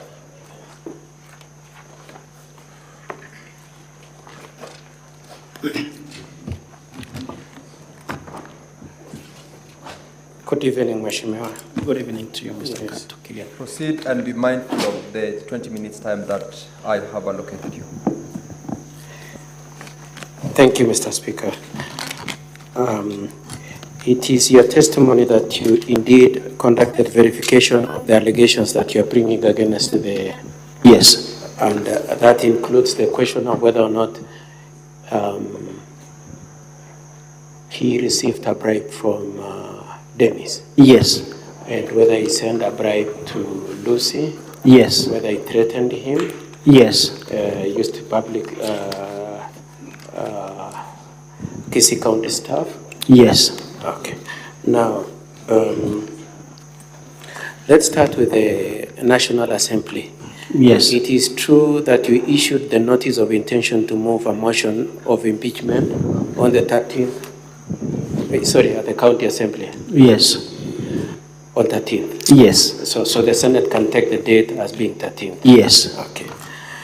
And you were subsequently there on the 21st when you moved your motion. Yes, I was there. And eventually you were there on the 29th when the motion was discussed. The DG was afforded a chance to defend himself. Yes, I was there. And a voting was done. Yes, I was there. Okay. Now, may I ask you, that occasion of the 29th, did you play these clips of public participation? No, I didn't play them. They were not only you didn't play them, isn't it? The report was provided and tabled before the assembly for public participation. When you're moving your motion, you didn't play them, isn't it? There was a report. Answer my question. When you're tabling your motion, you did not play them. No, me, I did not bring it, but it was there it was to be provided by the county assembly. Just answer my question. So you did not play them yourself. Do you recall them having been played for the deputy governor to see at that time? No. They were not played. Now, I take it that as you stand here, you are familiar with the County Government Act? Yes. Standing orders that are relevant? Yes. Okay. What is your understanding of how a motion for impeachment is supposed to be moved? First is by giving a notice to the county assembly, Are and then subsequently. Are you aware of the provisions of Section 15 of County Government Act on how to initiate a process of impeachment? Are you aware? Yes, I'm aware. And did you comply with that process? Yes, I complied. It is your position that your complaint complied with Section 15? Yes, I. Okay, so we will. And standing orders number 194 and 195 of the Kisii County standing orders? Yes, I complied. Position that you did? Yes. Mr. Speaker, because of time, I will deal with that in the legal arguments. Now, I would like you to go to the bundle from the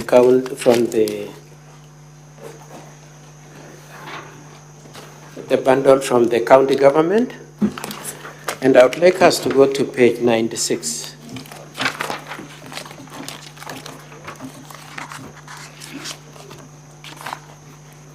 You at page 96? Yes, I'm there. Okay. So could you confirm at page 96 to page 103, page 96 to page 103 are the proceedings of the 29th at which you moved your motion, voting was done, and the DG was heard in his defense. That's correct, isn't it? Yes. So let's start with page 96. Are you at page 96? Yes, I'm there. You confirm the things I've just said, the defense of the DG and the voting, and you're moving your motion was on 29th, isn't it? Yes. You confirm that? Yes. And that heading saying votes and proceedings is also accurate? Yes. Okay. At page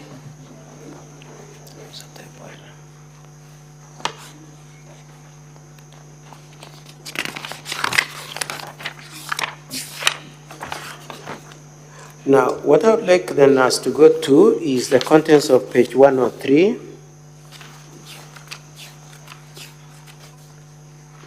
Yes. Now, at page 103, it says this. The motion, you can see where your name is. Honorable Wycliffe Siocha moved the motion. You can see that. Yes. Honorable members, I'm referring to page 103. And then it is seconded, the county assembly bundle, the one which has different colors on the edge.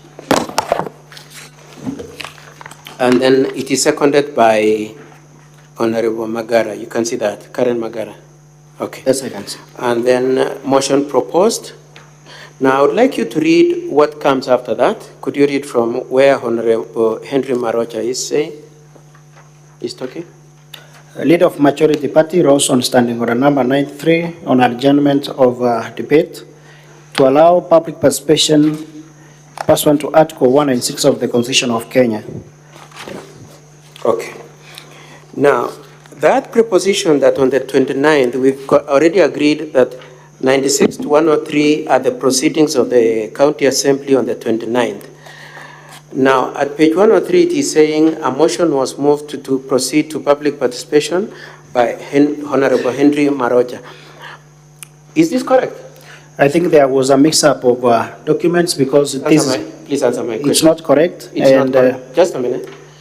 This contention that the events of 29 entailed a moving of a motion for adjournment for public participation on 29 is incorrect. That is what I'm saying, Council. That this is not the true correct, and probably this is a mix-up of documents because. The one asking you questions. So, to the extent to which the Hansard brought to this Senate says that on the 29th, proceedings were adjourned for purposes of going to public participation, this answer is incorrect. This is not an answered report. This is just, it's not an answered report. What is it? It's a part of the motion that I moved, and what I'm saying is just purely mix-up of documents. Because the answered report for 29... Which question are you answering, huh? Let me explaining ask on the again. question you asked, Council. Yes. When we look at page 96, it says House assembled at 9 a.m. Proceedings were opened with a word of prayer. Motion for removal of the removal from office by way of impeachment of Deputy Governor and Honorable Wycliffe Sioja Kesongori, MCA. And then you read all that from page, all those pages. And then there are interventions by various people. And then at page 103, you confirmed that you moved the motion as is indicated. Honorable Magara seconded it. So far, that's correct, isn't it? That is correct. Yes. To that level. Okay. And you're saying this is not the answer? This is not the answer, of course. Okay. The answer report is there and it's attached. The answer report is there and it is attached. Yes. So when the county assembly tells the Senate, this is what happened on 29th. What then they are telling the Senate at page 103 is inaccurate, isn't it? That is true. That's true. Now, number two, we have agreed, you and me, that on the same said date, 29th of February 2024, was a Thursday, isn't it? Yes, it was a Thursday. On that date, votes were done, isn't it? Yes. And 53 of you said the governor should be impeached. Yes. And the other said he shouldn't be impeached. Yes. Is it captured in, that happened on 29th, isn't it? Yes. Page 96 to 103, can you see that report of those events at the county assembly on that date? On those pages, that's why I'm still insisting that there is a mix-up of... Please answer my question. Is there a report of the fact that on the 29th, the event of voting happened and a resolution was made to impeach the governor, the deputy governor? No. Is it there? It's not there. And on that second basis, this document is inaccurate, isn't it? It's inaccurate. Now, I'd like us to move on then to page 137.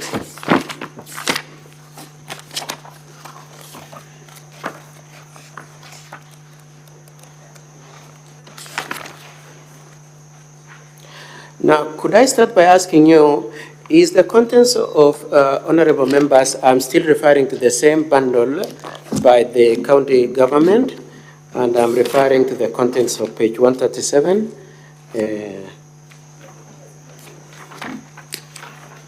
Now, is that unanswered, or you still maintain it's not unanswered?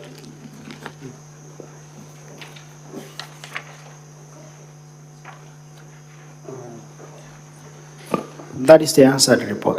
That is unanswered, isn't it? Yes. Okay. Now, may we look at the first page 137? It says, County Assembly of Kisii official report, special sitting. The events of 29th was a special sitting. It's true, isn't it? Yes. For purposes of discussing the impeachment, isn't it? Yes. And then it says it was held on 29th of February. Could you tell this Senate, when is it indicated as having that the assembly sat? On which day of the week? Come up again. It shows 29th of February 2024, but before giving that date, it has given the day of the week when the sitting was done. What date has it given? That's given 29th of February 2024. Could you tell the Senate, is that a correct statement? It's a correct statement that there is a typo error there. Are you the one who made the answer? Are you responsible for making the answer? No, I'm not responsible. And how do you know it was typographical? Because I was there. It was on Thursday, so I can remember the accounts and everything and the proceedings that we had before the assembly. When it says it is Tuesday, that is wrong. That's a typo error, it's wrong. Okay. Then you would agree with me that even when the Senate wants to look at what you did in the county assembly, it is true that the Hansards have been manipulated and even the Senate cannot see. That is not true. Okay, it's not true. Is it true that 29th was a Tuesday and that you sat on Tuesday?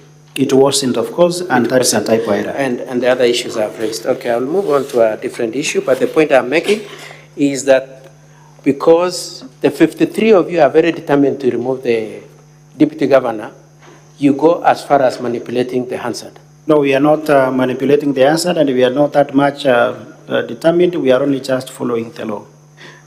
You are not determined, you are disparate. Now, I would like us to move on to the issues that the motion that you moved. We are in agreement that you moved the motion on the 13th, isn't it? Yes. I did not move them, but I gave notes of motion. Yes. Sorry, I apologize. You are right. Thank you. Now, I would like you to be given this bundle, the one for the Deputy Governor, if my friends can give you.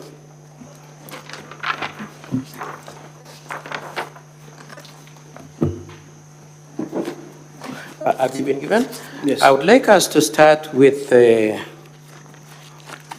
page, honorable members, the document I'm referring you to is the one by the Deputy Governor,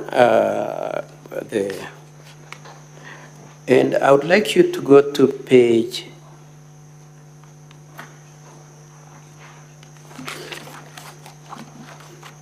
the motion that you moved, which is at page, my apologies for 1 second.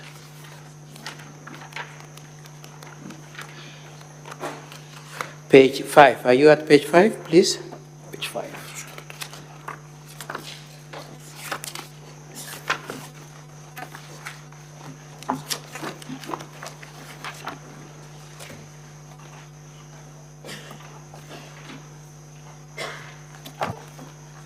At page 5, you can see that? Yes. At page 5, that is the motion that is the notice you gave of intention to move a motion to impeach the governor. Okay. That is true. Now, the first thing I want us to agree is you issued the notice on 13th. Yes. And as we already discussed, you eventually managed to move the motion on 29th and voting was done. Yes. Do you agree on the face of it that the 10 days would have expired on 23rd and by 29th, when the motion was being moved and being discussed and being voted upon, was already outside the 10 days? It was, of course, already outside the 10 days. Yeah, you used the word It was of already course. outside the 10 days. Did you say of course? It's Of course, it was already, yeah. Oh, it's no. Sorry, it's outside the 10 days. Thank you. Yeah. Now, I would like you to go to page 2 of that same bundle. Page 2? Page 2, yes.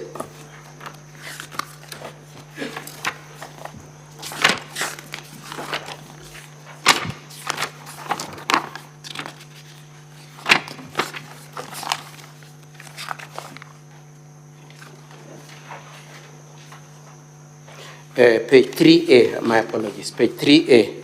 Page 3A, honorable members. Can you see these are the standing orders upon which you move the motion, isn't it? Just a minute. Page 3A. Not getting the page 3. No, you've gone too far. It's a little.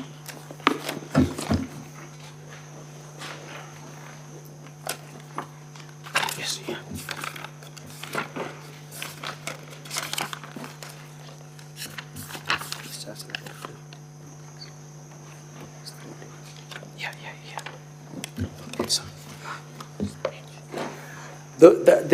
These are the standing orders under which you move the motion, isn't it? Under standing order number 60 up to 64, isn't it? Yes. Okay. Now, could we look at 60 sub 4? It is true, or let's start with 3. It says a member who has obtained the approval of the Speaker to move a motion under paragraph 1 shall give 7 days notice calling for impeachment of the governor. Upon expiry of the 7 days and after notice given, the motion shall be placed in order paper and shall be disposed of within 3 days. You agree with me that within the intention of that standing order, you should have disposed of this motion within 10 days? Yes. You agree with me on I that? agree. Okay. Now, I want us to look at 61. So that's one issue out of the way. The next one I want us to discuss is, now before we do that, so you eventually agreed on the 21st of February to go for public participation. Yes. And when you went for public participation, you scheduled the public participation for the 26th of February, isn't it? Yes.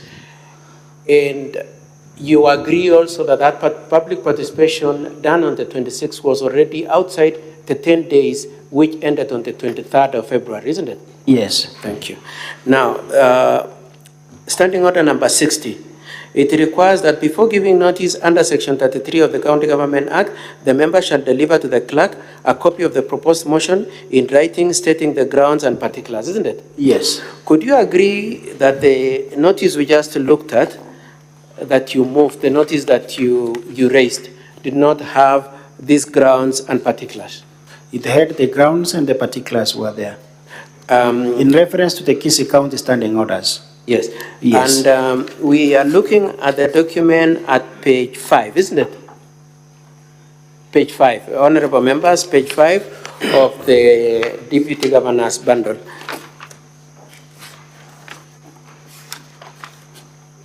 Page 5, are you there? Yes. Yes. That is the notice you issued on 13th. The notice you issued on 13th, isn't it? Yes. And it is your contention that when you say cross violation of the Constitution, abuse of office, gross misconduct, and crimes under national law, you have complied with the need for grounds and particulars. Is that your position? All the documentation, including the signature. Question. Apart from this document dated 13th, did you issue anything else? Yes, I issued. And where is it? Is it attached to this? Yes, they are there. Because I remember I gave a copy of the notice, the particulars of, on the grounds on which I was given the notes of motion. Okay. I gave the signatures of the members who were in support because I was required. My apologies because of time, but let's turn from page 5 to page 6. Can you see an attachment of grounds and particulars? Unfortunately, I'm not seeing. And have you seen it anywhere else? Yeah, it has been indicated.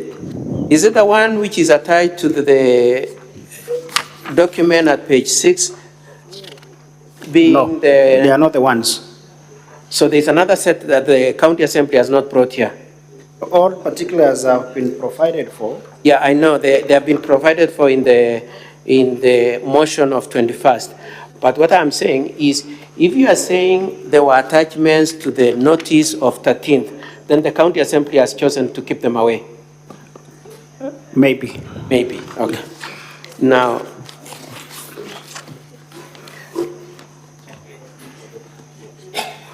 I would like us then to move to the public participation report that you then came up with, and which is in the County Government Bundle, Volume 1.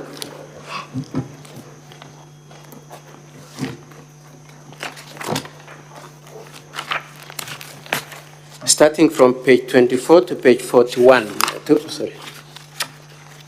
page 50, to page 51. Are you there? Yes. Now, could you confirm to this Senate that the public participation is the document at page 24 to page 51?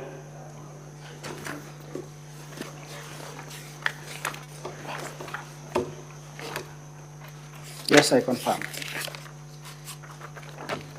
And could you confirm that the entirety of that public participation report is not signed by anybody?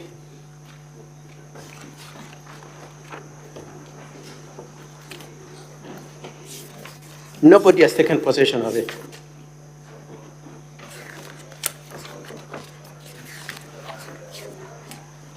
Nobody. It hasn't been signed, isn't it?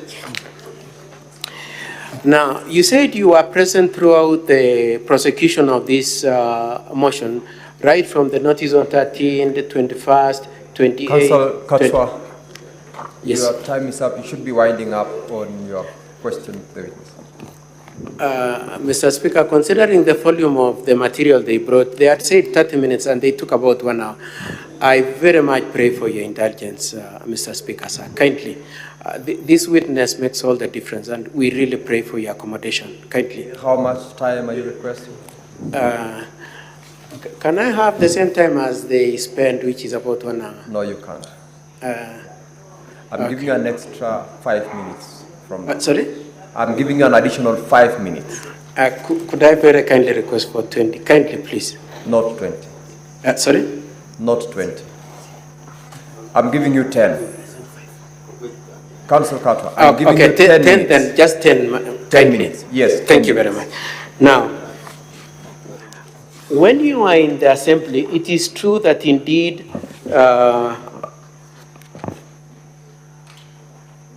the DG complained that he hasn't been given a copy of the public participation report. Yes. He complained.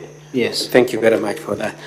And he defended himself before he saw that report, isn't it? Yes. Okay, thank you. Now, I want you to look at page 103. You sympathize with me, isn't it? They have been treated on time. On which grounds? Page 103.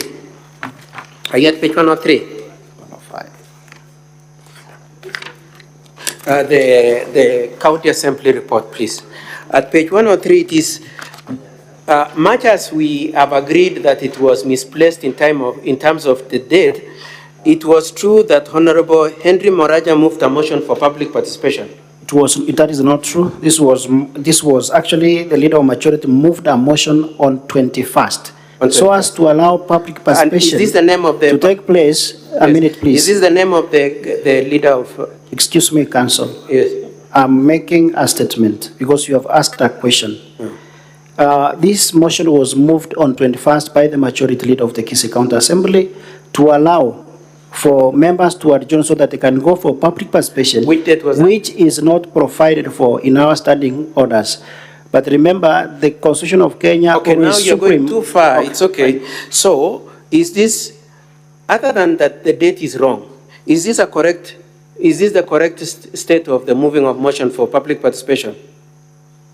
Was the public participation motion, in the words used by the leader of majority, rose on standing order number 93 for adjournment to allow for public participation? Is this correct? Yes. When the date is corrected? When the date is corrected. Yes, okay. You see, we don't have a fight, we are in agreement. Yes. Now, the first thing I want you to agree is, when you agreed to proceed on adjournment, you did not agree on how that public participation would be funded, did you? Yes. You did not. You did not agree on who would collect the views of the public. It was the counter clerk. Yes, it is not in the resolution. The answer and communication department. But you didn't do that, isn't it? And it is true that eventually it was the governor who financed the public participation and used ward administrators, isn't it? No. Okay. The governor did May not. I ask you, did ward administrators play a role in this public participation? Did not play a role. Now, I would like to show you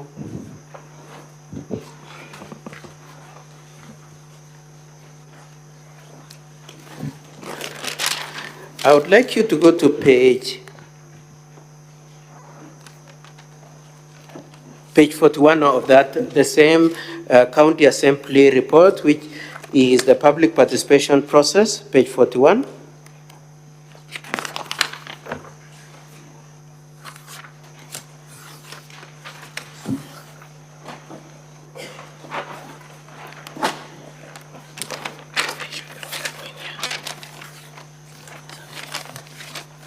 I would like you to look at the last paragraph, Moticho Ward. Are you there? Yes, I'm there. Does it say that the exercise was headed by the ward administrator and ward manager? That is what the statement reads. That's what it says. So indeed, the governor and the executive participated in this public participation, isn't it? They did not participate. Doesn't it? Are you saying this report is inaccurate also? When public participations were being conducted. Is this report correct? It's not correct.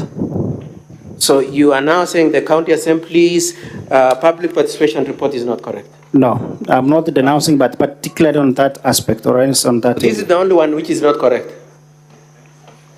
Okay, I would move on to another question because of pressure of time. It is true that you played about 7 clips of public participation, isn't it, today? I did not make any clip of any public participation. Okay, all these clips were provided by the Answer and Communication Department of the Kisii County Assembly. Now, my question is, in all of them, they are standing behind flowers and trees, isn't it? Not all of them. How many are in places other than flowers and trees? Council, when this interview... Answer my question. Out of the 7 clips you played, is it true that 5 of them were individuals standing against a tree and a flower? Not true. Did you see in any of the clips public behind those people? Was there any that you could see a crowd? Individual public... My question. No. Was any of the clips with members of public behind it? There were some had and some didn't have, because some of these interviews, individual interviews, were being recorded aside, not amongst the crowd. Please listen to me. in the clips you played today, is there any that has members of public in its background? Yes. Yes. Okay. We will look at them again when we come to our defense. And now, Mr. Dennis says that you lied that he's a photo in your ward. Is he a photo in your ward? Nowhere on record am I saying that Dennis comes from my ward. Nowhere. You said that in the Hansard. In your submissions when you're moving a motion? Nowhere. And saying I remember very well, I said that Dennis, by the time he was doing a complaint to me, he was staying at Gethari, which is in the Nyaribari. last question I want to ask you, then my colleague will just ask you a few questions, is it is true from what Ms. Lucy White, you said you spoke with her and yes. She gave you information? Yes. It is true at page 26 to 27 of her statement. If you could look at the bundle from the DG, page 26 to 27.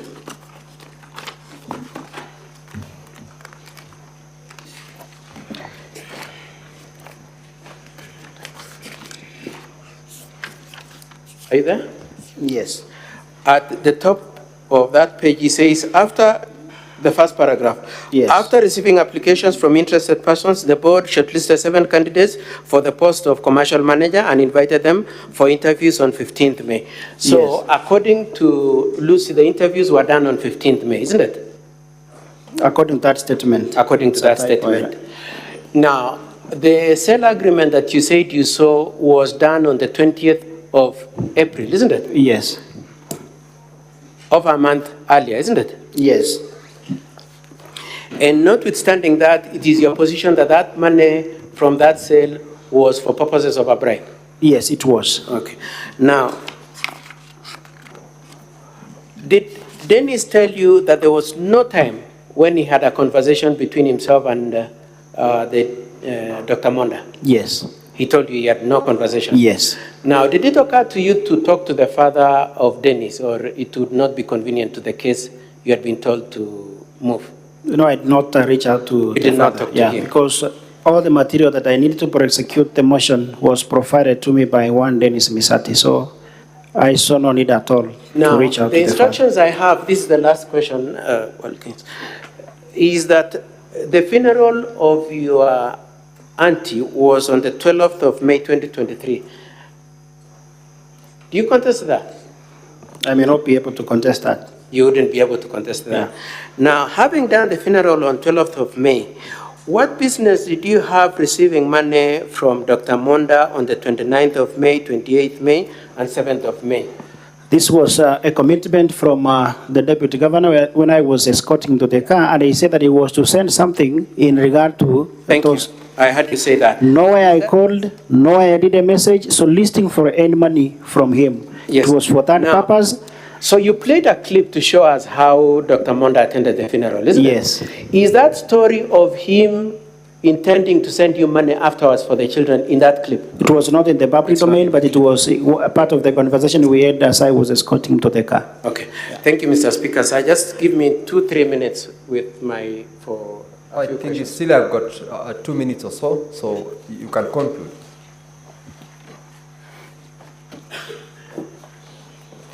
Thank you, Honorable Speaker. I've been unlucky. I haven't had enough good time. I'll try to limit, but I'll beg that you possibly just give me 5. I'll be very specific. Your time is 2 minutes. Thank you. So Thank you. The 2 minutes. Honorable Siocha, there are a lot of governance issues in Kisii County. Is that correct? There are a lot of disputes, a lot of fights, and you heard Honorable Cherargei talk of fights in funerals. Are there a lot of governance issues in Kisii? Kuna vita Kisii kwetu. Is that correct? My time is running. Is that correct? It's not correct. Is it true that the dispute and this motion is in this Senate because there are disputes about governance in Kisii between the DG and the governor? I'm the mover. I'm the one aware that it's because of the governance issues? Not at all, and nowhere does that find its way into this motion. Nowhere. Are you aware that the DG has been uncomfortable with the governor conducting government business in his house? Yes or no? I'm not aware because I don't work in the executive. You're not aware? Are you aware that the absorption of the Kisii budget is at 2%, number 47 or 47 in Kenya? On that one, not unless your questions you want me to expound on them. You aware, yes or no? I don't have time. As the chair of implementation, that is not a position. Which office does the governor operate from? He operates from the stadium. Okay, from the stadium. Okay. Are you aware that he meets even central government delegations from his house at Motonto, called Shakahola also? That's not unique because all of us, we receive visitors and delegations to our home. Okay. Yeah. Are you aware that the budget that was passed by the Kisii county government was altered somewhere, and these are complaints? There is no material fact on that, so I cannot be able to confirm. I participated in the process, and I stand at a better position to give you information on that, but let us not diverse into that because now, these are the disputes. Is it true? And the deputy governor's case is that these small disputes are the ones that have caused this motion to be here today.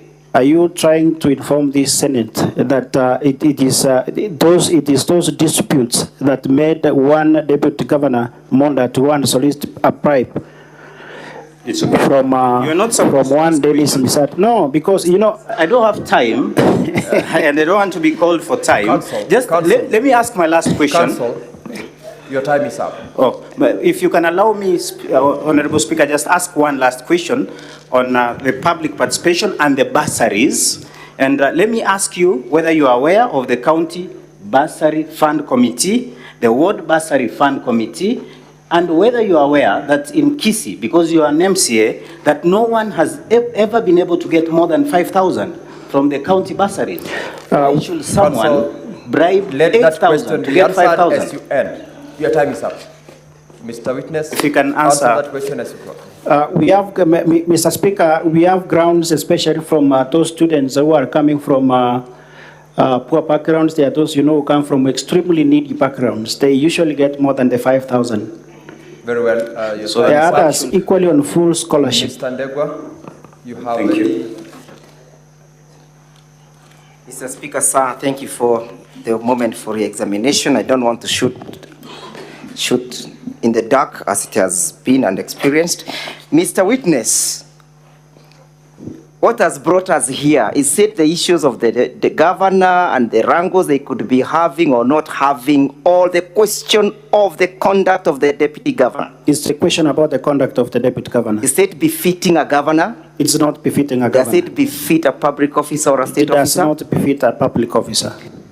Allow me to take you to page 123 of the bundle of documents by the Assembly. Page 123. Mr. Ndegwa, I need to know the time you will take to do your re-exam. I'm actually almost done. Very well. 5 minutes will suffice. And we begin at page 122, Honorable Senators. You see where we have one Honorable Henry Muracha moving a motion for adjournment, yes? Yes. And he subsequently makes submissions and guidance on how, at page 123, the last paragraph which begins by, I hereby beg to move the motion of adjournment to allow the people of Kisii County give their views by way of public participation, either by way of memoranda, questionnaires, or any other manner suitable to the clerk. Yes? Yes. Are the clips that you played there contemplated as one of the manners of giving evidence? Yes. Who conducts public participation? Is it the county assembly or the office of the governor? It is the county assembly. Is the office of the governor involved in the oversight works of the county assembly? Absolutely no. Was the governor involved in these processes? He was not involved. Will I therefore be right to say that the defense has formulated their own case to which they are answering to, and hence the question on the issues of the budget? Yes. Are those issues on trial before the Senate? They are not in trial before the Senate. Was this defense served with the public participation report? It was served upon request by the Deputy Governor. Would you therefore request the members of the Senate to look at page 179 of the bundle of document, volume 1? Page 179, which bears the Hansons for the 29th. Yes. Are you seeing where the Speaker is saying, I have ordered the clerk, we are going to give him all the evidence of public participation? Yes. Did you witness this service at the County Assembly? Yes. Finally, have you looked at the defense that has been brought forth by the Deputy Governor? Yes. Has he answered in his affidavit, has he refuted the clips that you have played? He has not. Has he answered to them? He has not. Has he disputed those allegations? He has not. Has he brought his clips to countenance what we have brought forth? He has not. It has been put to you that there is no members of the public who participated. Finally, would you want to play clip number 1? I will wish and I seek the indulgence of the Speaker that clip number 1 be played. Council, you have got, I gave you 5 minutes, you've got 2 minutes. I am done. It into your time. I am also obliged. Play the clip. Clip number 1 and I'm off. Honorable Speaker.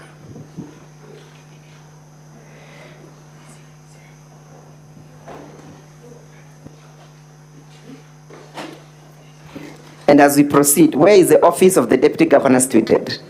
It's situated at the Kisii Stadium. So they share the Kisii Stadium? Yeah, they share. There's the office of the Governor and the office of the... What is the reason? Currently, the official office of the Governor is under renovation. Clip number 1.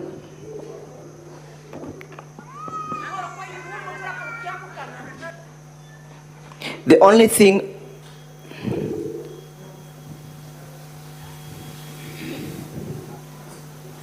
Clip number 1.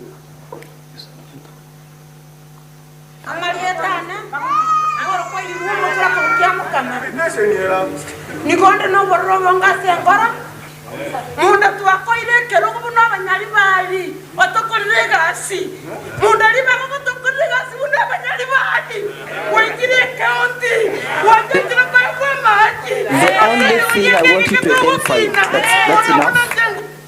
The only thing I want you to identify in that clip is where is the venue? That is at the Kiamakama office of the MCA. Did you have any role to play in the production of those clips? I did not have any role to play. Who produced those clips? It's the answer and the communication department for the Kisii County Assembly. Thank you, Mr. Speaker. Sir, I yield the witness to the honorable senators. Thank you. Honorable members, we are also in the interest of time. I'm going to limit also the number of members that we're going to allow for clarification to 4. I'll ask you, Senator Joe Newton.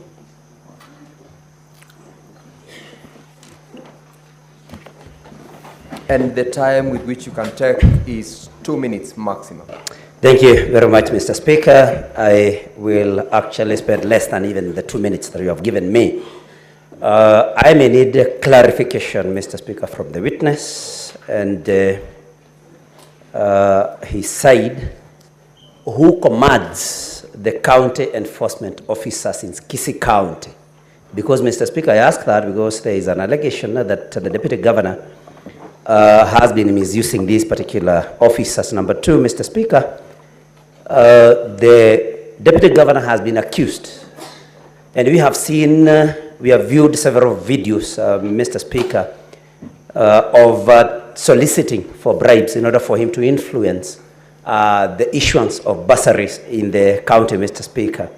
So would the witness tell us or tell this House what role the Deputy Governor plays in the giving of bursaries in Kisii County, Mr. Speaker? And finally, Mr. Speaker, I don't know whether this will be appropriate, but let me, finally, Mr. Speaker, apart from the video that has been replayed for the second time, Mr. Speaker, we observed that the other clips that were played showed people, did not show other attendees of the public participation functions, Mr. Speaker, and I think that is one thing that we would also want the witness to clarify.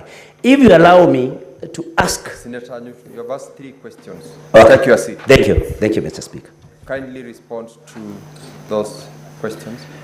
The person who commands the enforcement officers at the Kisii County Government is the director in charge of enforcement.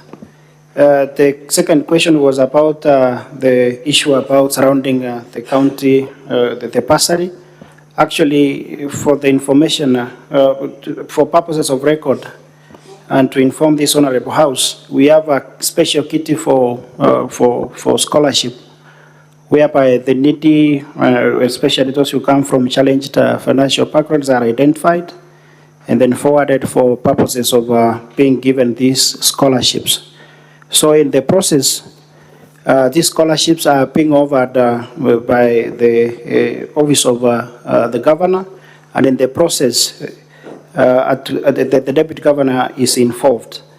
And the last one is the question that most of the clips that have been played are just not showing the backgrounds.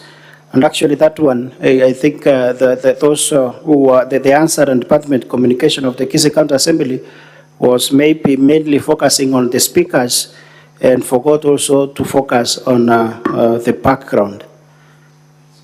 Senator Sifuna.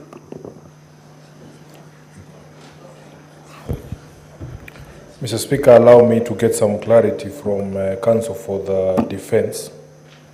Other than the date on page 137, which is the Hansard report, is it the contention of the defense, the Counsel for Governor, that this document is not a true reflection of what happened in the Assembly on the 29th of February 2024? Secondly, Mr. Speaker, on the same document I can see references at page 211 and 217 to Katwa Kigen, the same lawyer appearing before us. If he was present in the House, then he can clear one thing that I want to ask him. Mr. Speaker, he has told us here that the evidence of a non-gambler, somebody who participates in sports betting, is something to be taken with some circumspection. Let me put the question. Yes, at page 217 of the Hansard, I want to know if it is true this is what Katwa Kigen said. There's a paragraph at the top there where he says, or is reported to have been saying, Honorable members, I pray that you do take this view that a question of bribery is a question of choosing who to believe. Do you want to believe a 68-year-old retired man who has been friends with Dr. Monda for 32 years and saying this is not a bribe, or a young gentleman who is saying it is a bribe? I want Katwa Kigen to clarify whether indeed the evidence of a young man should also be taken with the same circumspection that he claims evidence from a gambler should be taken. I thank you, Mr. Speaker. Senior Counsel Katwa Kigen, respond to those questions by Senator Sifuna. My point, Honorable Senate, is that the Hansard has been manipulated. It is not an accurate representation of what happened in terms of if the events resulting in the adjournment were events of 21st, and I think it's actually supposed to have been 21st. Why would the report be headed the date of the argument, the defense, and the voting, when indeed it didn't happen on that day? All I'm saying is that when you look at that Hansard, it should enrich our argument that there is a certain strong force within the Assembly incorporating my good friend Honorable Siocha, who are very determined to have the Deputy Governor impeached and are prepared to manage the answered, because the answer is supposed to speak for itself. It's not supposed to be a document that you would come and say it has typographical errors. All I'm saying is that we have concerns about the way the Hansard was reported, and that is part of the malice against the Deputy Governor. On the issue of the arguments I made at page 217, I stand by them, and I intend to make the same arguments at the end of these proceedings. To say here is Mr. and Mrs. Misati. Mr. Misati is 68 years old, and his son who is 37 years old. This is not a case where anybody is coming to say there was a money, there was a forgery of a document. This is not a documentary evidence. This is a question of one word against the other. And what I was trying to tell the Assembly, and I'll be requesting this Senate to do, is to say to the extent to which this case entirely rests on whom to believe, we will pray that you choose to believe the father who is 68 years old, together with his wife, vis-a-vis what the son is saying. More so when it is aggravated by the point that the son says he was not present when the discussions were had and cannot say for a fact whether or not the money was discussed as being a bribe or it was a refund. Very well. You've answered the question. Thank you. Senior Counsel Carter. Senator Gloria Roba. Thank you, Speaker. I think I need a clarification from Senior Counsel. You have spoken about manipulation of the Hansard, and on separate references, you are also putting out a case that a procedure that should have been followed in the County Assembly was not followed. The clarification I'm seeking, Speaker, is, as senators today, are we here to listen to the technicalities that were not followed in the County Assembly or to execute the charges? Because why I'm asking this, Mr. Speaker, is if you go to the rules that you have given us, that we have in our standing orders of impeachment. Senator Gloria. On Rule 12. Senator Gloria. Yes. Ask your question. So my question is, and in respect that we are according to the institutions, maybe what I'm asking is for Senior Counsel to clarify that if indeed the argument of the process that was or was not followed in the County Assembly, if that is the argument, what does he expect the Senate, what is he expecting with that argument from the Senate? That we stop prosecuting the matter based on a technicality that he wants to highlight? Because for me, Mr. Speaker, I'm starting, we spent quite a long time on that issue, and I'm wondering whether he is arguing on the process so that we can stop the impeachment. Otherwise, I don't see it relevant. Question is made. Yes. Mr. Carter.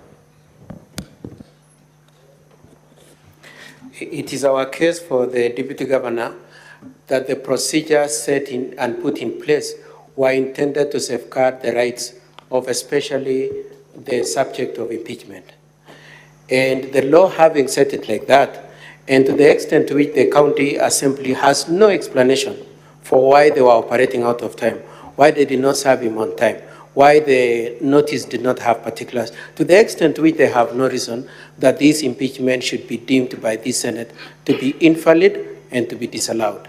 It is my view that in previous writings, it has been stated that if the impeachment already stands outside time, then it is invalid and should be thrown away. I'll be praying that you should not look at it as a question of technicality, but a question of substantive justice. And lastly, I will allow Senator Ben Siengo to seek any clarification. Thank you, Mr. Speaker. I'd like to seek clarification from the Council. When he was asking about the clips that were played, and he was asking on the audience, in public meetings, when a speaker is making speech, is it usual to focus on the audience or the speaker? When I looked at Mama Wamutura speaking, she was speaking from her heart, because this is something that is hurting her. And when I see a woman getting emotional, Senator Beth, Your question is made. Thank you, Mr. Speaker. Allow me to ask the second concern, to raise the second concern. Who runs the governor's bursary fund, and what is the role of the deputy governor on it? Thank you. The first question is directed to Senior Counsel Katwa. The second is the witness. It is our argument that the clips were manipulated. They were not products of public participation. If it was a product of public participation, you would definitely see people in the background. Because if it was intended to communicate to the Senate that indeed members of public made contributions to this subject of the impeachment, then surely it should have been possible to see members of public. And honorable senators, I said there are about 7 clips. About 5 of them is a single individual who has nobody in the background.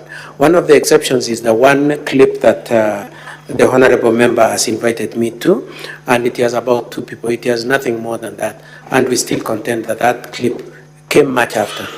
Lastly, if you look at page 21 to 54 being the public participation report in the county assembly report, there is nowhere where they say the clips were done.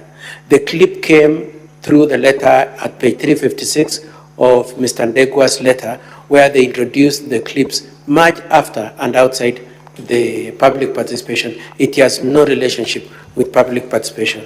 Thank you, honorable members. Thank you, Katwa. Mr. Witness, respond to the second question by Senator Beth Sengo.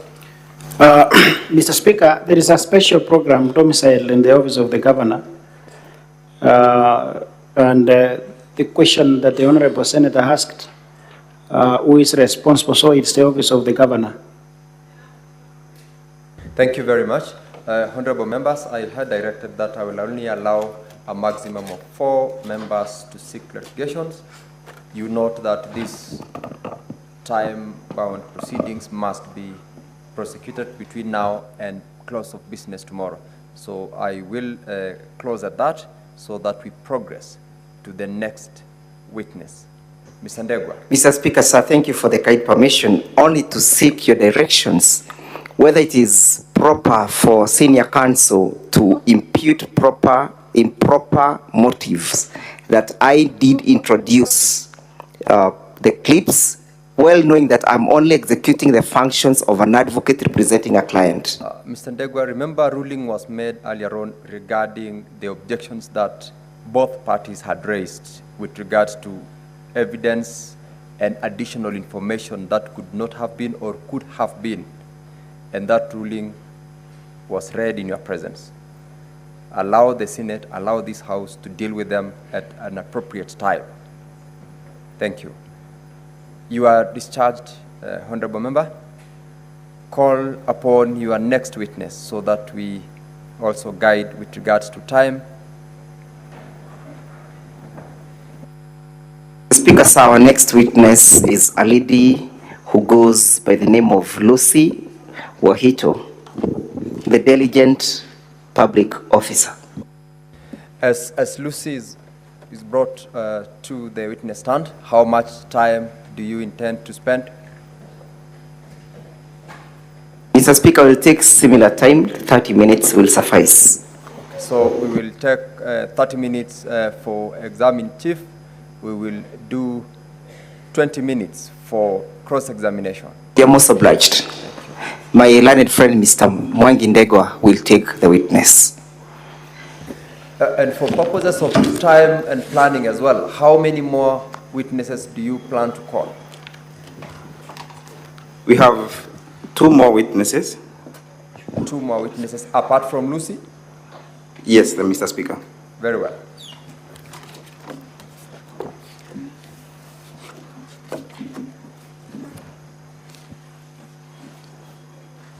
Yeah, you can swear her.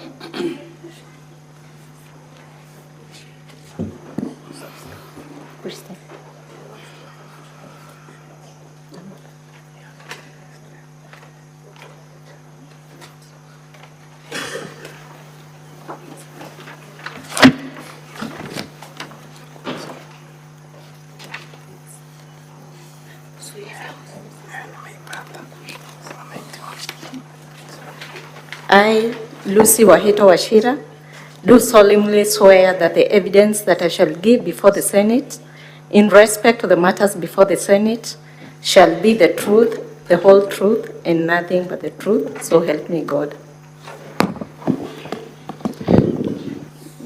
Good evening, Lucy. Evening, Chief.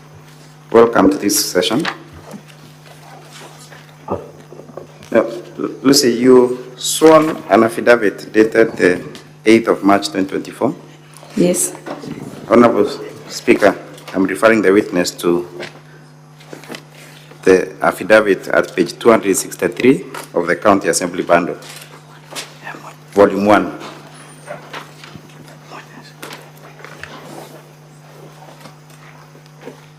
Page 263, Volume 1 of the County Assembly Bundle.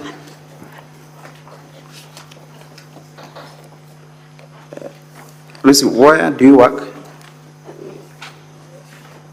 Sorry? Where do you work, Lucy? I work in Kisii Water Sanitation Company.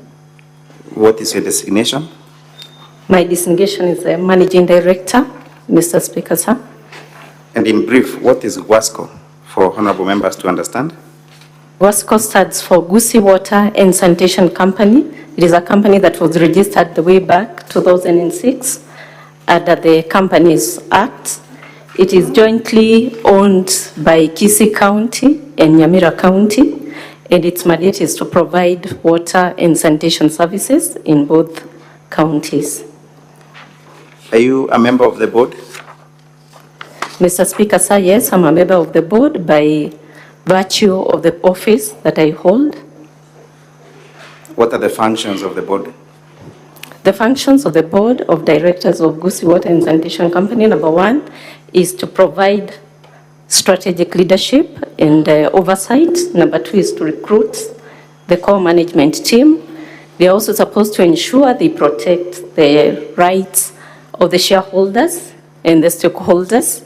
They're also supposed to approve the annual budgets and the policies, and being the supreme organ of the company, it is the main decision maker.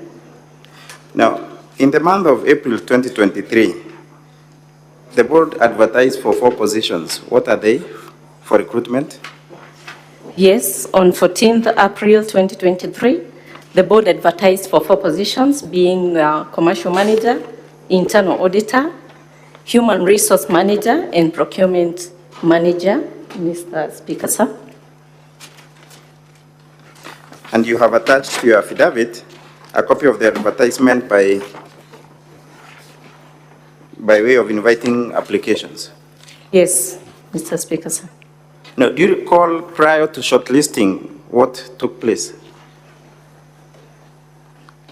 Yes, prior to shortlisting, Mr. Speaker, sir, I recall I was summoned by His Excellency, the Deputy Governor of Kisii County, Dr. Robert Onsare Monda, and I visited his office.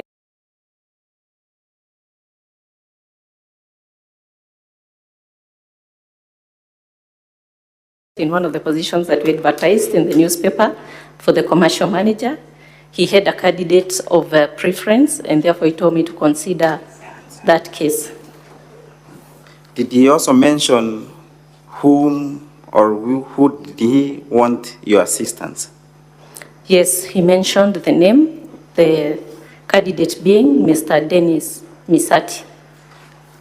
And did you also discuss anything else in that meeting where you were summoned?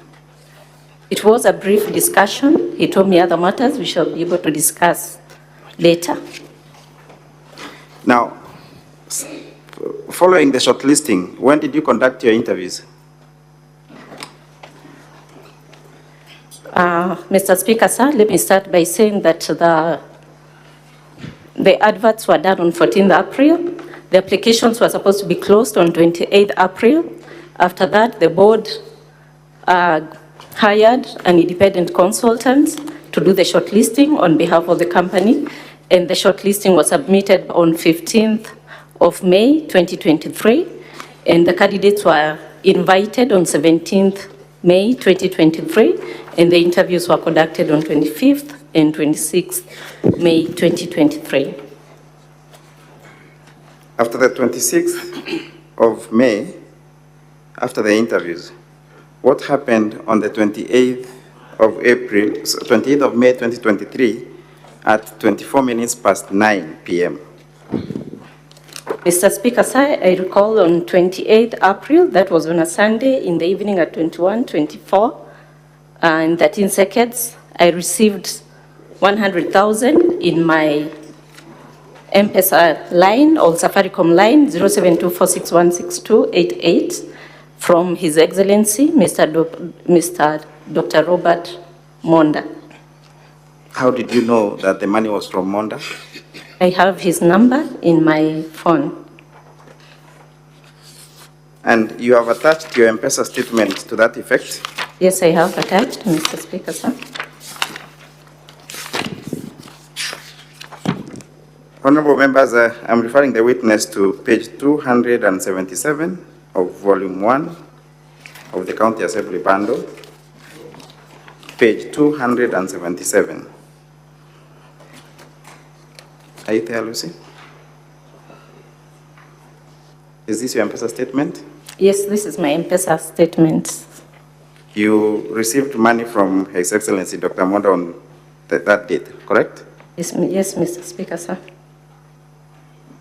It is his defense that this money was sent to you by error. Before I take you there, what happened after receiving the money? Did you call him immediately, or were you perplexed that you have received the money? I received the money at 21:24, and at that time I could not do anything. But the following day, on Monday morning, I called His Excellency Dr. Robert Monda, and I inquired what the money was supposed to be for, and he told me that he reminded me the conversations that we had earlier on in regards to the case that he wanted to be considered in the company of assisting one Mr. Dennis Misati. Is this the conversation you had with His Excellency Dr. Robert Monda in his office when he summoned you? When he summoned me, he told me other details will follow later. And so what does it mean other details will follow later to you? When I got the money, I thought, I just connected between the dots, and I thought maybe that is what he meant. Other details will follow later. So when we talked that morning, and I told him if the young man has qualified, he shall be considered, and therefore there's no need of trying to influence. I told him to reverse back the money that he had sent in my phone. You told him to reverse back on the 29th morning, correct? Yes, it was on 29th morning. In your experience, how long does it take to reverse a transaction? Oftentimes, once you reverse, it will take it's about 24 hours. And when did His Excellency reverse the transaction? It was not reversed. On the 29th after you spoke to him? Yes, Mr. Speaker, so it was not reversed on 29th. What step did you take following his refusal to reverse the money? On 30th, I waited for him to reverse. When it didn't happen on 30th at 4, I returned that money back. And why you took that a span of from 29th to 30th to reverse the money? Please tell us why you reversed the money or you returned the money to His Excellency on the 30th and not on 29th. Mr. Speaker, sir, why I did that, once I expected that if it was erroneously sent, I expected there's a message that we're supposed to send through Safaricom 456, and it's supposed to notify the sender immediately they have initiated the reversal. And that can take long. Therefore, I expected to receive that message from my end, and that is why it took the 24 hours to wait. Again, Mr. Speaker, sir, you realize that that Monday I was on transit. So the time that I reversed that money in the evening, it's after taking the whole day waiting to see whether I'll be able to see the message of reversal. So it is your evidence that there was a possibility that he could reverse the money while you also send back the money? Chances were. Now, I take you to your M-Pesa statement, Lucy. There has been By the way, Lucy, were you expecting that money? I was not expecting any money. I take you to the M-Pesa statement. There has been a pronouncement by learned counsel, senior counsel, that you actually received the money and utilized the money. On your M-Pesa statement at page 277 of the County Assembly bundle, honorable members, can you kindly explain the transactions following the receipt of the money and until 30th of May when you returned the money to His Excellency, the Deputy Governor? Mr. Speaker, sir, from my statement, I received money from His Excellency, Mr. Dr. Robert Monda, on 21, 24, 13. That was at night. The following day, on 29th, at 10:48, I have one of my employees, and I sent my employee 5,000. On the same day, that is 11:06, on 29th, I withdrew from my Equity Bulk account 5,000 to have the same back in my M-Pesa. On 29th May at 14:18, that was around 2, I withdrew from my cooperative bank 30,000. I was going for a meeting, and I sent the same amount of 28,000. On 29th at 14:18, the same time, I sent to the ticketing company 28,000, and therefore my account had a balance of 103. The same day when I was on transit, I had a person who I made some transaction to of 6,000, which gave me a balance of 97,299.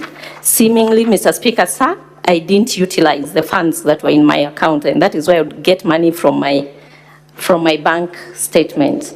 On 30th, if you look through that statement, on 30th May 2023, at 6:21, I was in Kenya Airports Authority. I paid 100 shillings for car park very early in the morning because I was taking a flight. And then once I was done with the meeting for the day, later in the evening at 16:15 on 30th May, I returned back that money of the 100,000 shillings. Mr. Speaker, sir, I never spent the money that had been sent on my phone. So, Lucy, do you also enjoy the services of Fuliza from Safaricom? Yes, I do. I'm a limit of 5,000, Mr. Speaker, sir. Did you also top it up to? Yes, Fuliza is more like money in my account. Correct. Now, Lucy, the Deputy Governor largely speaks in his Hansard at the County Assembly at page 191 of the County Assembly bundle, the third paragraph.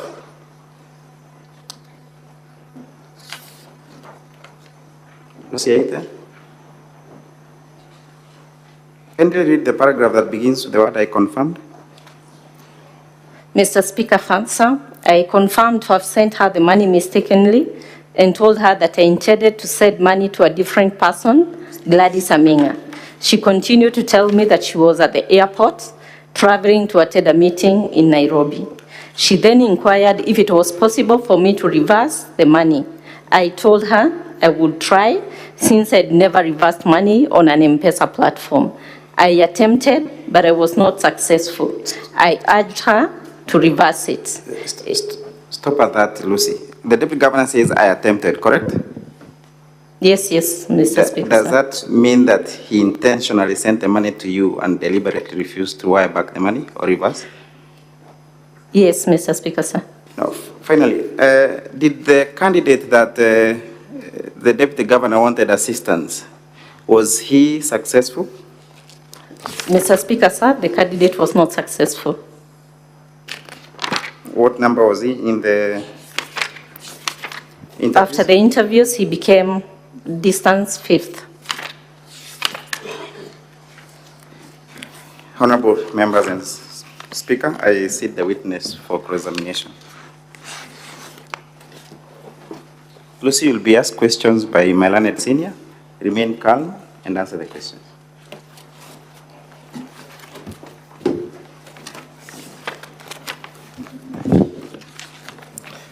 Good evening, Lucy. Good evening to you, sir. Yeah. Councillor Katwa. Now, Mr. Katwa. Yes, sir. Take note of your time. Considering the way the examination in chief has gone, I believe you'll be able to deal with cross-examination in the time that you've been allocated. I'll try my level best, Mr. Speaker, sir. Now,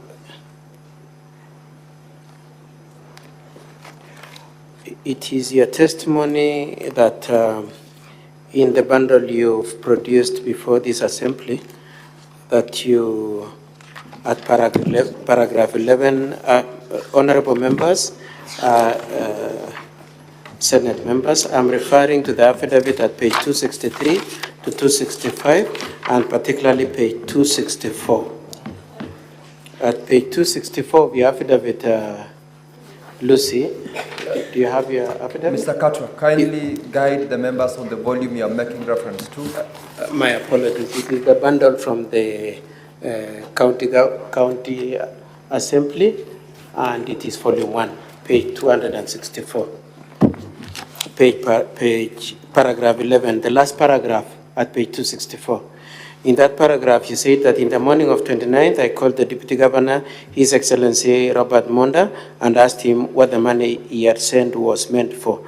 And from the telephone conversation, he reminded me of his previous request on the assistance in the recruitment of his preferred candidate, one Dennis Mokaya. I declined to be influenced and asked him to reverse the money. That's what you said in that paragraph. Yes, Mr. Speaker. Now, since this process started, has that always been your position? Has it always been your position that indeed he told you what the money was for? It has been my position. Okay. Even as way back as 8th of February? 8th of February, it made a statement which was slightly different from this. I didn't know it will get... Lucy, just answer my question. My question is the position you've taken at paragraph 11 the same position you've always held as way back as 8th of February? That has been the position. Okay. Now let's look at what you said on 8th of February at page 26.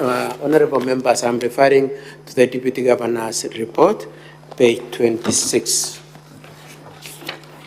At page 26 is your statement, isn't it?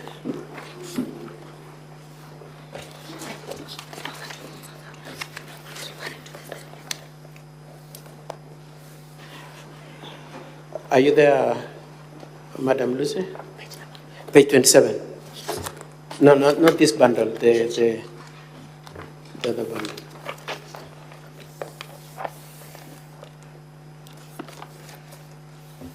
Yes, Mr. Speaker, I'm there. The third paragraph from the top, you said, on the morning of 29th, I called the Deputy Governor. This is the same call you are referring to at paragraph 11 of your affidavit, isn't it? This is not an affidavit. This was a statement. Sorry? This was a statement that I had made, Yes. that I saw an affidavit to state the facts. Which question are you answering? Page 27. Yes, so I'm just asking you, at paragraph 11 of your affidavit, you said you made a call on 29th, isn't it? For the purpose of this Senate, Just answer my Mr. Speaker, question. sir. Please just answer my question. At page 264 of the county government bundle, paragraph 11, you said you made a call on the 29th to the governor, isn't it? Yes, I did. Is this the same call you are referring to in your It is the statement? same at page call. 20? It's the same call? Yes. Okay. And you proceed to say, I called the deputy governor and asked him what the money was for. And what do you say on 8th of February is he answered you? In that statement, I'd said he kept quiet. In that statement, you had said he Yes. had kept quiet. And you saw the defense that the deputy governor made in the county assembly, isn't it? Yes. And you know that he made a big issue of the point that when you called him, he did not say the money was a bribe, rather he kept quiet. You know, he took advantage of that point you made in that statement. Mr. Speaker, sir, I wish to clarify that I have sworn an affidavit, and that is what I'll stick with. Lucy, we are not competing. I'm asking you questions. Madam Lucy. Yes, Mr. Speaker, sir. I want to guide you, Katwa. Yes, sir. I want to guide the witness. Answer the question in the interest of time, as and when you've been asked. If you don't know the answer, say no, yes. Do not entertain arguments. So, Lucy, Thank you, Mr. Speaker, sir. Thank you, Mr. Speaker.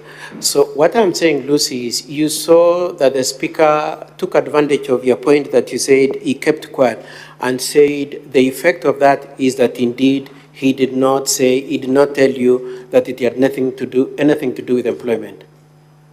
You saw that in his defense at the County Assembly.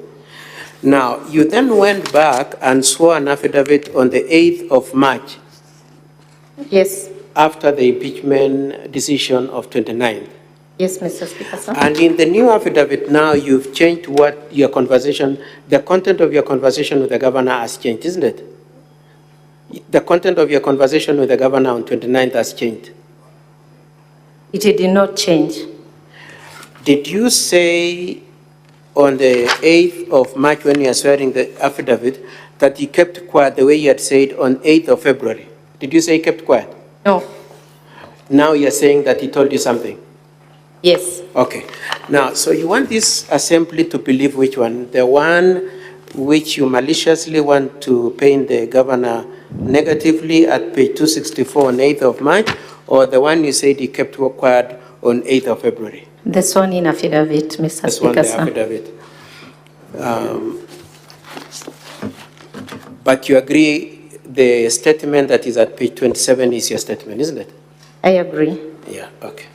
Now, let's talk about the M-Pesa that you received. You said you received the M-Pesa at, on the 28th, isn't it? Yes. It is true that after you received the M-Pesa, you did not call him until the next day. Yes, it was late at night.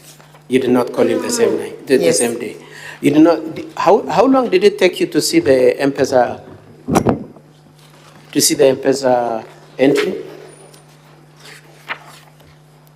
I saw it immediately. Sorry, in there? I saw the M-Pesa said on 28th May 2023 at 21:24. You saw it just around the time he had sent it? Yes. Okay. And why didn't you call him when you saw it? That was 21:24. I wouldn't have called His Excellency at that particular time. It was at night. But he had just sent you the money, isn't it? He had just sent you the money, isn't it? Yes, he had just sent the money. But you chose not to call him at that time until the next day, 29. Yes, I didn't call that night. Now, may I ask you, what time did you call him on the 29th? On 29th, I called him in the morning. What time? That can be around 8 or 9. Around 8 or 9. And according to you, you told him to reverse, isn't it? You suggested to him to reverse the amount. I inquired what was the purpose of that money. And then you told him to reverse. After he reminded me what it was meant for, I requested him to reverse. You requested because it him was to reverse. Now, when you are requesting him to reverse, you could also have sent it back, isn't it? Sorry? You could have sent back the money also, isn't it? That 29th. Yes, I could have. You could have, but you didn't. Okay. Now let's look at your M-Pesa at page 277. So you say you called him between 8 and 9. That's what you said? Yes, Mr. Speaker, sir. It is true that at 10 o'clock you used that money from him, isn't it? The amount in my M-Pesa statement was 101,459. I spent 5,000 at 10:48. Yes. At 11:06, I transferred 5,000 from my I will ask you the account. question again. I'll ask you the question again, Lucy. Is it true that whereas you say you called him between 8 and 9, you actually spent the money that he had sent to you at 10:48? I can say that I spent the money that he sent to me. So let's look at it. You received from him 100,000, isn't it? On the 28th? I agree. And your balance comes to 101, isn't it? Yes. And when you spend the 5,000 at 10 o'clock, your money reduces to 96,000, isn't it? I have a fuliza limit of 5,000, so I can spend. I will ask you again. It is true that when you spend the money from Dr. Monda at 10 o'clock, your balance came to 96,000 on the face of the M-Pesa report. Yes, I spent 5,000, but I want to clarify that I have a fuliza limit of 5,000. Well, after you had spent the 5,000, the consequence was that even if you wanted to reverse, it wouldn't have been possible, isn't it? The amount, the limit was already below. Now that I had requested him to reverse, I wouldn't have reversed. No, I'm saying, so by 10 o'clock, the amount you have on your M-Pesa is less than the 100,000 you're telling him to reverse. Yes, Mr. Speaker, sir, by 10:48, I had 96,404. 11:06, Now, I had 101,404. Again, I'll remind you, I'm the one asking you questions. It is also true that between 1528 and 1815, your balance is less than 100,000, isn't it? Come again? Between 1828 and 1815, sorry, 1528 and 1815, the amount is less than 100,000. The balance in your account is less than 100,000, isn't it? Yes, Mr. Speaker, sir. That's true. Okay. Now, you said the interviews were conducted on the 15th, isn't it? The interviews were conducted on 25th May and 26th May, 2023. Sorry? The interviews were conducted? On 25th May and 26th May, 2023, Mr. Could you Speaker, look sir. at could you look at page 27 of the Deputy Governor's bundle? Page 27.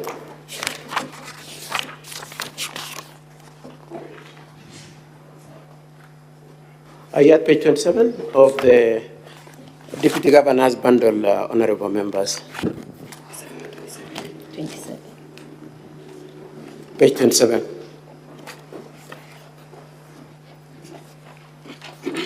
Page 27.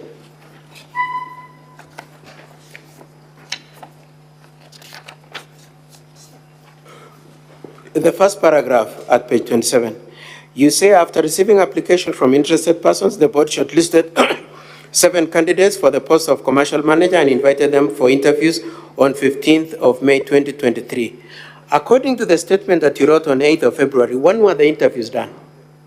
25th and 26th of May 2020. Is that what you've said in your statement of 8th? This was invitation. That is when they were sent for messages. Could you read it yourself, Lucy?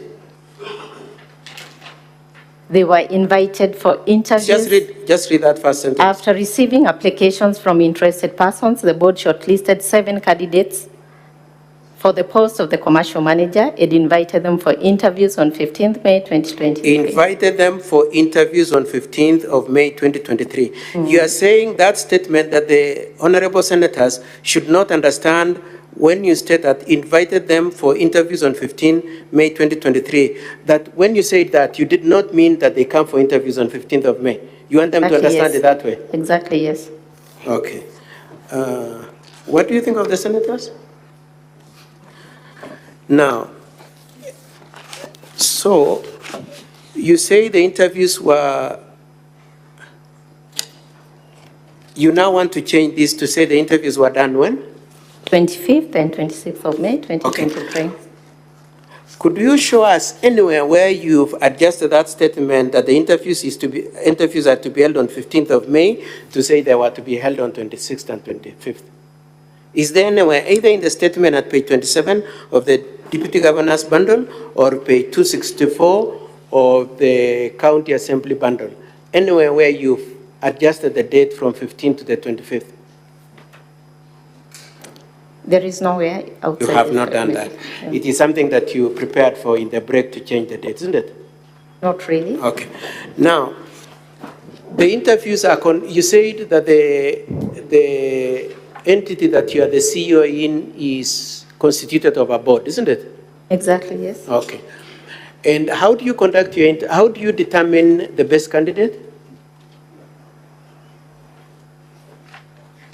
They are ranked, Mr. Speaker, sir.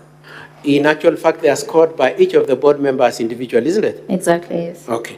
So, for purposes of argument, if it were to be that the interviews were done on 15th of May, or in alternative, even if we were to say it was done either on the 25th or 26th, it would be the case that the best candidate would be determined by aggregation of the scores by each of the board members, isn't it? Mm-hmm. Isn't it? Yes, Mr. Speaker, sir. Council Katwa Kigen, So, yes. you have 5 minutes.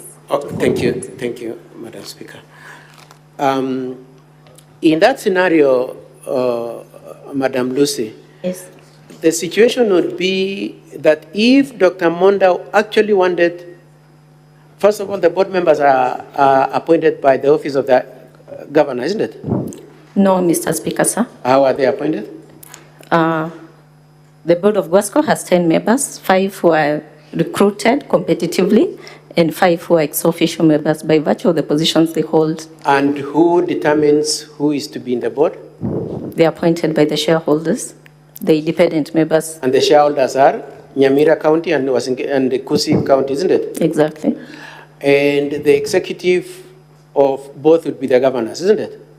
The CCM, finance, and water for both counties. And ultimately to the governor, isn't it? Ultimately, the answerable to the governor, isn't it? Yes, Mr. Speaker, sir. Thank you very much. And so if Dr. Monda really wanted the job, the people you would be speaking to would be the board members, isn't it? Who would be scoring? Yes, the board members. That would have been more effective. Thank you.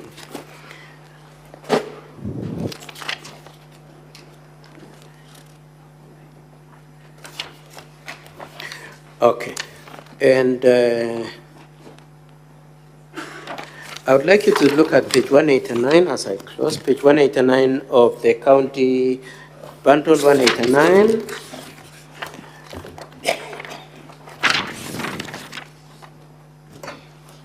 And I'll leave that question. Madam Speaker, if you allow me the remaining about 2 minutes for my colleague to just ask 1 or 2 questions, please. You may proceed.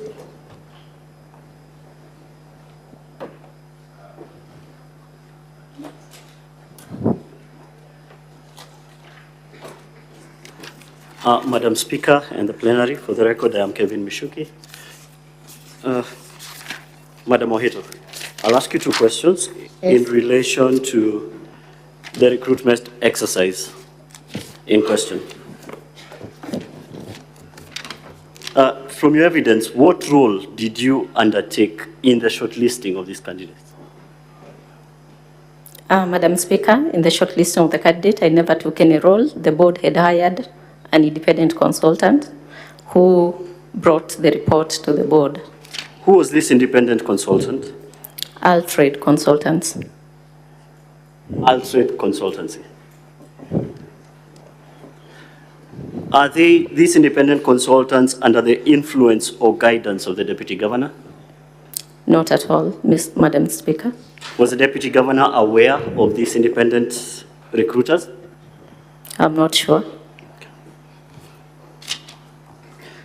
So, given your evidence that he was trying to influence this recruitment, how would he be certain that Dennis would be shortlisted for the interviews?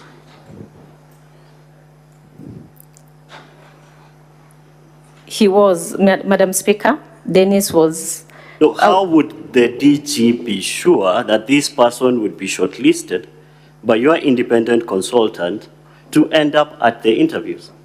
By virtue of his qualifications. By virtue of his qualifications. Okay. You went through the qualifications of all the candidates who applied for the job? I didn't go through. Okay, so can you be certain that he had the best qualifications of everyone who had applied? Out of the list that was submitted by the Alfred... No, of everyone who applied before shortlisting. The document that was submitted to the board had all the list of the candidates who had applied, besides not only the commercial manager, but all the other positions and their qualifications. And he was shortlisted because he had qualified. By the independent consultants? Exactly, yes. who the DG does not control or influence? Yes, he doesn't. Okay. Thank you. That is all. Thank you, Madam Speaker. Thank you, Madam White. Thank you, Council.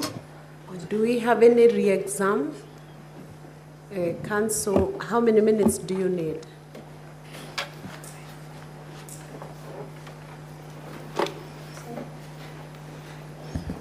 Can you make the re-exam 5 minutes? Can you condense it? I will try. Try and condense it. Madam Speaker, Ms. Munyoki, and I'm going to re-examine the witness. Madam Lucy, how many statements or affidavits did you make? I made one affidavit, Madam Speaker, and one statement. Were you also summoned by EACC? Yes, I was summoned by EACC and I made an elaborate statement at the EACC. So what did you submit at EACC? What did you prepare? Was it a statement or affidavit? A statement at EACC, Madam Speaker.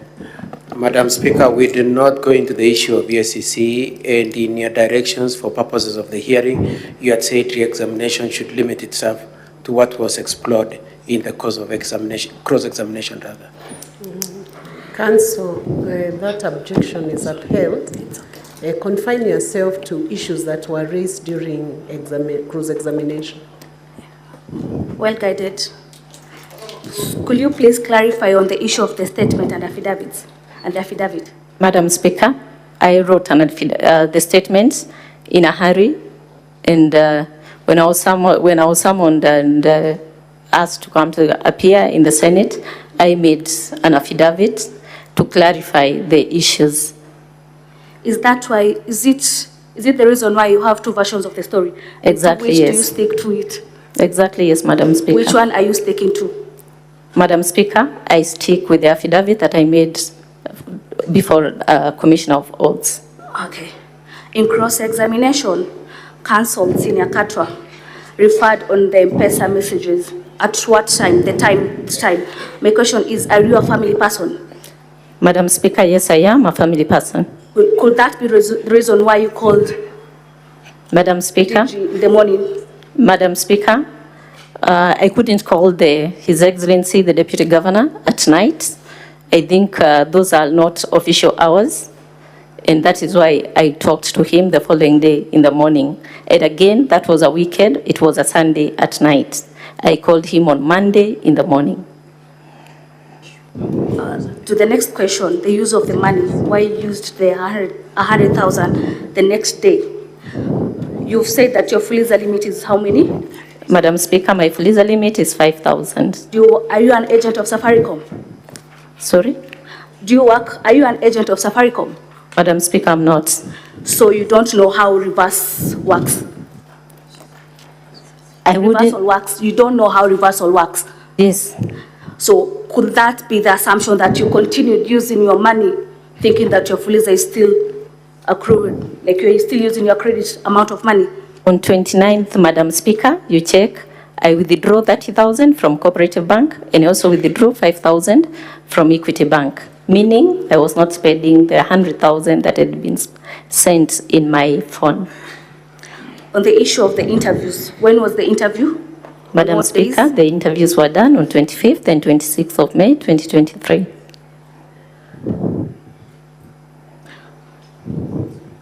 You said that you guys outsourced a party. Does the board have an influence on who the Alfred, you said it's called? Alfred Consultants. Yes. Do you have a direct as the board members? The board does not have control. That is among the list of the pre-qualified consultants in the company. Could you please explain to the House how the process happens from the shortlisting to the recruitment? Madam Speaker, after the applications were submitted to the Office of the Managing Director on 28th, it was closed, and the consultant was given the database to go and look through from the long list and come up with a short list within a period of 7 days. And then that is when he submitted the list to the Board of Directors on 15th of May, 2023. And at what point do you communicate on the interviews?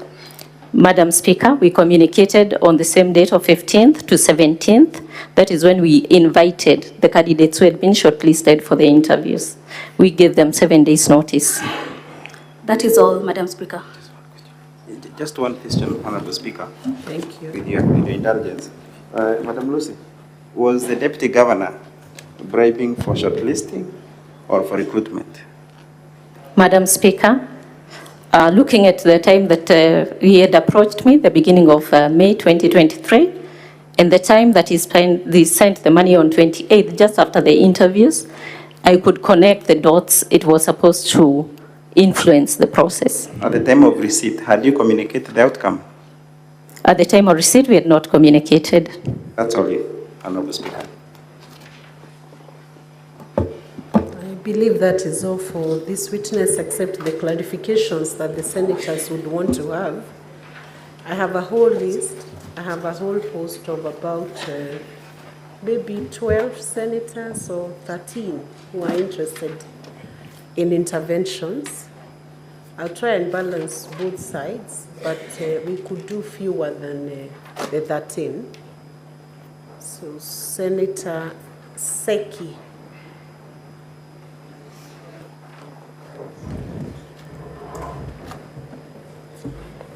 Thank you, Madam Speaker. Just to the witness, I'll just go direct to the point. What is the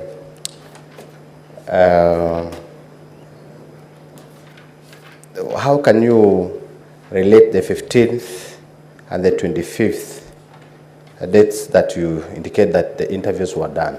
How can you explain these two dates that are coming in your statements and the presentation from the legal counsel? Thank you, Madam Speaker. 15th is when Altrade Consultants submitted the report, and in the short listing at the bottom, the date of 15th is written, 15th of May 2023, and that is why it has caused some confusion because it is already there in the list of shortlisted candidates. It is the day that we received the report from the consultants. Senator Betty Montet. Thank you, Madam Speaker. Madam Speaker, I would want Madam Lucy maybe to tell this House, this job which was being facilitated with that amount of money, what was the gross, or what is the gross salary the successful applicant was expected to get or was to get? Thank you, Madam Speaker. The gross salary for that position, and being grade 2 as in the grading structure of the company, the organo structure, that job has a gross salary of about 200,000 shillings. Senator Karungo Thangwa.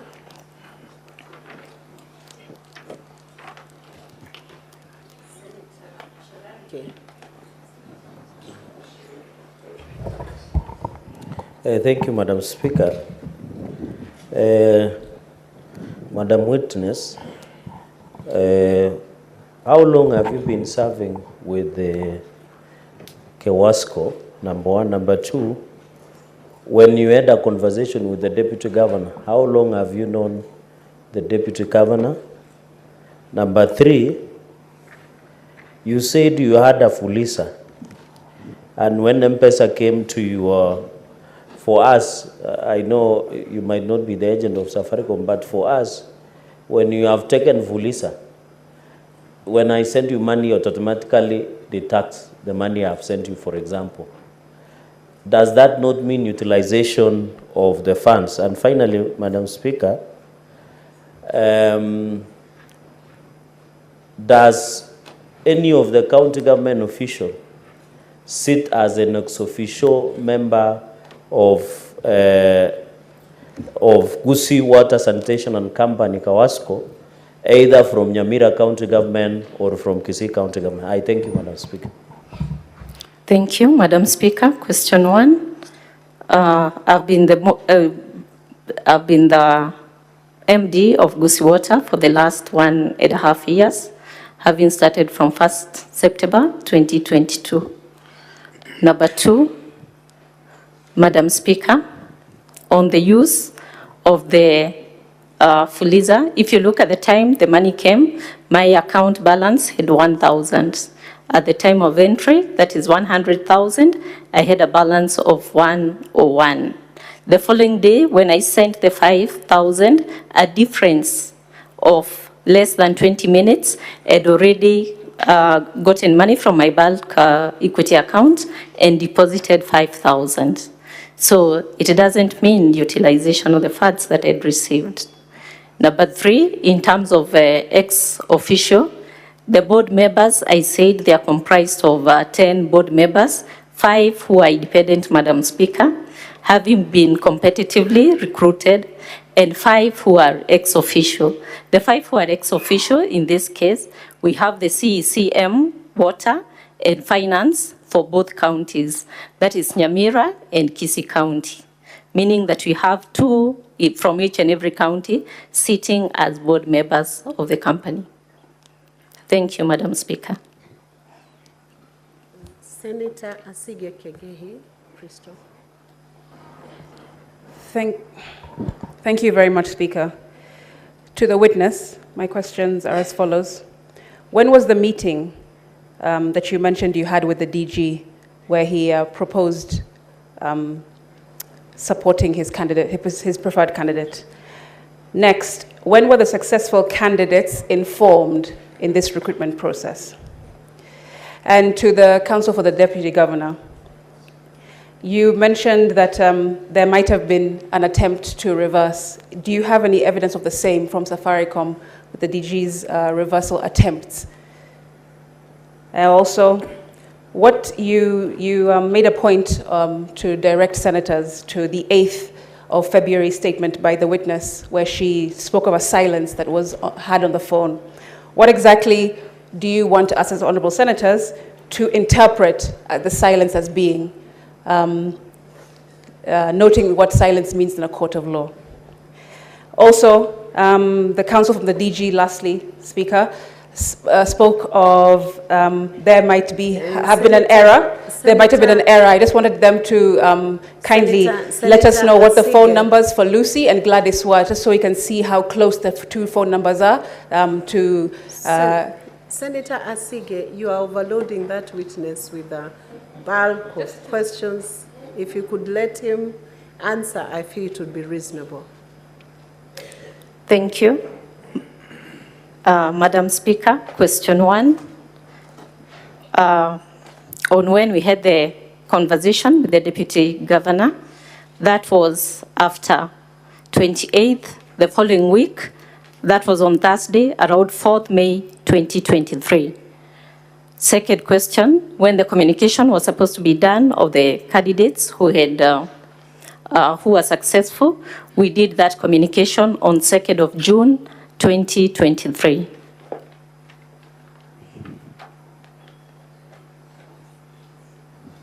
Senator Mutinda Tabitha.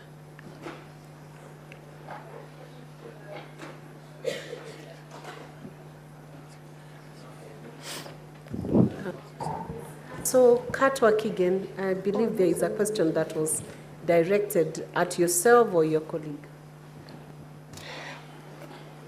Honorable Senators, the instructions I have is that ordinarily when you make an attempt at reversal, it doesn't show on your M-Pesa. So in terms of document we can show for the attempt to reverse, we do not have that. On the question of silence as captured in the letter, in the statement of 8th of February, our position that whereas the witness said the Deputy Governor kept quiet, in our affidavit in response to that contention, we've said indeed the Deputy Governor did not keep quiet, but informed the witness that that money was meant to have been sent to somebody by the name Gladys Aminga, and that it was a mistake to have been sent to Lucy. It was intended for Gladys. And in our bundle, we have shown how we have saved the two names next to each other and which led to that mistake. I hope I have answered the question. Senator Tabitha. Tasifuna, your chance is coming, so hold it. Thank you, Madam Speaker. Just very brief questions. For how long have you known the DG, and how has your work relation been with him since you've been the MD for the last 1.5 years in the institution that you work?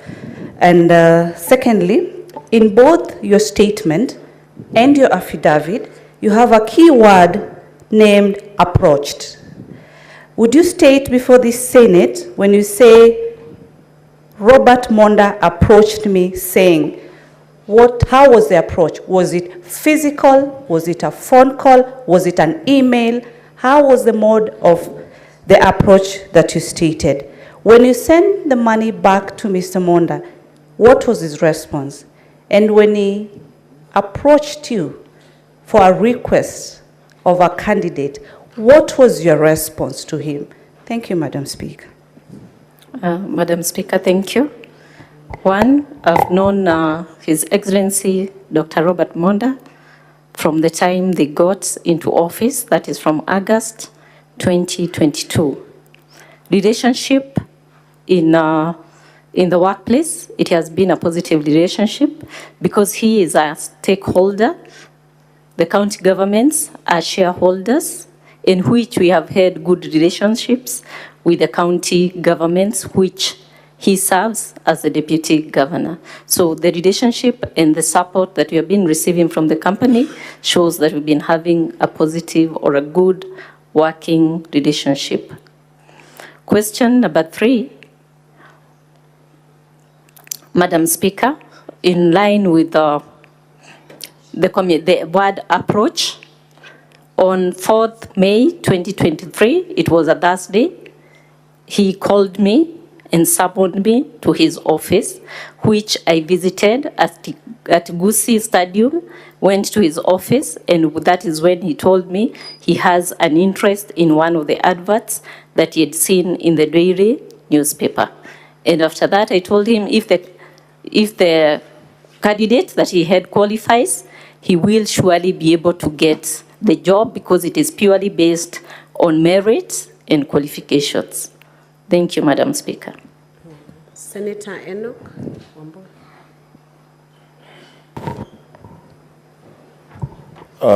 Thank you, Madam Speaker. Just 2 questions, quick ones. Madam Lucy, did you have any other cash transactions with the Deputy Governor before 28? Have you dealt money with him before you received this M-Pesa from his account? And secondly, when you called him on 29th about the money that you received on 28th, did he tell you explicitly that this money was meant to influence your decision on the job in question? I thank you, Madam Speaker. Madam Speaker, thank you.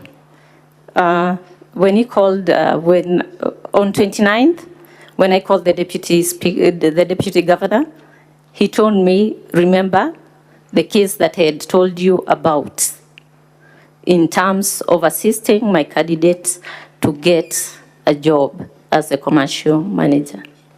And I told him there is no need of sending money because the criteria is purely based on merit. Kindly reverse the money. Thank you, Madam Speaker. First question. Sorry? Did you answer the first question? Sorry, Madam Speaker, maybe I didn't catch that up. For her. The first question was, did you have any cash transactions, any cash business between yourself and the DG before 28 when you received money through M-Pesa from him? Thank you, Madam Speaker. We have never had any cash transaction between my between me and the deputy governor.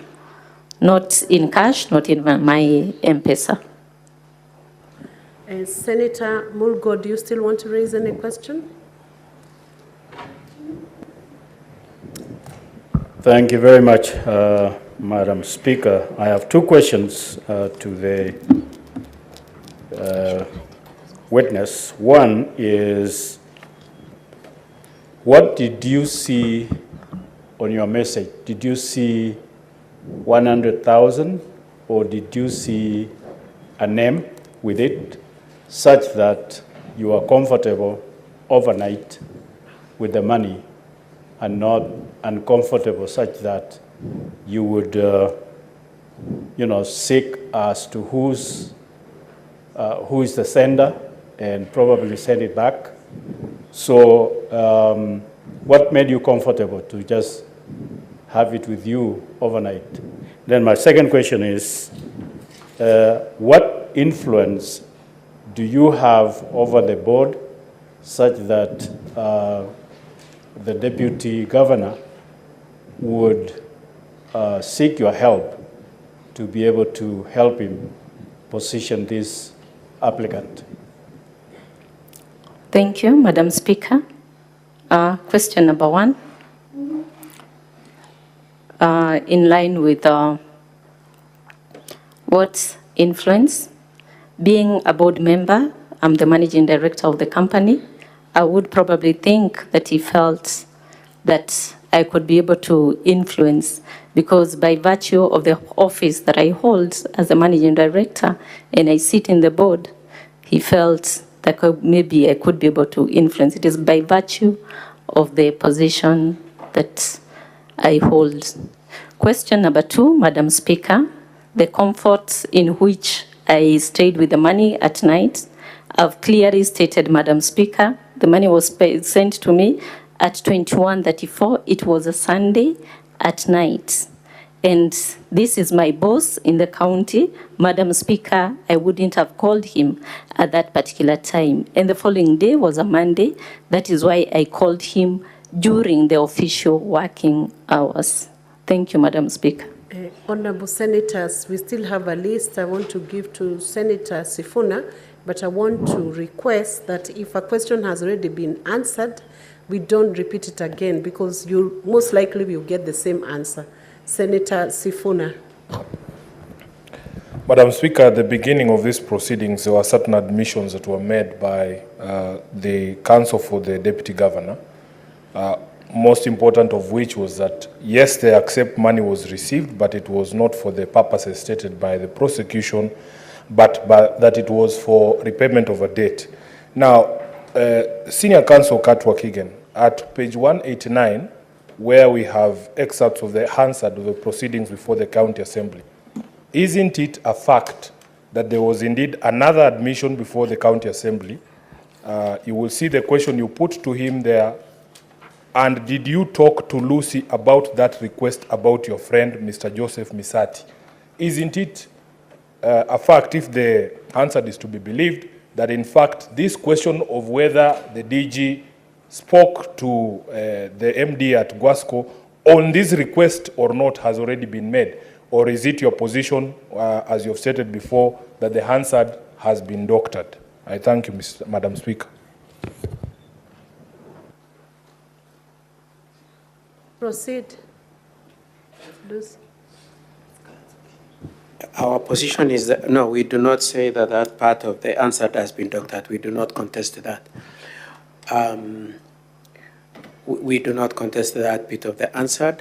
We are saying that the money was erroneously sent to Lucy. It was meant to be sent to Gladys. The conversation. It is also true, it is our position that we contest the position taken by Lucy that she was summoned. It is our position that they met casually, and the deputy governor said in passing that a friend of mine's son has applied, and that Lucy in response said exactly what she has said now, that if he qualifies, well and good, and nothing else, nothing beyond that casual comment, and that the issue of being someone is untrue. And the Deputy Governor will testify to that tomorrow. Thank you, Council. Senator Gloria, and I will have to make a decision whether we proceed on or, okay. Madam Speaker, I'll be very brief, and thank you, Lucy, for keeping calm. I want to ask this question because a lot of, there is some gray areas. You are referencing that you did not make the phone call because it was 9:34 on a Sunday night. And the assumption is that you do not speak to your bosses or anyone within work past certain hours.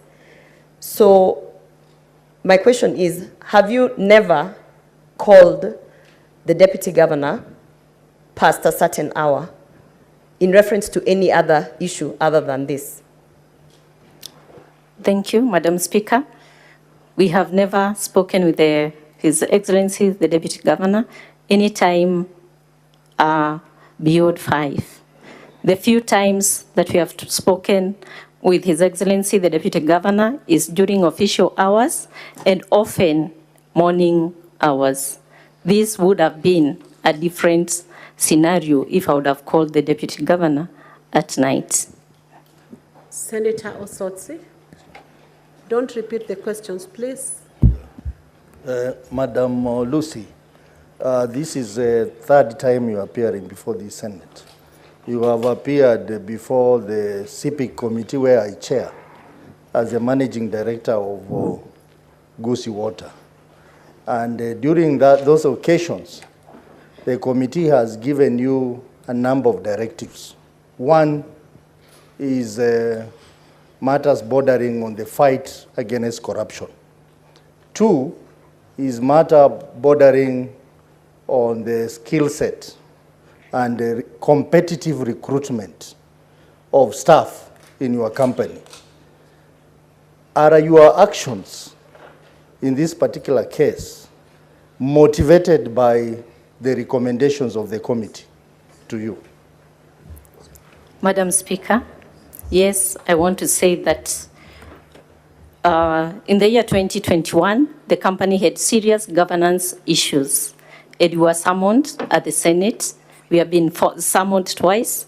And I want to say that through the support of this Senate and the recommendations that he has been able to do, that the company took that seriously, the shareholders took that seriously, and put in place the proper governance structures of the company. And through those proper governance structures, the company has really made tremendous steps towards positive progress, improvement, and corporate image of the company has been able to change. And therefore, this process, one, the company, through the board of directors, and even through the shareholders, number one, matters to do with corruption, the company would not have entertained that. Number two, in terms of skill set, the company was set to get the right skills for the right positions so that we can be able to improve the performance of the company. Thank you, Madam Speaker. Senator Chute, you take under 1 minute to ask your question, and then maybe at 9:10 we move on to the next witness. Thank you, Madam Speaker. Madam Speaker, this House is House of Records and Facts. Madam Speaker, Madam Lucy, on a statement of 8th February 2024, she indicated very clearly that let me read this part. After receiving applications from interested persons, the board shortlisted candidates for the post of commercial manager and invited them for interviews on 15th May 2023. And she went on and gave time for people like Boyani Ongera, 10 a.m., and also Mercy Vati, 10:30. So, Madam Speaker, what I don't understand is this. In her witness statement, it says she invited these people on 15th. And she went on and said they are supposed to come on 25th and 26th. I want a clarification there. Madam Speaker, I also wanted to know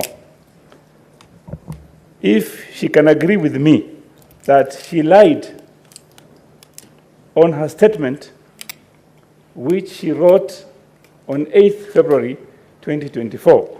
And the same on she had an affidavit dated 8th March 2024.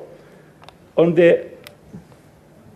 the statement of 8th February, she said the Honorable Deputy Governor kept quiet. How can she forget?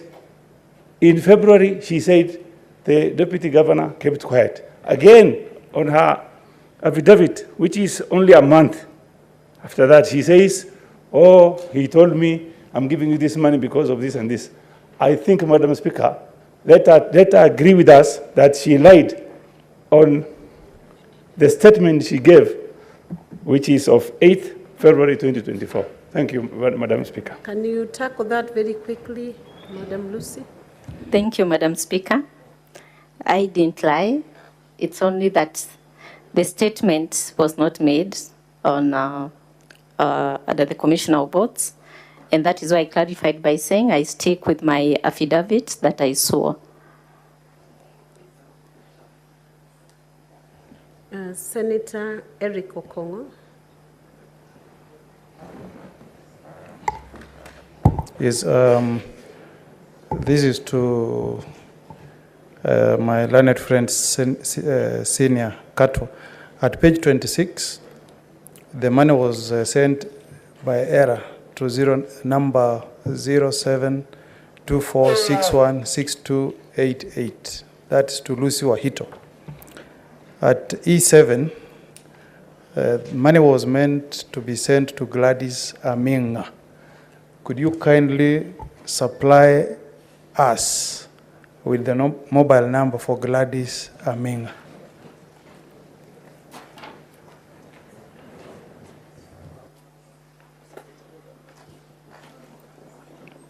Council, take that.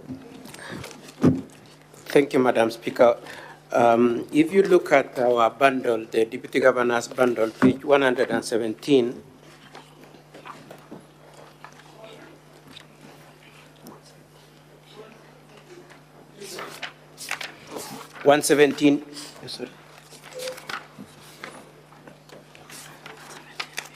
yes, 117B, page 117B.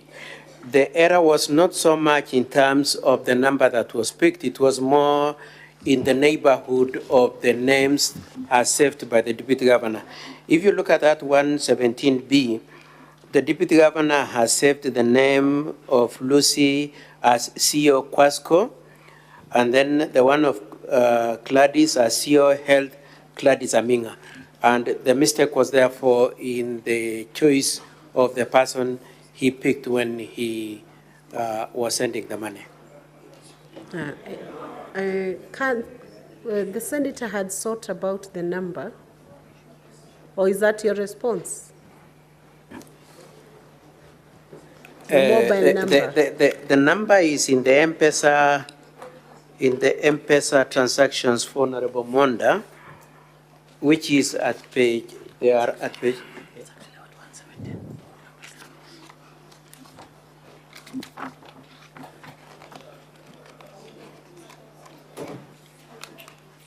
Allow Council to respond.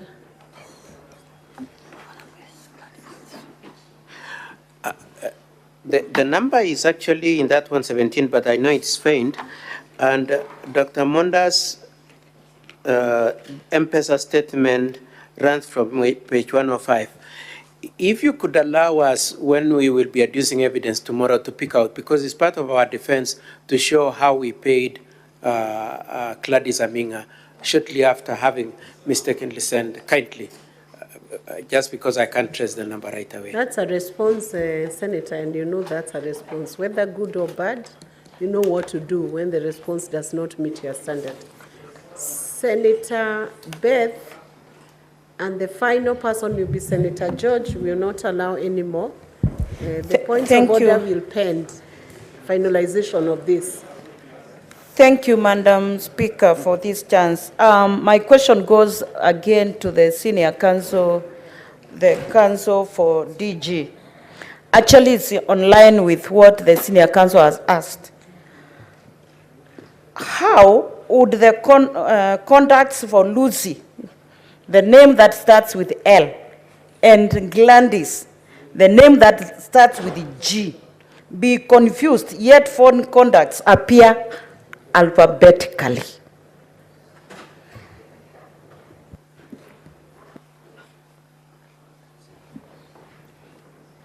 Is the question directed to council? And we beyond saying that at page 117 we've shown 117B we've shown how we have saved the names in a serial order of CEO Gladys, CEO Lucy, and that the name of Lucy and Gladys are next to each other. That is the most we can do in terms of answering the question of how the mistake happened. And I think that is the most I can say. I would like, with your permission, Madam Speaker, to answer the question by Honorable Senior Counsel Mogeni. The number of Gladys Aminga is 0727 455 843. 0727 455 843. Senator Bugwa, and that's the final question before we leave this witness. You will hold that, Senator Chute, until we finalize what I have given direction, so you will wait, please. Thank you, Madam Speaker. I'll be very brief. Madam Lucy, I would want a clarification from you. By the time you advertised for this position, were you aware that there was a court order which had declared this position null and void, and they had advised that you stop the recruitment process? I would also want you to tell this Honorable House whether it is true that around the same time, the salary of the managing director was increased from 133,000 to 510,000, whether it is true, and if it is true, what necessitated that FTA increase for that one position? Thank you. Madam Speaker, thank you. The two statements, Madam Speaker, they are not true. There was no court case that quashed the adverts that had been made on 14th April 2023. Number two, the salary of the managing director was not increased from 100 to 510 within that period. If there was a salary, the managing director was given the salary by the board of directors at the time of appointment.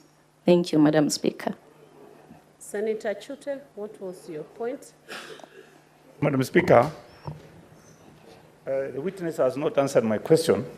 My first question was, in her statement of the 8th of February, the statement was, invitation was... I believe she can remember that question. Yes. Lucy, can you clarify in under half a minute that question that was initially asked about your two statements? Madam Speaker, thank you. The first statement I made in a hurry, and it was not before a commissioner of oaths. And that is why I said I stick with the affidavit that I made before the commissioner of oaths. Thank you, Madam Speaker. So I believe this is all for this witness. Counsel for the county. Yes.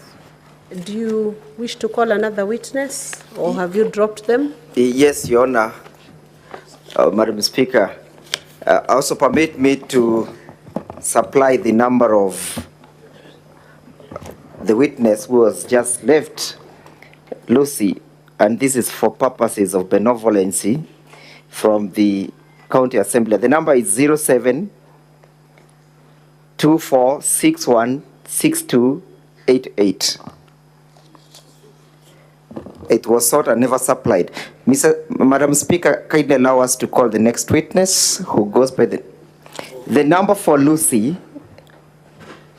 is 07 Lucy is the witness, I The believe, witness. who's just finished. That's correct, Madam Speaker. 0724. I believe, senators, I believe it's okay. That number is already in the documents.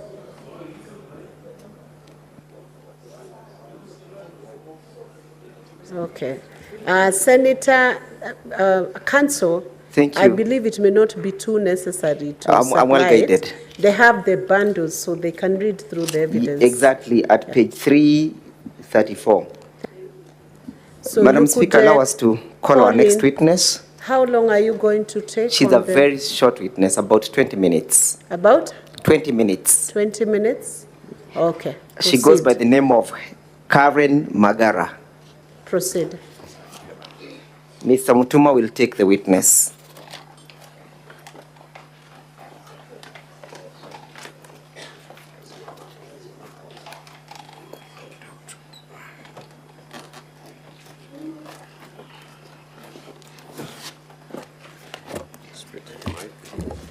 Council Katwa Kigen, how long will you need for cross-examination?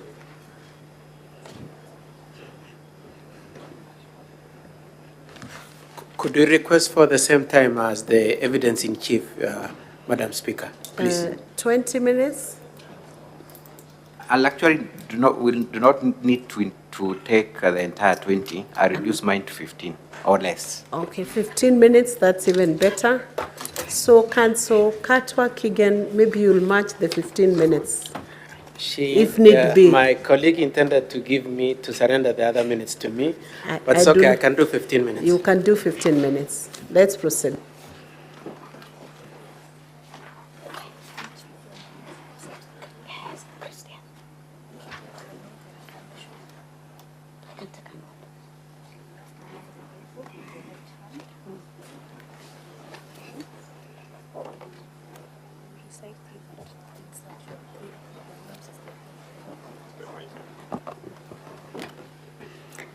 I, Karen Magara, do solemnly swear that the evidence that I shall give before this Senate in respect of the matters before the Senate shall be the truth, the whole truth, and nothing but the truth. So help me God. Good evening, Honorable Karen. Good evening. For record purposes, kindly repeat your name. Tell us what you do for a living and where you come from. My name is Karen Magara. I am a nominated MCA in the Kisii County Assembly, representing special interest. So being a member of the County Assembly of Kisii, you are aware and familiar with the issue at hand, right? Yes. You are also the seconder in the motion for impeachment of the Deputy Governor, correct? Yes, Madam Speaker. Thank you. I want to cross-examine, rather to lead you on two issues. One is on the issue of public participation, and then briefly on your interaction with the witnesses in this matter. So on public participation, did you witness how public participation was conducted within Kisii County? Honorable Madam Speaker, being a special elect, I had an opportunity not only to go to one ward, but to just do a sampling kind of exercise during the public participation. And indeed, it was a demonstration that what was going on, so many issues came up in that public participation. So I did witness the public participation, on Madam Speaker. How did the public submit their views? In what form? Was it written? Was it memoranda? How were their views collected and submitted? The public participation had various forms of giving their views. One, by participation in a group. Others opted to take secret recording because they felt some of their issues were personal. Some wrote a memoranda to the assembly through the clerk, and this was being done on 26th of that, which was on Monday. Thank you. You've heard from the defense counsel alleged that some of those videos were cooked and that they were never recorded at the venue of the public participation. What would you say about that? Madam Speaker, I want to emphasize the point that when we were the public participation is being done, it may not necessarily find one person in the ward. Remember, we have different divisions. Public participation can be in Tabaka ward, but the person from Tabaka ward could be working in Nyamarambe, for example, which is in Bogetenga ward. So where they were being found was where they were giving their views. It was not restrained to the ward that you come from. Thank you. The videos that were played today, did you have an occasion to witness any of those recordings being taken? Some of them, yes, I did, Madam Speaker. And you point us to one of them that you had at the occasion of being present when it was recorded? One that was very touching was when I witnessed an old mzee talking about being told to sell a property of land worth 14 acres. And they had a transaction with His Excellency, the Deputy Governor. And that in the midway, the transaction did not end well. And then the Deputy Governor was asking for a refund. Another one was an old woman, and not really an old woman, but a woman who clearly demonstrated that she is selling, she was selling, I think, motura.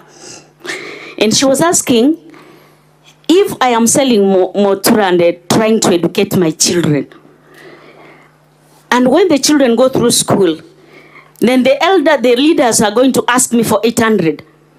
Where am I going to raise the 800 from? That, Madam Speaker, touched me. You've also had an allegation tabled by the defense team that the governor was involved through the use of sub-county admin and ward admin in the public participation process. What would your answer be? That is absolutely not true. We have separation of powers. Madam Speaker, you are aware that even when we have public participation for the budget appropriation, the executive does its public participation and the assembly also does its public participation. This particular public participation was originated from the assembly. Madam Speaker, there is no way that the executive could have been allowed to carry this public participation. So it is not true. And in instances where the event was to take place at the sub-county headquarters, isn't it natural that the sub-county admin would usher in the guest? Is that the position? Yes, they could usher in because mostly sometimes when it is done, Madam Speaker, in the headquarters, sometimes we allow, they are told to arrange for the public participation. The arrangement is bring the chairs, allow us to use this facility. Then when the public participation ends, that after they have organized where the public participation is, if it is for the assembly, their engagement ends there. Thank you. To my last limb of this questioning, did you have an opportunity to interact with the allegations in the notice of motion for impeachment and conduct your own investigations on the allegations? And if so, what was the nature of your interaction with? Yes, Madam Speaker, I had an opportunity to engage and do my own investigations. This is after the Honorable Siocha requested me to second the motion. And voluntarily, because I represent special interest, I decided first of all to familiarize myself with the issues. Is it true that what they are saying is correct?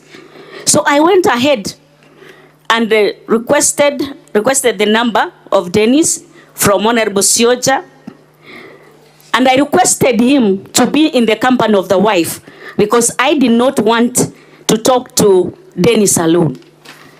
They made arrangements and we did meet in town.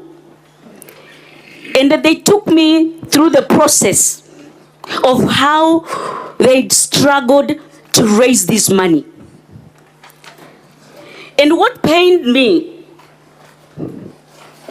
Madam Speaker, is that the lady was expectant after struggling for 12 years.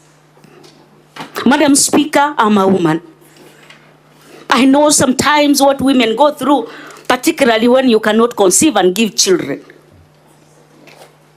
And the lady Nyaboke sat narrating how they had even to separate shortly with the husband because she couldn't contain whatever that she was going through. This gave me a motivation, and I thought to myself, being a woman, representing youth, representing people living with disability, I had to rise to the occasion. And I said, I am truly going to take it upon myself to second this motion. Whatever that Dennis went through with the wife, I am standing here as a woman, Madam Speaker, painfully explaining an MCA earns 86,000. And I asked myself, as MCAs were struggling to take our children to school, then somebody asked me to give 800,000. How long, Madam Speaker, will I save to give a bribe of 800,000? That, for me, touched me. Even when I was contributing to this motion in the House, Honorable Madam Speaker, I said I don't want to talk about the law. I want to speak to the morals. Where is our society now, Honorable Madam Speaker? I earn 86,000. Somebody tells me to give 800,000. From where? That pained me, Madam Speaker. And I did voluntarily walk. Promised to walk with them this journey.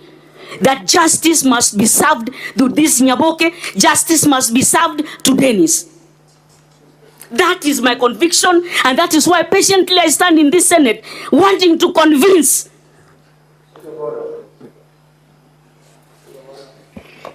What's your point of order, Senator Karungo?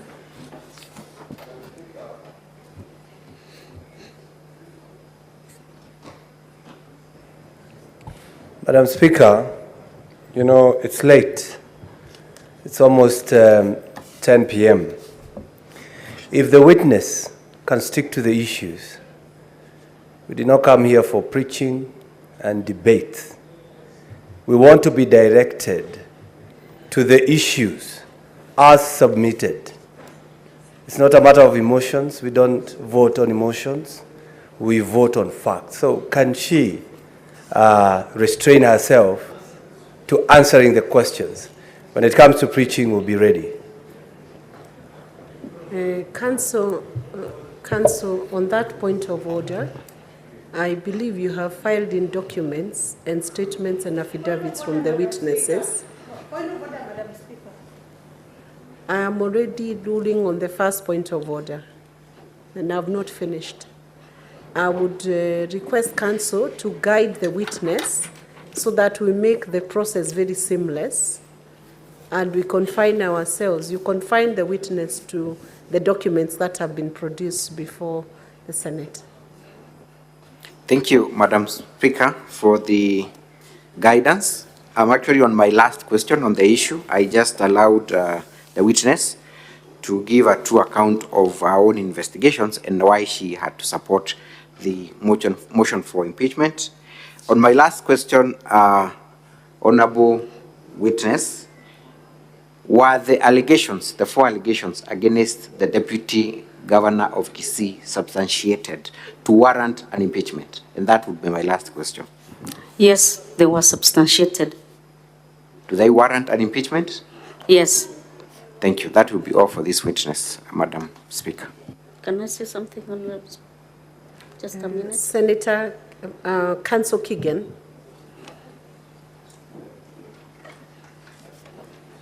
My colleague, Mr. Ochoki, will do the cross-examination.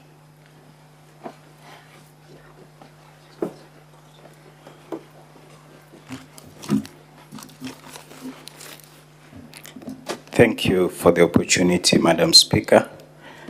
Honorable Karen, I'll just want to clarify a few things from you. And I'll start with whether you are aware of the advertisement that was made by the County Assembly, which is at page 22 of volume 1 of the County Assembly's documents. Are you aware of that? Page? Did you see it, the newspaper advert in the Standard of February 24th? Which page? 2024, page 22.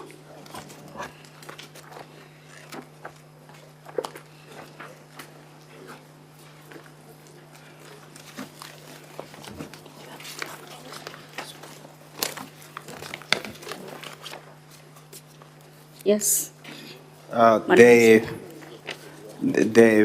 The motion to have public participation was dealt with in the County Assembly on 21st of February. Is that correct? Yes, Madam Speaker. Because my senior, Mr. Kato, will deal on the funds and all, could you be aware on who funded this advert or from where it was paid for? The Assembly is supposed to pay for the advert. That has been the practice, Madam Speaker. Thank you. In the advert, there are venues that are listed in the advert. Have you seen it? Yes. Did you visit any of these venues? Yes, I did. Which one and which one did you visit? I went to Tabaka. Yes. Where the public participation, there was another one in Nyamarambe and another one in Kitutu. Okay. You very passionately raised the issue of public participation. Let me refer you to your contribution in the House on 29th of February this year. I believe, Honorable Madam Speaker, same can be found in page let me just, your contribution in the House, as I get it, Madam Karen, did you, when you were contributing in the motion, it's at page 158 of volume 1 of the County Assembly's documents, your participation and your contribution, very emotional also because I was there. Look at your contribution that runs from page 158 to 160 of that County Assembly volume, that one. Yes. Okay. Is there, in your contribution at the County Assembly, is there any mention of public participation except for reference that you met the boy, Dennis, and his wife? I didn't speak about it, but the report had already been submitted to the clerk. The question is, did you make reference to public participation? I did, because one of the participation I did was to see Dennis. But the participation that you talk about having gone everywhere, it's not in your contribution in the County Assembly. Is that correct? Yes. Thank you. Why did you not bring out or raise that contribution in the County Assembly? In the Assembly, Honourable Madam Speaker, we were limited with the time of speaking. So you pick on the very important issues. But in the Senate, we're not limited for time. Anyway, I was asking you that because we have information that those clips were done after the session. Is that correct? Not true. Okay, thank you. Where did you meet Dennis and his wife? I invited them to come to town, Kisii town. Okay. You talk of them having made a payment to the deputy governor? Yes. Okay, that is what they told you? Yes. Oh, thank you. Did they tell you when they sold the salon that you very passionately refer to in your affidavit and the statement? Yes. Are you? Madam Speaker, the salon was sold somewhere in April. Okay. Are you aware that as at the time when the salon was sold, the advert had not, Dennis had not applied for the job? I've not been able to reconcile the two, Okay. Madam Speaker. You tell the House that Dennis' wife had 12 years of unsuccessful trials to get pregnant? The second born, yes, Madam Speaker. Have you brought to the Senate any document of that problem?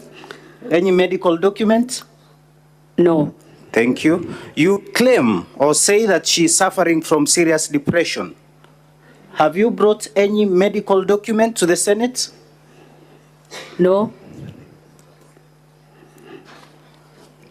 Let me refer you to the voting and allow me, Madam Speaker, refer the witness to page 158 of the DG. What? 158 of the document titled DG. Take a look at that, Honorable Karen. In that page 158, confirm that that particular document there, it is your vote at the county assembly, and alongside it is your staff ID, I believe. Yes, it's mine. Okay. Is it correct that this photo was sent to the real force or the real sponsor of the motion to impeach the DG to confirm that indeed you voted to impeach the deputy governor? No, not true. Why were you taking this photo? This was for my own record, Madam Speaker. And I don't think there is a law that stops me from. Thank you. Look at, Madam Speaker, I'm referring the witness to page 158 to 161 of the DG's bundle.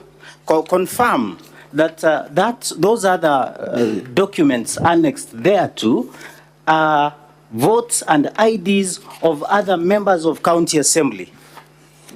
Others are not clear, Madam Speaker. I've only been able to identify mine. Madam Karen, if you look at page 159, that is a vote. Do you have a member of county assembly known as Honorable Jim Kenyanya in the Kisii County Assembly? Yes. That is his vote at page 159. Page 160, do you have a member of county assembly known as Peter Mokua Okerio? His name is there and ID. I can't see anything here, Madam Speaker. Nothing. It's plain. Oh, post.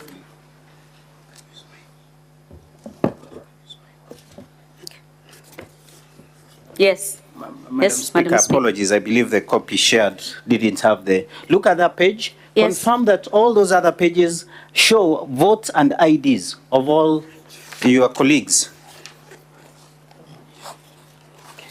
Yes. Okay. Madam Speaker. Is it not true that the members of county assembly voted under duress because they were compelled to show their master, their sponsor, how they voted? Not true. What is your explanation for the other members that also took photos alongside their? I cannot their be able votes? to, Madam Speaker, I may not be able to answer for other members. I only take answer for my vote and the photo. Thank you. Does the DG have a kitty for bursary? No. Are you aware of the provisions of the Kisii County Bursary Fund Act of 2014? Yes. Does the deputy governor have any influence with regard to who is awarded bursaries? No. Why then could you rely on public participation of, and ordinarily, just for record, are you aware of anyone that has been given a bursary of more than 5,000 shillings in Kisii County? Yes. How much has that sum been? I can confirm that depending on the need of the children, some get 10,000. That I can confirm because I can even give the name if allowed. Thank you. Could it be in order then for someone to say that he paid 12,000 to be given a bursary of 10,000? Did you believe that? Is that the public participation that led you to impeach the deputy governor or vote and second the motion? Madam Speaker, I may not be able to answer for His Excellency the Deputy Governor whether he receives money, but those who are witnesses or people are testifying. So it is not within my need to answer on behalf of him. But even as you sit here or you stand here, it's not logical for someone to bribe 12,000 to get 10,000. Does that add up, Honorable Karen? It happens. I have, Madam Speaker, I can say that there are even conversations even in other counties. And there was a conversation which is not authentic, okay, so I cannot be able to answer that. It's okay, it's okay. My colleague Kato will take you through one or two questions, but let me just seek your answer to this, because I know you are one of those serious supporters of His Excellency the Governor. Yes. You will agree with me that most of the people that do not agree with the Governor are either interdicted, sacked, or impeached, like the Deputy Governor. Is that correct? That is not correct, Madam Speaker. To the best of your knowledge, there are a lot of disputes with regard to governance. Are you aware that the Deputy Governor was disagreed with the Governor on small issues about governance? Small issues, Honorable Madam Speaker, they should be able to sort out. That's why they are leaders. For example, let me just ask you so that you say yes or no. Are you aware that there was a disagreement about how the Governor runs the county from his home at Motonto? Not true. Are you aware of the alterations in the budget? Not true. I sit in the budget committee. Not true. Are you aware that the EACC is investigating alterations made to the budget? Yes, I know there is a letter from the COB, but I don't think these are just concerns that come from the COB, which is normal. Thank you, Honorable Madam Speaker. I believe we have 3 or 4 minutes. Allow my senior Katwak again kindly ask a question or two. Council Katwa Kigen, I think you're winding down your 5 minutes. Yes, I will be very brief, Madam Speaker. I very kindly request you, good evening, Madam Karen. Good evening, Council. Yes. Now, I would like to request you to go to page 21 of the County Assembly Volume 1 bundle, page 24, sorry. Now, your testimony, as you are being led by my learned friend, was basically that you come here to endorse the propriety and the results of the public participation, isn't it? Your point is that proper public participation was done and there's a proper feedback from it, isn't it? Yes, yes, Your Honor. Okay. Page 24 to 51, could you confirm that page 24 to 51 is that public participation report?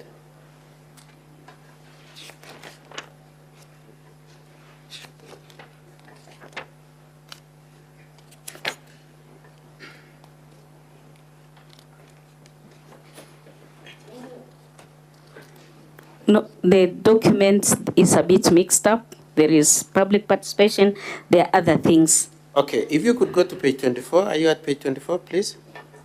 Yes.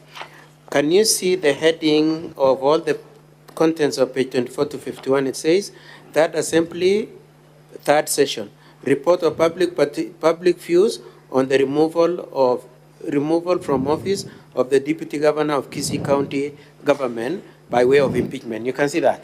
Yes, Madam Speaker. And then it runs from page 24 to 51.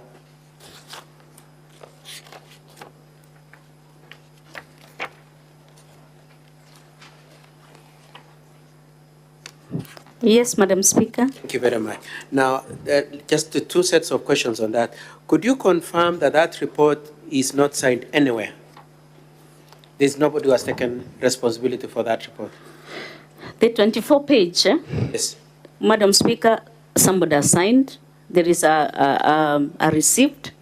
So and there is a signature, yeah, page 20. The report, isn't it? Yes. Now, that is the person receiving. Has anybody signed saying that I am the one who compiled this report?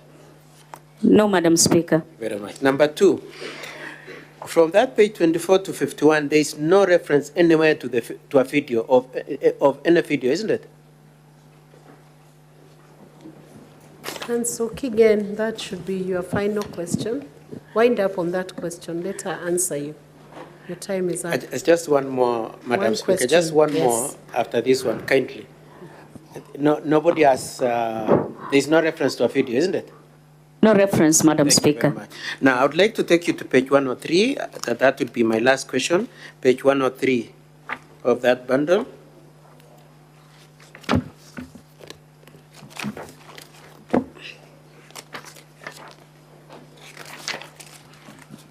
You got it? Yes. Okay, I want you to read the last paragraph. Does it say this? Honorable Henry Moracha, leader of majority, rose on standing order number 93 and sought an adjournment for purposes of public participation. You can see that? Yes, Honorable correct? Madam Speaker. That's correct. Yes. Could you confirm that when you adjourned for purposes of going for public participation, you did not provide for funds to do this public participation? Could you confirm that? You want me to explain because I cannot say yes or no? Explain. I just want you to say. No. You did not. No, Madam provide for it. Speaker. Yes. Thank you very much. Number two, you did not determine who was to collect public fees. You did not create a committee or say what administrators or MCS are to collect fees. You did not assign anybody that business of collecting fees, did you? No, Madam Thank you Speaker. very much. That business of collecting fees, did you? No, Madam Thank Speaker. you very much. And I will leave it there, Madam Speaker. Thank you so much for the accommodation and the indulgence. And thank you, Madam Karen. And nice seeing you again. Thank you. Thank you, Council. Do we have any re-exam? How many minutes? 5 minutes on re-exam. Thank you, Madam Speaker. I will not spend 5 minutes. I have two questions for the witness. One, Honorable Karen, who conducted and compiled the public participation report? Sorry? Who conducted and compiled the public participation report?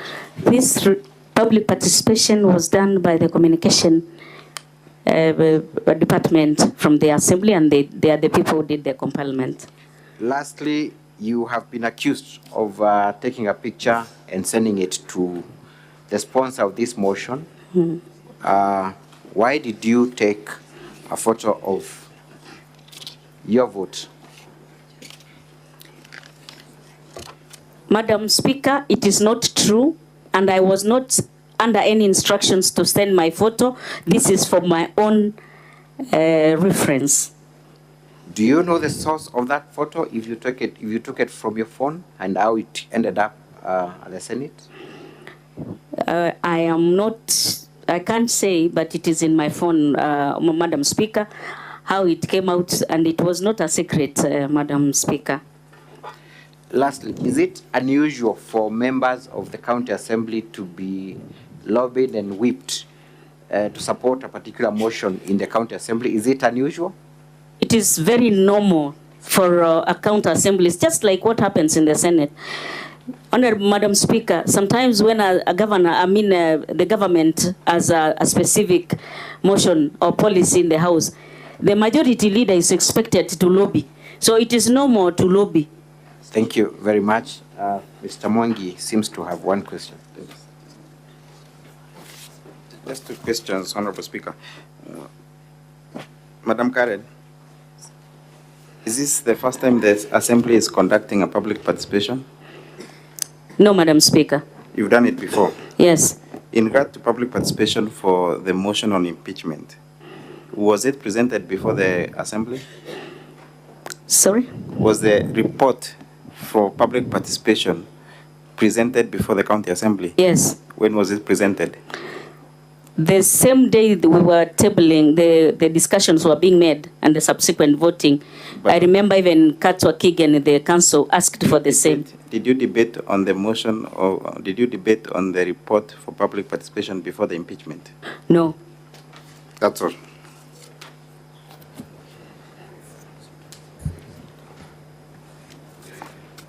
I see two requests from the Senator. Senator Chute, have you requested? Proceed.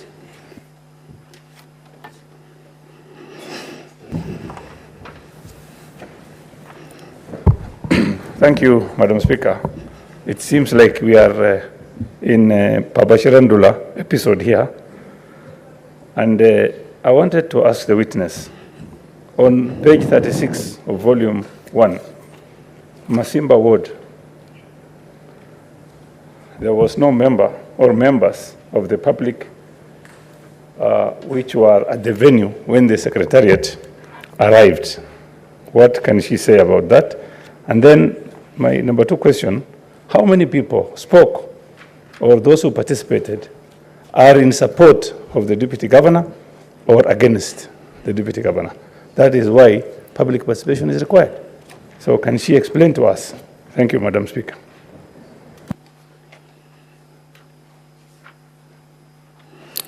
Madam Speaker, the report, the Masimba, it is clearly indicated that there were no members, as you realize. The issue of public participation sometimes, when it is not properly advertised, or when the lobbying, telling people, not most people read newspapers. So sometimes it is possible that the people of Masimba Ward did not get to see the advert in the newspaper, because we were not doing local advertisement from local stations. It is the newspaper that was being there. So I'm making an assumption that it could have been possible that most people were not able to reach out to this advert. Now, the second question, how many were for the governor, and how many were for the impeachment? I will say majority, I will call it 80%, they were for the impeachment, and 20% were, of course, in defense of the deputy governor. Senator Karungo Dangwa, have you requested?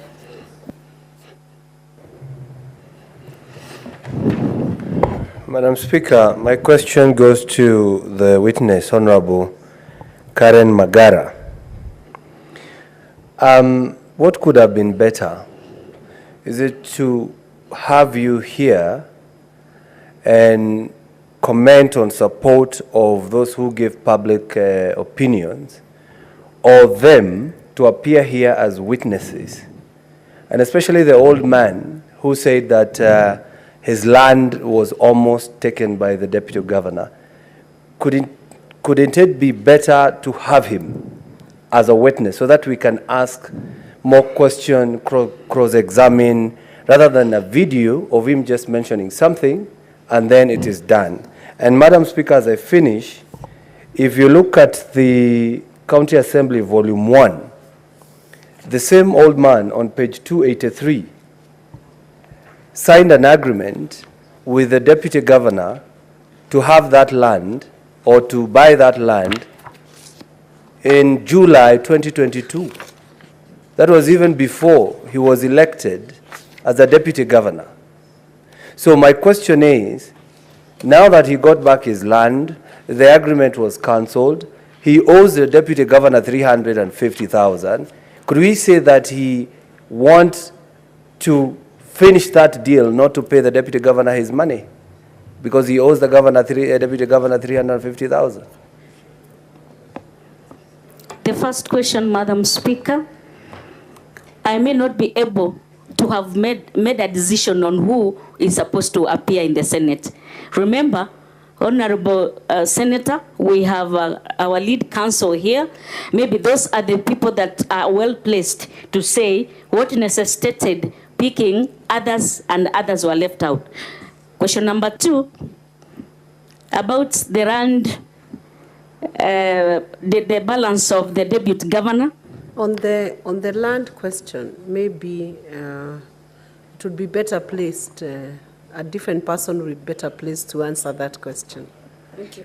Thank you, Madam Speaker. Senator, that could be directed to a different person, maybe the council. Council, you could respond to the second question as opposed to the witness responding to it.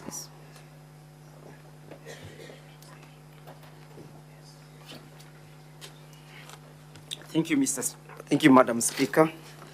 I will draw the attention of the Senate to page 284 of the bundle of documents by the County Assembly and confirm that the affidavit speaks about a situation of a going concern, speaks about an anticipated event. If you look at the agreement, yes, it is true, it was done in July 2022. The elections were to be conducted on the 9th of August. The agreement was, if I were to be successful, I will employ 6 children for you, subsequent to which you'll give me a set-off of 300,000 shillings. This is to confirm the impropriety and the state of the mind of the Deputy Governor, that he came to the county government with a purpose to enrich himself. Most obliged. That is the end of this witness statement or evidence, so we can proceed to the next. How many more witnesses do you have? I believe it's one. Thank you, Madam Speaker. We wish to announce that we have our last witness for today. His name is Ruben Monda. How long is he going to take? At most 20 minutes, Madam Speaker. So you try and squeeze it to 15 minutes if you can. Most obliged. Counsel Katwa Kigen, how long will you take cross-examining this witness? We will try that 10 minutes also, Madam Speaker. Okay. So we can proceed. Thank you.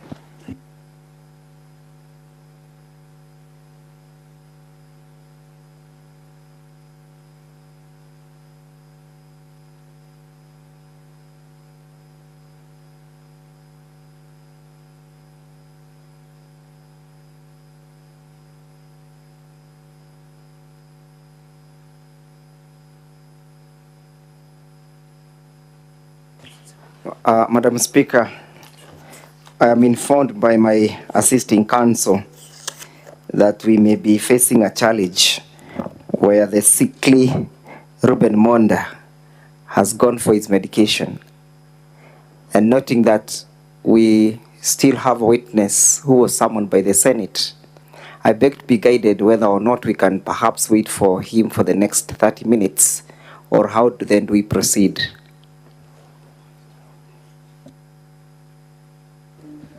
Honorable Senators, I request that we do another 30 minutes. We spend those 30 minutes on this witness who is available, so that tomorrow we only have one witness on the prosecuting side. Instead of Monda.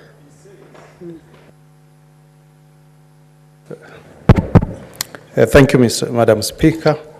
If I add counsel correctly, he says he had lined up Mr. Robert Monda, but Mr. Monda has, Ruben Monda, sorry. But Ruben Monda seems to have left Parliament to go and take medication. But he says that the Senate summoned another witness whom he wants to Senator Okongo, I heard him very well. Yeah, so maybe we can get clarification. Does he have any witness outside waiting, or Robert Monda is out looking for his medication, but there is one more witness who was summoned by Senate, and I was proposing that we take in. Madam Speaker, he has walked in. He's here. Oh, who is this now? Is it Robert Monda? This is Ruben Monda. Oh, Ruben Monda. Okay, then we can proceed on with Ruben.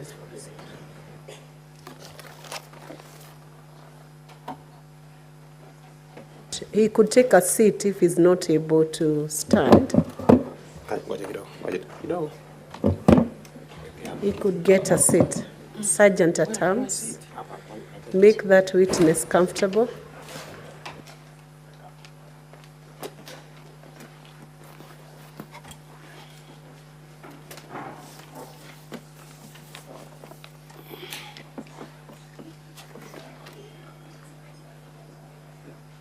We can proceed if you are ready.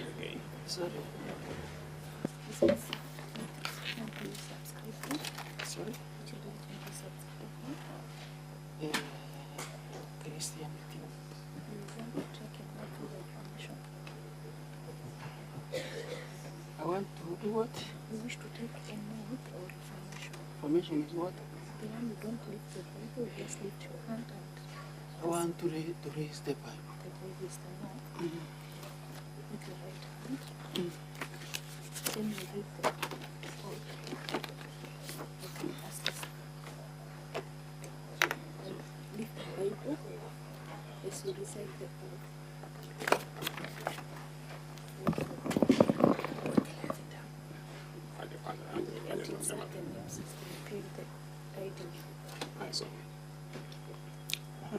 I, Ruben, Orangi, Monda, Matundura, do solemnly swear that the evidence that I shall give before the Senate is respect of the matters before the Senate shall be the truth, the whole truth, and nothing but the truth. So help me God.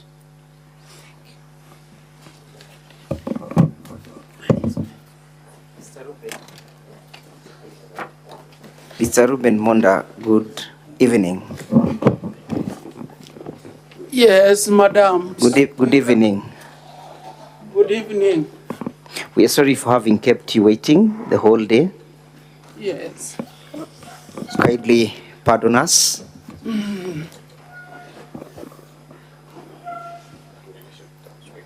Would you kindly introduce yourself to the Senate? The honorable senators, my name is Ruben Orangi Monda Matundura, the immediate follower of the Deputy Governor, Kisii County, Dr. Robert Hunsare Monda. Does that then mean that you are the brother to the Deputy Governor? Yes, Madam Speaker. I'm a blood brother, the immediate follower. My brother took care of me when I was young. You say that your brother took care of you when you were young? Yes. Do you understand what brings you this evening before the Senate? Yes, I understand what brings me before the Senate. I've come here to seek for justice for myself. And I've come here because of the harassment and the mistreatment that occurred to me when I am very sick. Okay. Okay, allow me to perhaps lead you once more. Yes. Do you understand that your brother is facing an impeachment motion? Yes, I understand. Thank My you. brother is facing an impeachment motion. Do you understand the consequences of the impeachment if it were to be held by the Senate? Come again? Do you understand the consequences of this process if the Senate were to impeach him? Yes, I understand the consequences. What are the consequences? One, in Kisii County, we shall not be having chaos as we are having. We will not be harassed the way we are being harassed. So you understand that this process will culminate into him losing his seat, yes? Yes, I understand. And are you ready to take that path as a brother to the deputy governor? Yes, I'm ready to take it. Mr. Ruben Monda, have you come here on your own volition or you've been compelled to appear before the Senate? No, Madam Speaker, sir. Madam Speaker, I've come on my own volition. And to that effect, Mr. Ruben Monda, did you swear an affidavit dated the 21st of February? Yes, I did. I saw an affidavit. Again, did you swear that affidavit voluntarily or you were compelled? No, I saw the affidavit voluntarily. Sorry, Honorable Senators, I think the sugars are going low. That is page 257 of the bundle of document by the County Assembly. I'm so sorry, I beg your pardon. 277. 257, Madam Speaker. You find the affidavit of Ruben Monda Orangi Matundura. Yes.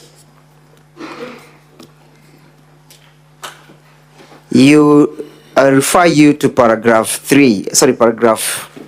4 of the affidavit, where you say that my brother, the Deputy Governor of Kisii County, has had a rough relationship with the family since acceding to being the Deputy Executive in the county, including treating our octogenarian father with exceptional contempt. Yes? Yes. What exactly do you mean? I mean, he has handled our father, an old man who is 94 years old, in a very bad way. That made me, because I was at home, to cry and tell my brother that you can treat our father like this. And are you saying that this is a behavior he has acquired upon assuming office, or he has always been like this? He changed abruptly after getting that position, and he started mistreating everyone.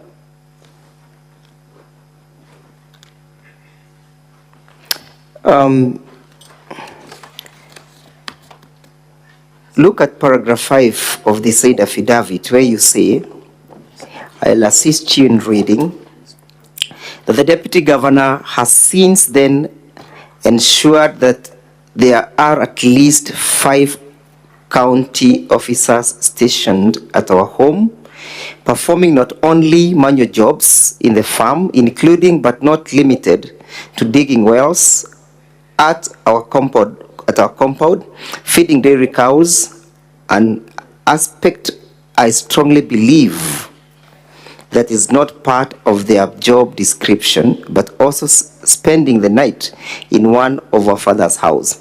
Now, I put this question to you. Do you live in the same compound with the deputy governor? Yes, we live, Madam Speaker, we live in the same communal compound with my brother, the deputy governor. So while living in that particular communal compound, are you able to see what happens in each other's homestead? Yes, Madam Speaker. Because I'm sick, I stay at home all the time, more than my brother, the Deputy Speaker. I see what happens day in, day out. You speak about 5 officers. Are these normal casuals, or these are county enforcement officers? Madam Speaker, these are county security officers. How are you able to distinguish that they are county enforcement officers or security officers? Madam Speaker, they come on duty in uniform, a green uniform, every day. It is your statement, therefore, that the enforcement officers do odd jobs for and on behalf of the Deputy Governor, yes? Yes, Madam Speaker, they do that. And I'm an eyewitness. Would you describe the kind of the jobs they undertake? Other than feeding the dairy cows and digging wells, is there anything else that they do? Yes, Madam Speaker. There are some who do the lawn mowing. There are those who dug. In fact, they deepened an existing well for our brother when I was sick. Look at paragraph 6 again of your affidavit. But before we do that, you've said that, but they also spend the night in one of our father's old house, yes? Yes, Madam Speaker. Who are these who spend the night there? The security guards who come during the night. Once they finish, all of us report into the compound. They go and sleep in that house. Paragraph 6 of your affidavit, Mr. Ruben, states that my brother, the Deputy Governor of Kisii County, has made it his business to ensure that our home is an extension of the county, wherein he dictates and, in misuse of the county officers, has his way. Since he came into office, there has been at least 5 working in his farm, clear demonstration that the Deputy Governor is in misusing the staffs of the county. Do you confirm that he does misuse them? Yes, Madam Speaker, I confirm. And I can give explanation how it happens. Please do. For example, Madam Speaker, on the 20th of December 2023, my brother, without me knowing, because I was splitting some timber where I wanted to plant some more trees, without me knowing, his wife came to where the fundis were splitting the timber and called him and told him that I had cut their trees. And then my brother came without me knowing with about 20 security officers, county security officers, and about 7 national government askaris to arrest me, which shocked me. I could not believe it. So 20 county security officers plus about 7 national askaris from Keumbu police station. Without me knowing, I was shocked and I was arrested. Did they tell you the reason why they were arresting you? He never told me the reason. He just told the askaris because he was the one who was leading them to the shamba. He's the one who was leading them to the shamba. You mean he was present at that particular time? And yes, Madam Speaker. When you say his one was... He said, we didn't come here to argue with anybody. We came here, Askari, can you do what you came here to do?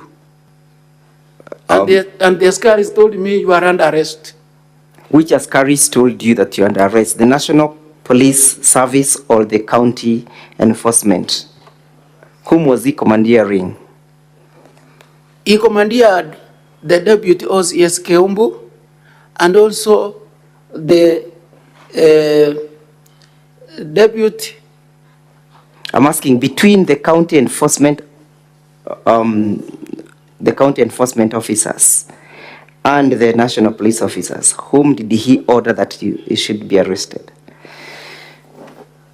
I repeat, he told the deputy OCS Keumbu and also the deputy, I think is the deputy for the security officers.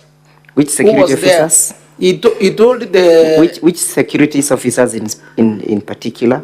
I think I've said that somewhere. Yeah, you know, we have two groups here, Mr. Ruben. We have that's 20. what I'm talking about, Yes. the two. Yes. I'm differentiating between Please the two. do. So I'm saying the deputy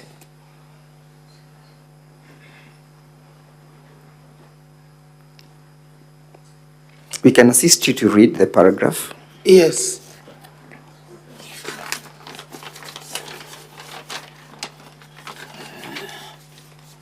Forgive me, Madam Speaker, because I'm unaware.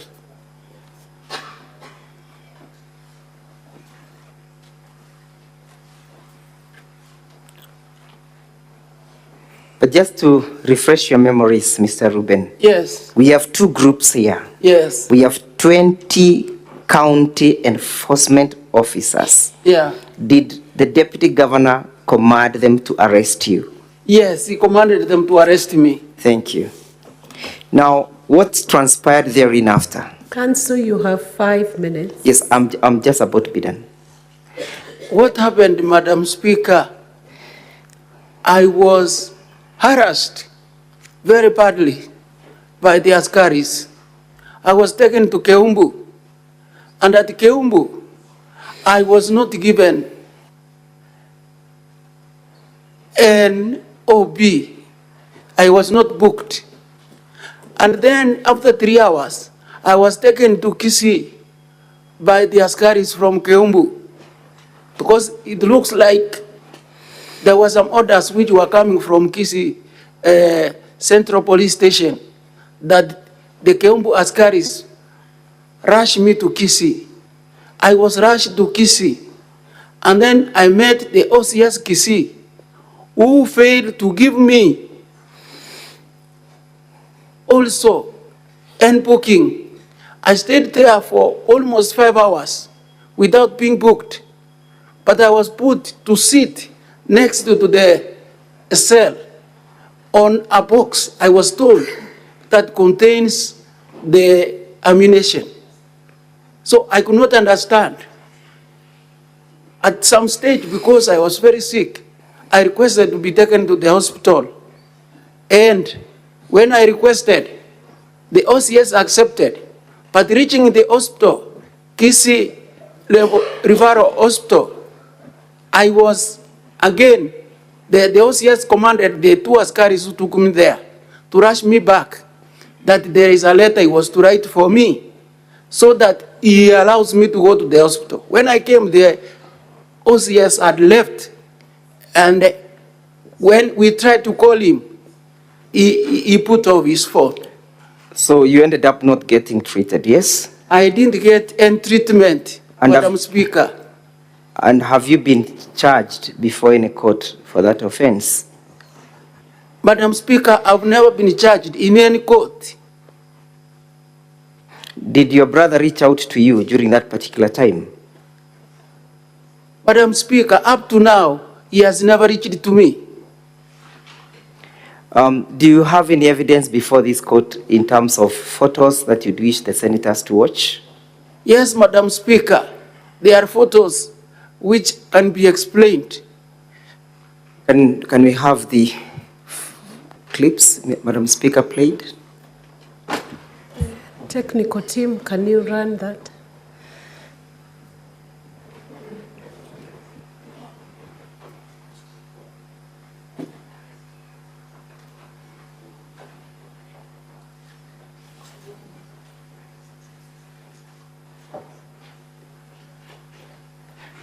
So we can begin there.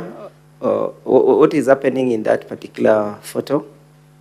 That photo is when I was put in the Land Rover for Keumbu. I'm being, that time now, we have reached Keumbu, and now I'm being rushed to Kisii. When was it? Central Police. This was after I stayed for 3 hours at Keumbu. Now, orders came that I should be rushed to Kisii. I can see, excuse me, I can see a person hanging just next to the pickups, I think, door, yes? Can you see that person with a brown shirt? Brown shirt, yes. Was he? I don't know him by name, but if I get him, I can. Yeah, but what is he one of the enforcement officers or is a police officer? That one is an enforcement officer. From the county or from the national government? From the county security team. Where are the rest? You spoke about 20 of them. What happened to the rest? The rest, Madam Speaker, they are the ones who collected 61 pieces of timber from the shamba to a waiting lorry on the road. Who commanded? And they are the ones, when we arrived at Kembu, who have loaded the vehicle which was carrying the timber. Who ordered them to do so? It is my brother, the deputy governor, who gave them instruction to do so. Do you think, in your own opinion, if the Senate does impeach the deputy governor, you'll get yourself free of this intimidation and harassments? Council, you know your time is up. This is the last question. If he's stripped of all these powers, will you continue to have the harassment coming from the enforcement mechanisms of the county? It is my hope and prayer that he will not continue doing it. That's why I came here. You said there was a video that was being, that was recorded, yes? Yes. Could we, Madam Speaker, as the last clip, see and watch the video? And who took these photos and the videos? Council, how many more minutes? Only 3 minutes, Madam Speaker. Who took these videos and the photos? Most of those, my brother came with the media. Yes. They are the ones who took that, and they even broadcasted what transpired on TV, the local TVs in Kisii. Those are the videos. What is that? Where is that place and what is happening? That one still, we are on the way to Kisii,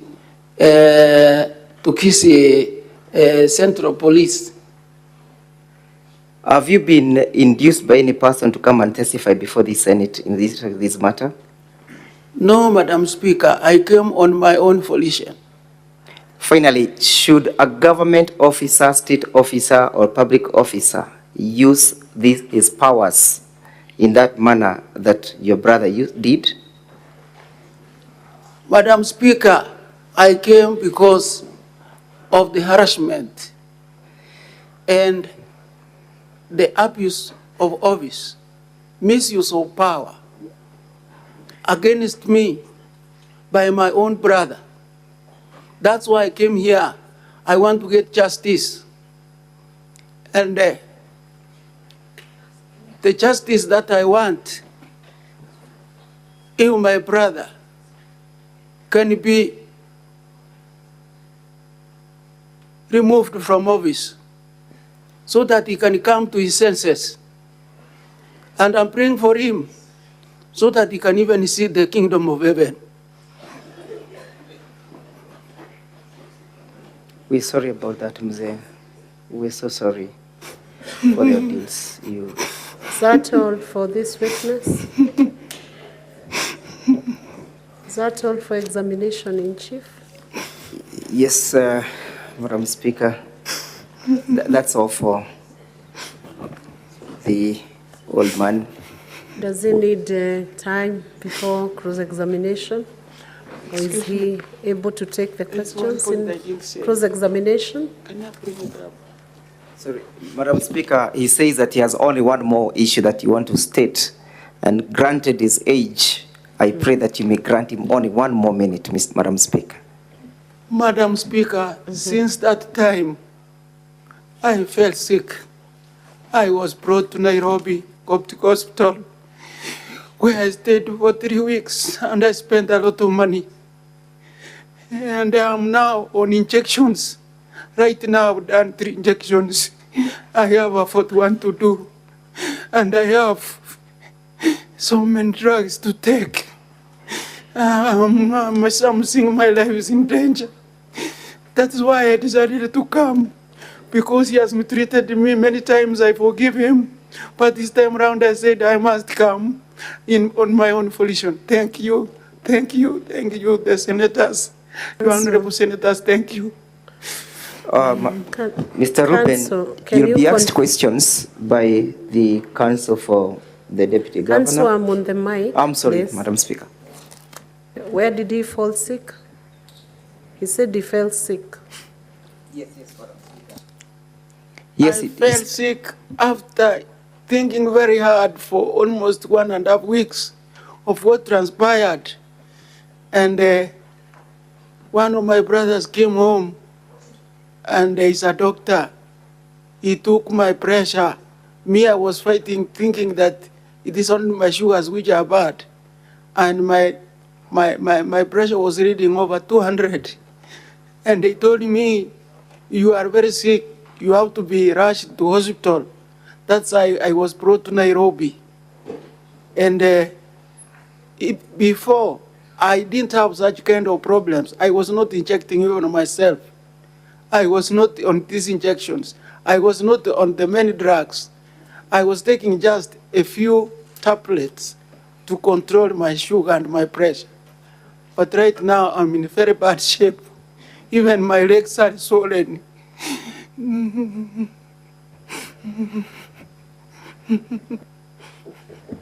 Thank you, Madam Speaker. Thank you. Thank you, Ruben. Yes, Madam Speaker. You can have a word with him. Explain to him he's going through his examination now. Mr. Ruben.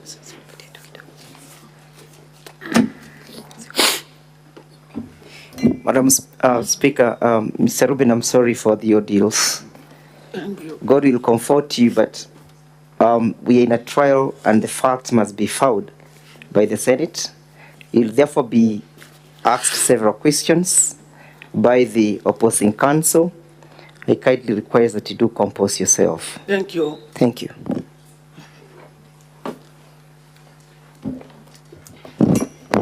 Counsel, how many minutes? As you had indicated, we'll take 15 minutes.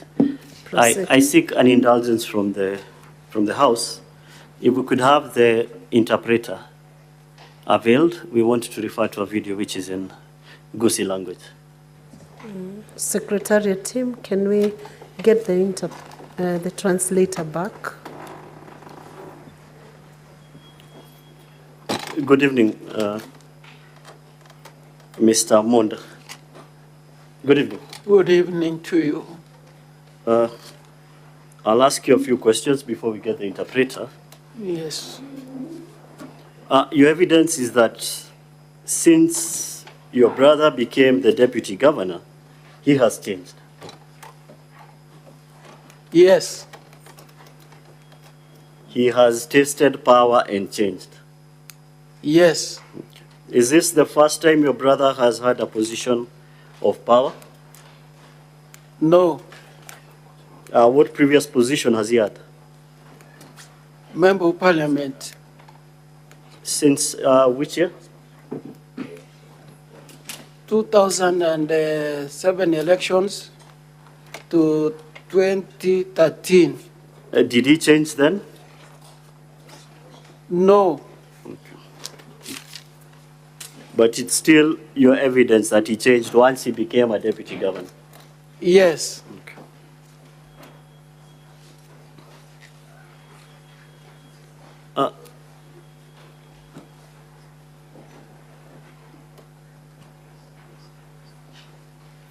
Madam Speaker, we shall be referring to one of the videos that we were supplied by the County Assembly. Maybe I can give the title for the... It's a clip with the name Monda arrest brother over firewood. Yes. Maybe that one can be played. Yes. Before we play that, Bwana Ruben, you can confirm that this was recorded after your arrest. It started in the farm when I was being arrested. I'm saying the video we are referring to. Was it? Yes, it started being recorded when I was in the farm. Okay.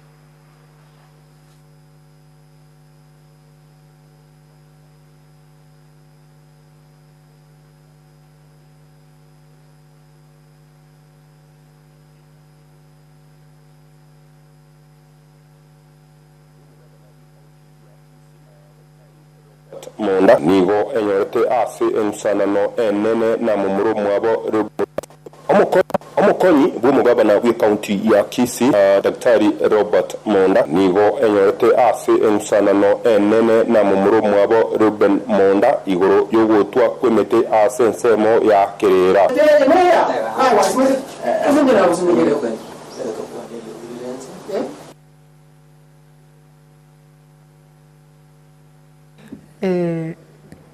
Mr. Ruben, you will wait until you are asked questions.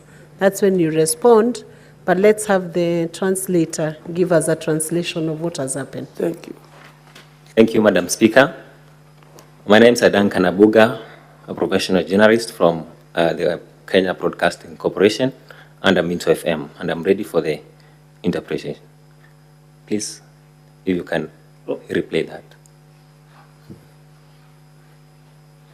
Omukonyi bw'omugabana w'ekaunti ya Kisii Daktari Robert Monda nigo enyorete ase ensanano enene na mumuro mwabo Ruben Monda igoro yogotwa kwemete ase ensemo ya kerera.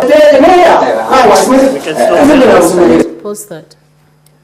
It's a narration by a reporter. He says the Deputy Governor Robert Monda is in conflict with his brother on the cutting of trees. We can proceed.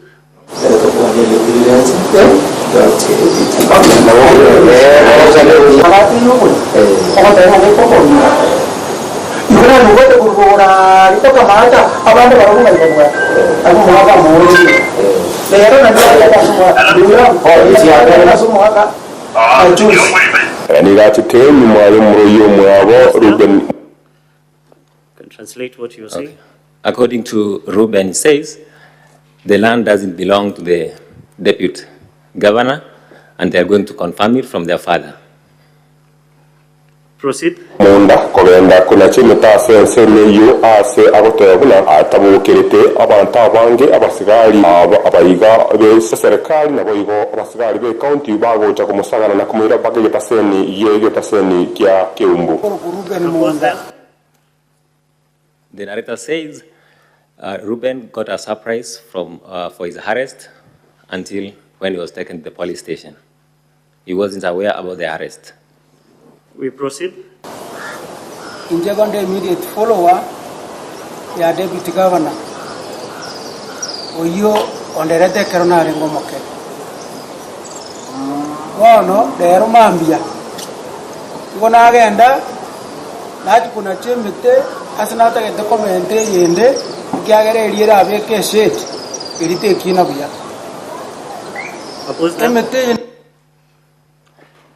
Ruben says he admits facts. His brother, the deputy governor, raised him well when he was young. And then on that same day, he went to cut down the trees, which he planted himself. Can proceed. Nobody abana ba mito bonsi piwa baribaro otora ba mure komi bonsi pigo ba rira so busubane nganki ke ngendretega emeteye ninje na simegete nkamatavinge eyere bujirora ekagara kali miro kale na abo simekeira konga chisiringi 1300 ya gotoya buna ni eros ni getemete iyo na nigo asinyitwe sababu ya umurumu abo kugenda koleta abasigari na kumubwata elio kumwira asigata seniki abasigari. Pause the video. Pause it now? Yes. Now Reuben says his brothers will confirm that the land belongs to him and the trees belongs to him, and there's some piece of land where the deputy governor owns and him himself, Reuben, owns the land. Proceed. Lakini ngati kuna chiremete wetani kane ako tumne yaye wano asitumba kaine abuna na kuna chemete tari eria na musimekere na kuna cha kuna kuna chi yo muboka igora aseri yaye neri ya nesimekere. We can stop now. Now Mr. Reuben confirms he himself planted some trees for the deputy governor, but on that same day the trees he was cutting they were his trees and not for the deputy governor. Of order, Senator. Madam Speaker, I have the benefit of understanding the language. I come from Kisii County. And I was just going to request that he translates word for word. Because what he is doing, he's translating his understanding. So if they could play it in small bits, so that he just says that he has said A, B, C, D. Instead, because what he's doing, he's understanding, and then he's giving us his understanding. Senator Omugeni, I need your comment on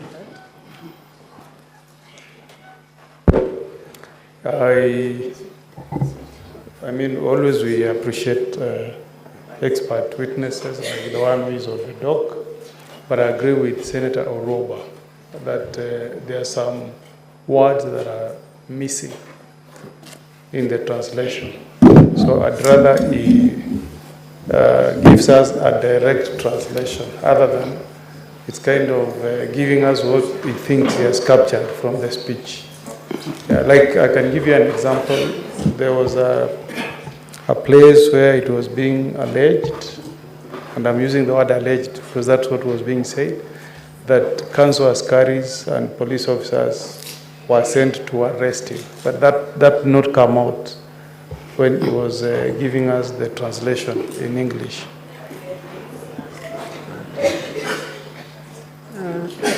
Expert witness, you just repeat exactly what you said in the video without transporting your understanding.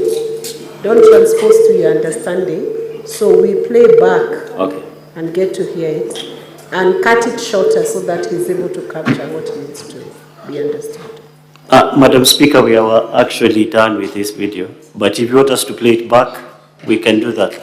Council, I have guided you play back, and then he's going to listen, translate the correct version of what is said in the video. Important. Madam Speaker, I hope this does not eat into our time. Council, I have given direction. Just go back. Your time will be taken care of.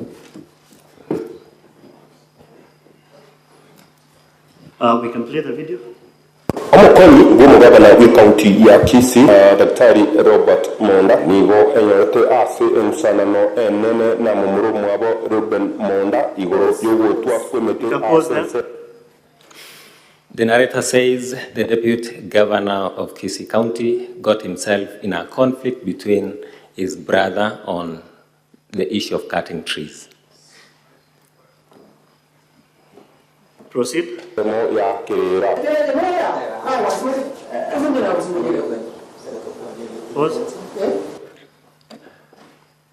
Mr. Reuben is having an argument with the deputy governor, asking him whether the trees belong to him, but he says he's the one who planted the trees. Proceed.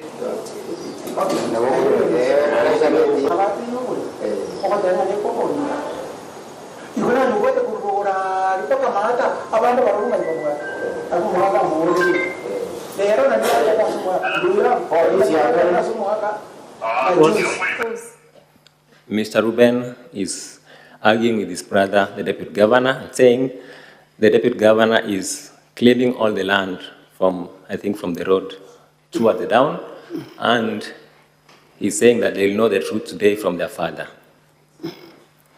Proceed. Nigachiteni mwari muruyo mwabo Ruben Monda kogenda kuna chimita sense meyo ase abotebuna atabukirite abantu abange abasigari abayiga beserikali.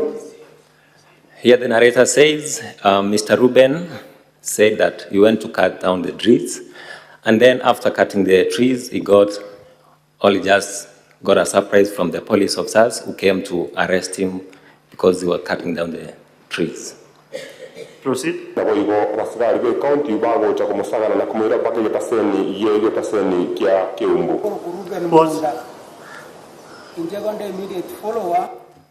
He was arrested on that same day, that same time he was cutting the trees, and he was taken to the police station in Keumbu. This is the narrator? Yeah, that's the narrator saying that. We can proceed. Yeah, Deputy Governor. Oyo onderete karuna rengomoke. Wano dero mambia. Kona agenda. Mr. Ruben is saying his brother raised him while he was young, and that in the same morning he went. Wait. If you can play it again, just continue.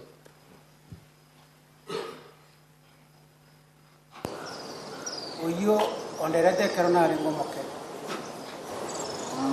Wano dero mambia. Kona agenda. Lati kuna chemete asinata ke documente yende kiagere iriera abeke shit. He's confirming that he went to cut the trees in the morning in order to add some more trees on that place. Can proceed? Emete ne yane yonsi. No bori abana ba mito bonsi piwa bari baro otora ba mure komi. Bonsi piwa bari. He's saying they can confirm from their brothers that the trees belongs to him and he's the one who planted them.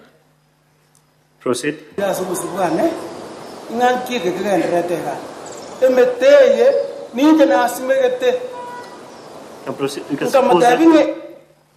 He's still saying he's the one, he's insisting that he's the one who planted the trees. Metere. Those metere. Yeah, miti, the trees. Okay. Proceed. Yeah.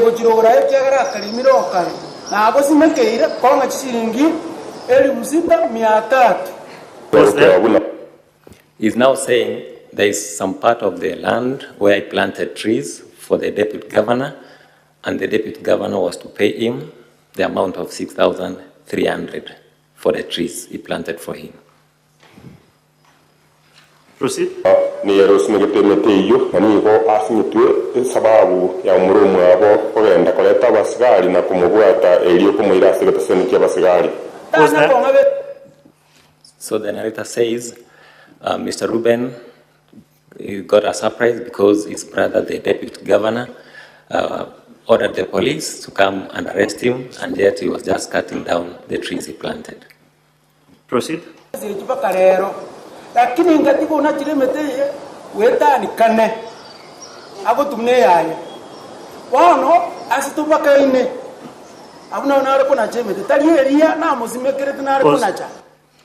Mr. Ruben is saying previously the deputy governor has been cutting down the trees for about 4 times, but on that same day Mr. Ruben was cutting down the trees on some little bit of boundary between him and his brother's land.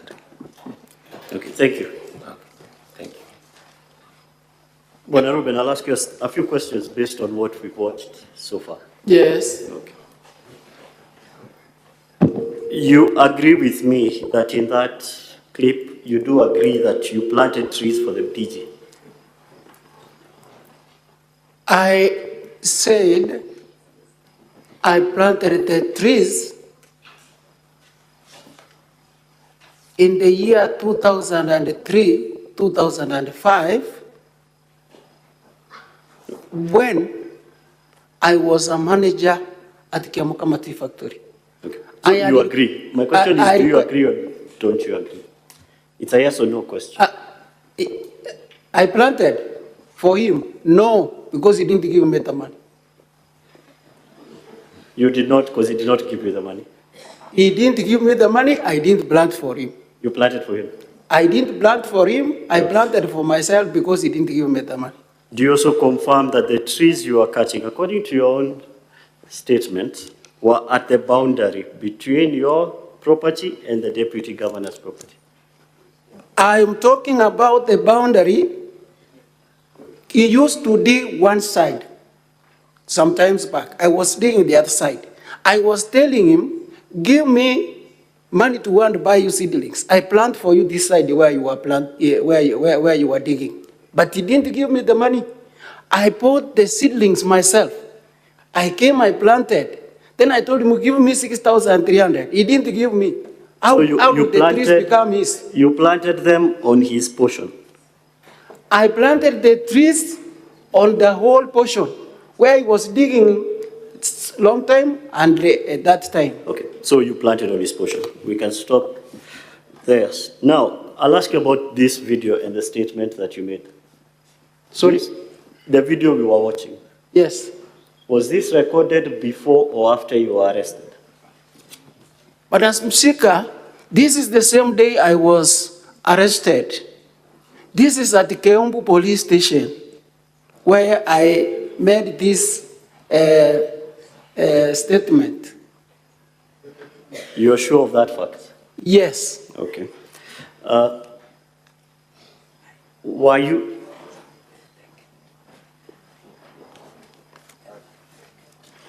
Yes, at Kiumbu police station, this is the same place in your affidavit, you say you felt sick. I felt very sick. I felt very sick after the ordeal. On the same day, while you were outside giving statements? I said after 1.5 weeks. Because Mr. I'll take you to your affidavit. Maybe your counsel can show it to you.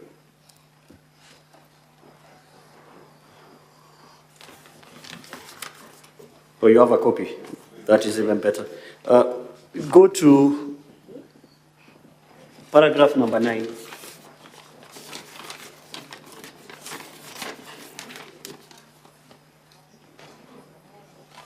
Paragraph 9. That is where you say at 18:30 hours, the OCS Keumbu denied me bail despite suffering from high blood pressure and diabetes, and I was transferred to Kisii.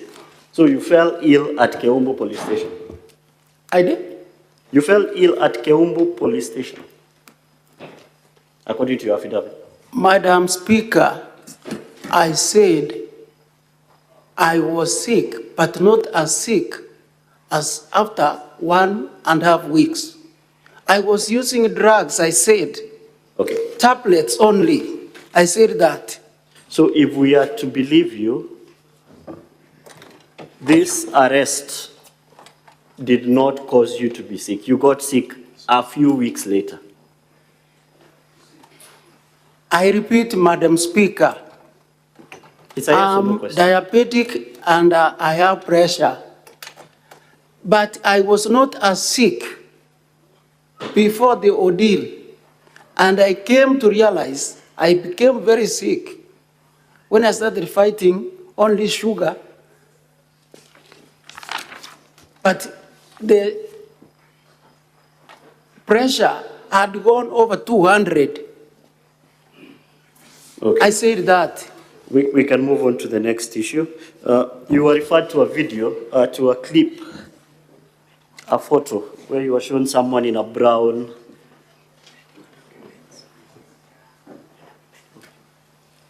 Yes, before I move on to the video clip, have you provided any medical documents to show how you went to Coptic Hospital? You were admitted after this fact? I have all the documents. Do you have them before but this I house? don't have them before the house. If given time, I'll be able to avail them. That is fine. You can avail them at another forum, not today. I'll take you to the photo you were referred to. If the technical team can place that photo up.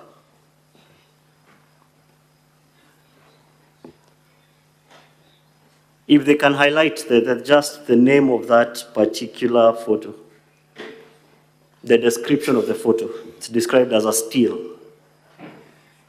having been taken out of a video, which I'll play shortly. Is that possible from the technical team?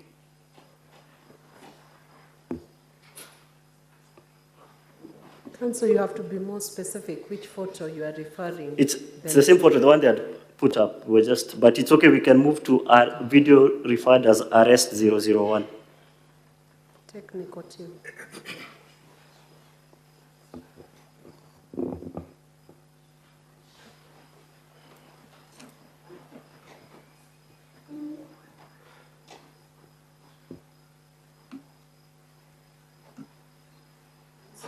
Try to phrase the question because you saw the video as they look for that video. Okay.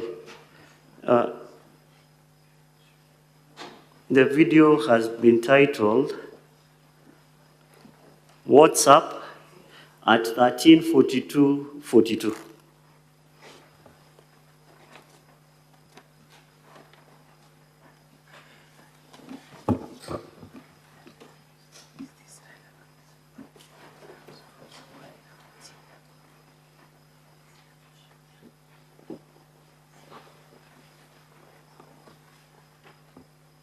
Is it a new video or the old video that was played? It's part of the videos that was applied.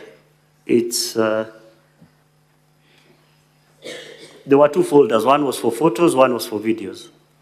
It's the third video. Because your time is up, so I'll give you 2 minutes to finalize. It's the second.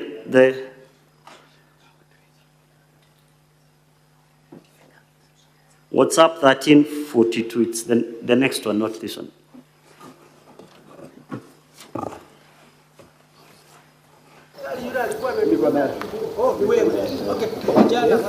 Sawa, tunasema hapo na ingine.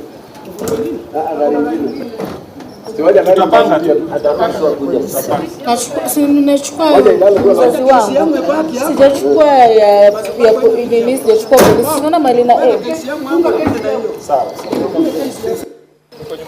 Yes, we can pause that. Bwana Ruben. Yes. You said there were county enforcement officers during your arrest, which is this. Yes. The photo you've shown us originated from this. Can you identify those county officers you are referring to in the video from which that still was pulled? Madam Speaker, the photos is showing here are the ones when I was being rushed by the police to Kisii, and none of the county officers went to Kisii, apart from one who was in a brown shirt. There is another clip where there is one I saw and identified positively as one of the officers from the security. One. But the rest are police officers, the ones we are seeing. Do you know this officer's name? You can identify him? Sorry? You know this officer's name? This person you say you identified as a county enforcement officer. I know him by appearance. I don't know him by name. Was he wearing a uniform by any chance? Yeah? Was he wearing uniform from the county? Because that one... No, my question is... Let me answer.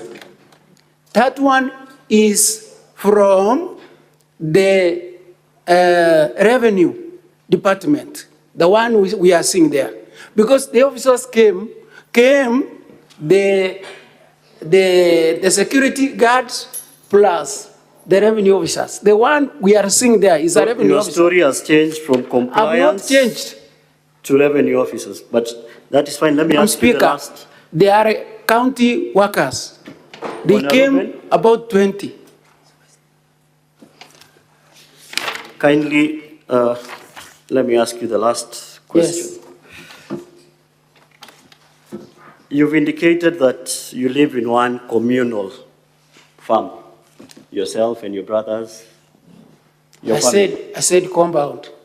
One communal compound. Yes. Does your brother keep cows, dairy cows? Yes. How many dairy cows does he keep? 3. 3 dairy cows. Yes. Where exactly does he keep them? Next to our communal compound. Next to your communal compound? Yes. On his property? Now, the land where we are living all belong to our father. None of us has been given a piece of land. None of us. Even where we have planted the trees, all the land belongs to our father. No, I'm asking you to designate. You see, the property is big. Where are these cows being kept? Because if I go to your compound, or this house goes to your compound, they want to see these cows you're referring to. You come, I show you. Okay, so these cows, before the governor became the deputy governor of Kisii, were these cows still there? Mr. Ruben, you must try to answer the questions without proposing a visit to the council. Thank you, Madam Yes, Madam Speaker. what I meant, Madam Speaker, yes, I can show him where they are. Okay, were the cows there before he became deputy governor, or they came after with the county enforcement? Sorry? The cows were there before or after he became deputy governor? The cows were there even before. Yes. And before they were still being taken care of? Sorry? They were being taken care of before he became... Yes, they were being taken care of. He had employees to do this? Sorry? He had employees who do this? He had his own employees, yes. He still has employees? Now he's using the... Does he have employees? That is my question. I've said no. You've not said anything. Does he have employees on the property? Right now, no. Okay. Yes. Council, you are So trying he has no one on that property? That is your evidence? Sorry? He has no one on the property? Yes? No employees on the property? The employees who are there are the county workers. I have said 5, I see them every day, 5 workers, about 5. Okay, what do these 5 workers do? And to be more specific. So I have indulged you. Madam Speaker, just this last question. Make that your last question. Thank you, Madam Speaker. Yes. There are those who man the gate. They come in pairs, 2 from morning to around 6 in the evening, and 2 during the night. So those are 4 officers, 2 during the day, 2 during the night, who man the gates. Yes? I'm saying 2 during the day, 2 during the night. Those are the ones who are manning the gate. Yes. Then we have 2 who are called gardeners. Yes. Continue. Then we have 1 who cooks for the governor, deputy governor. So I'm saying a minimum of 5, at least 5. So they can be more, depending on the day. Thank you, Council.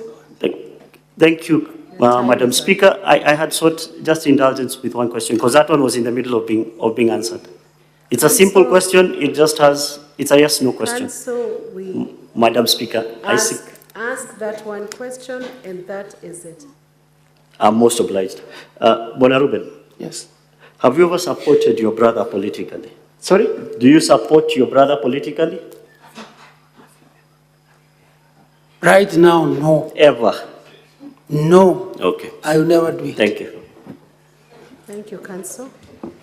We can have examination in chief. How many minutes do you need? 5. 5 minutes? 5 minutes.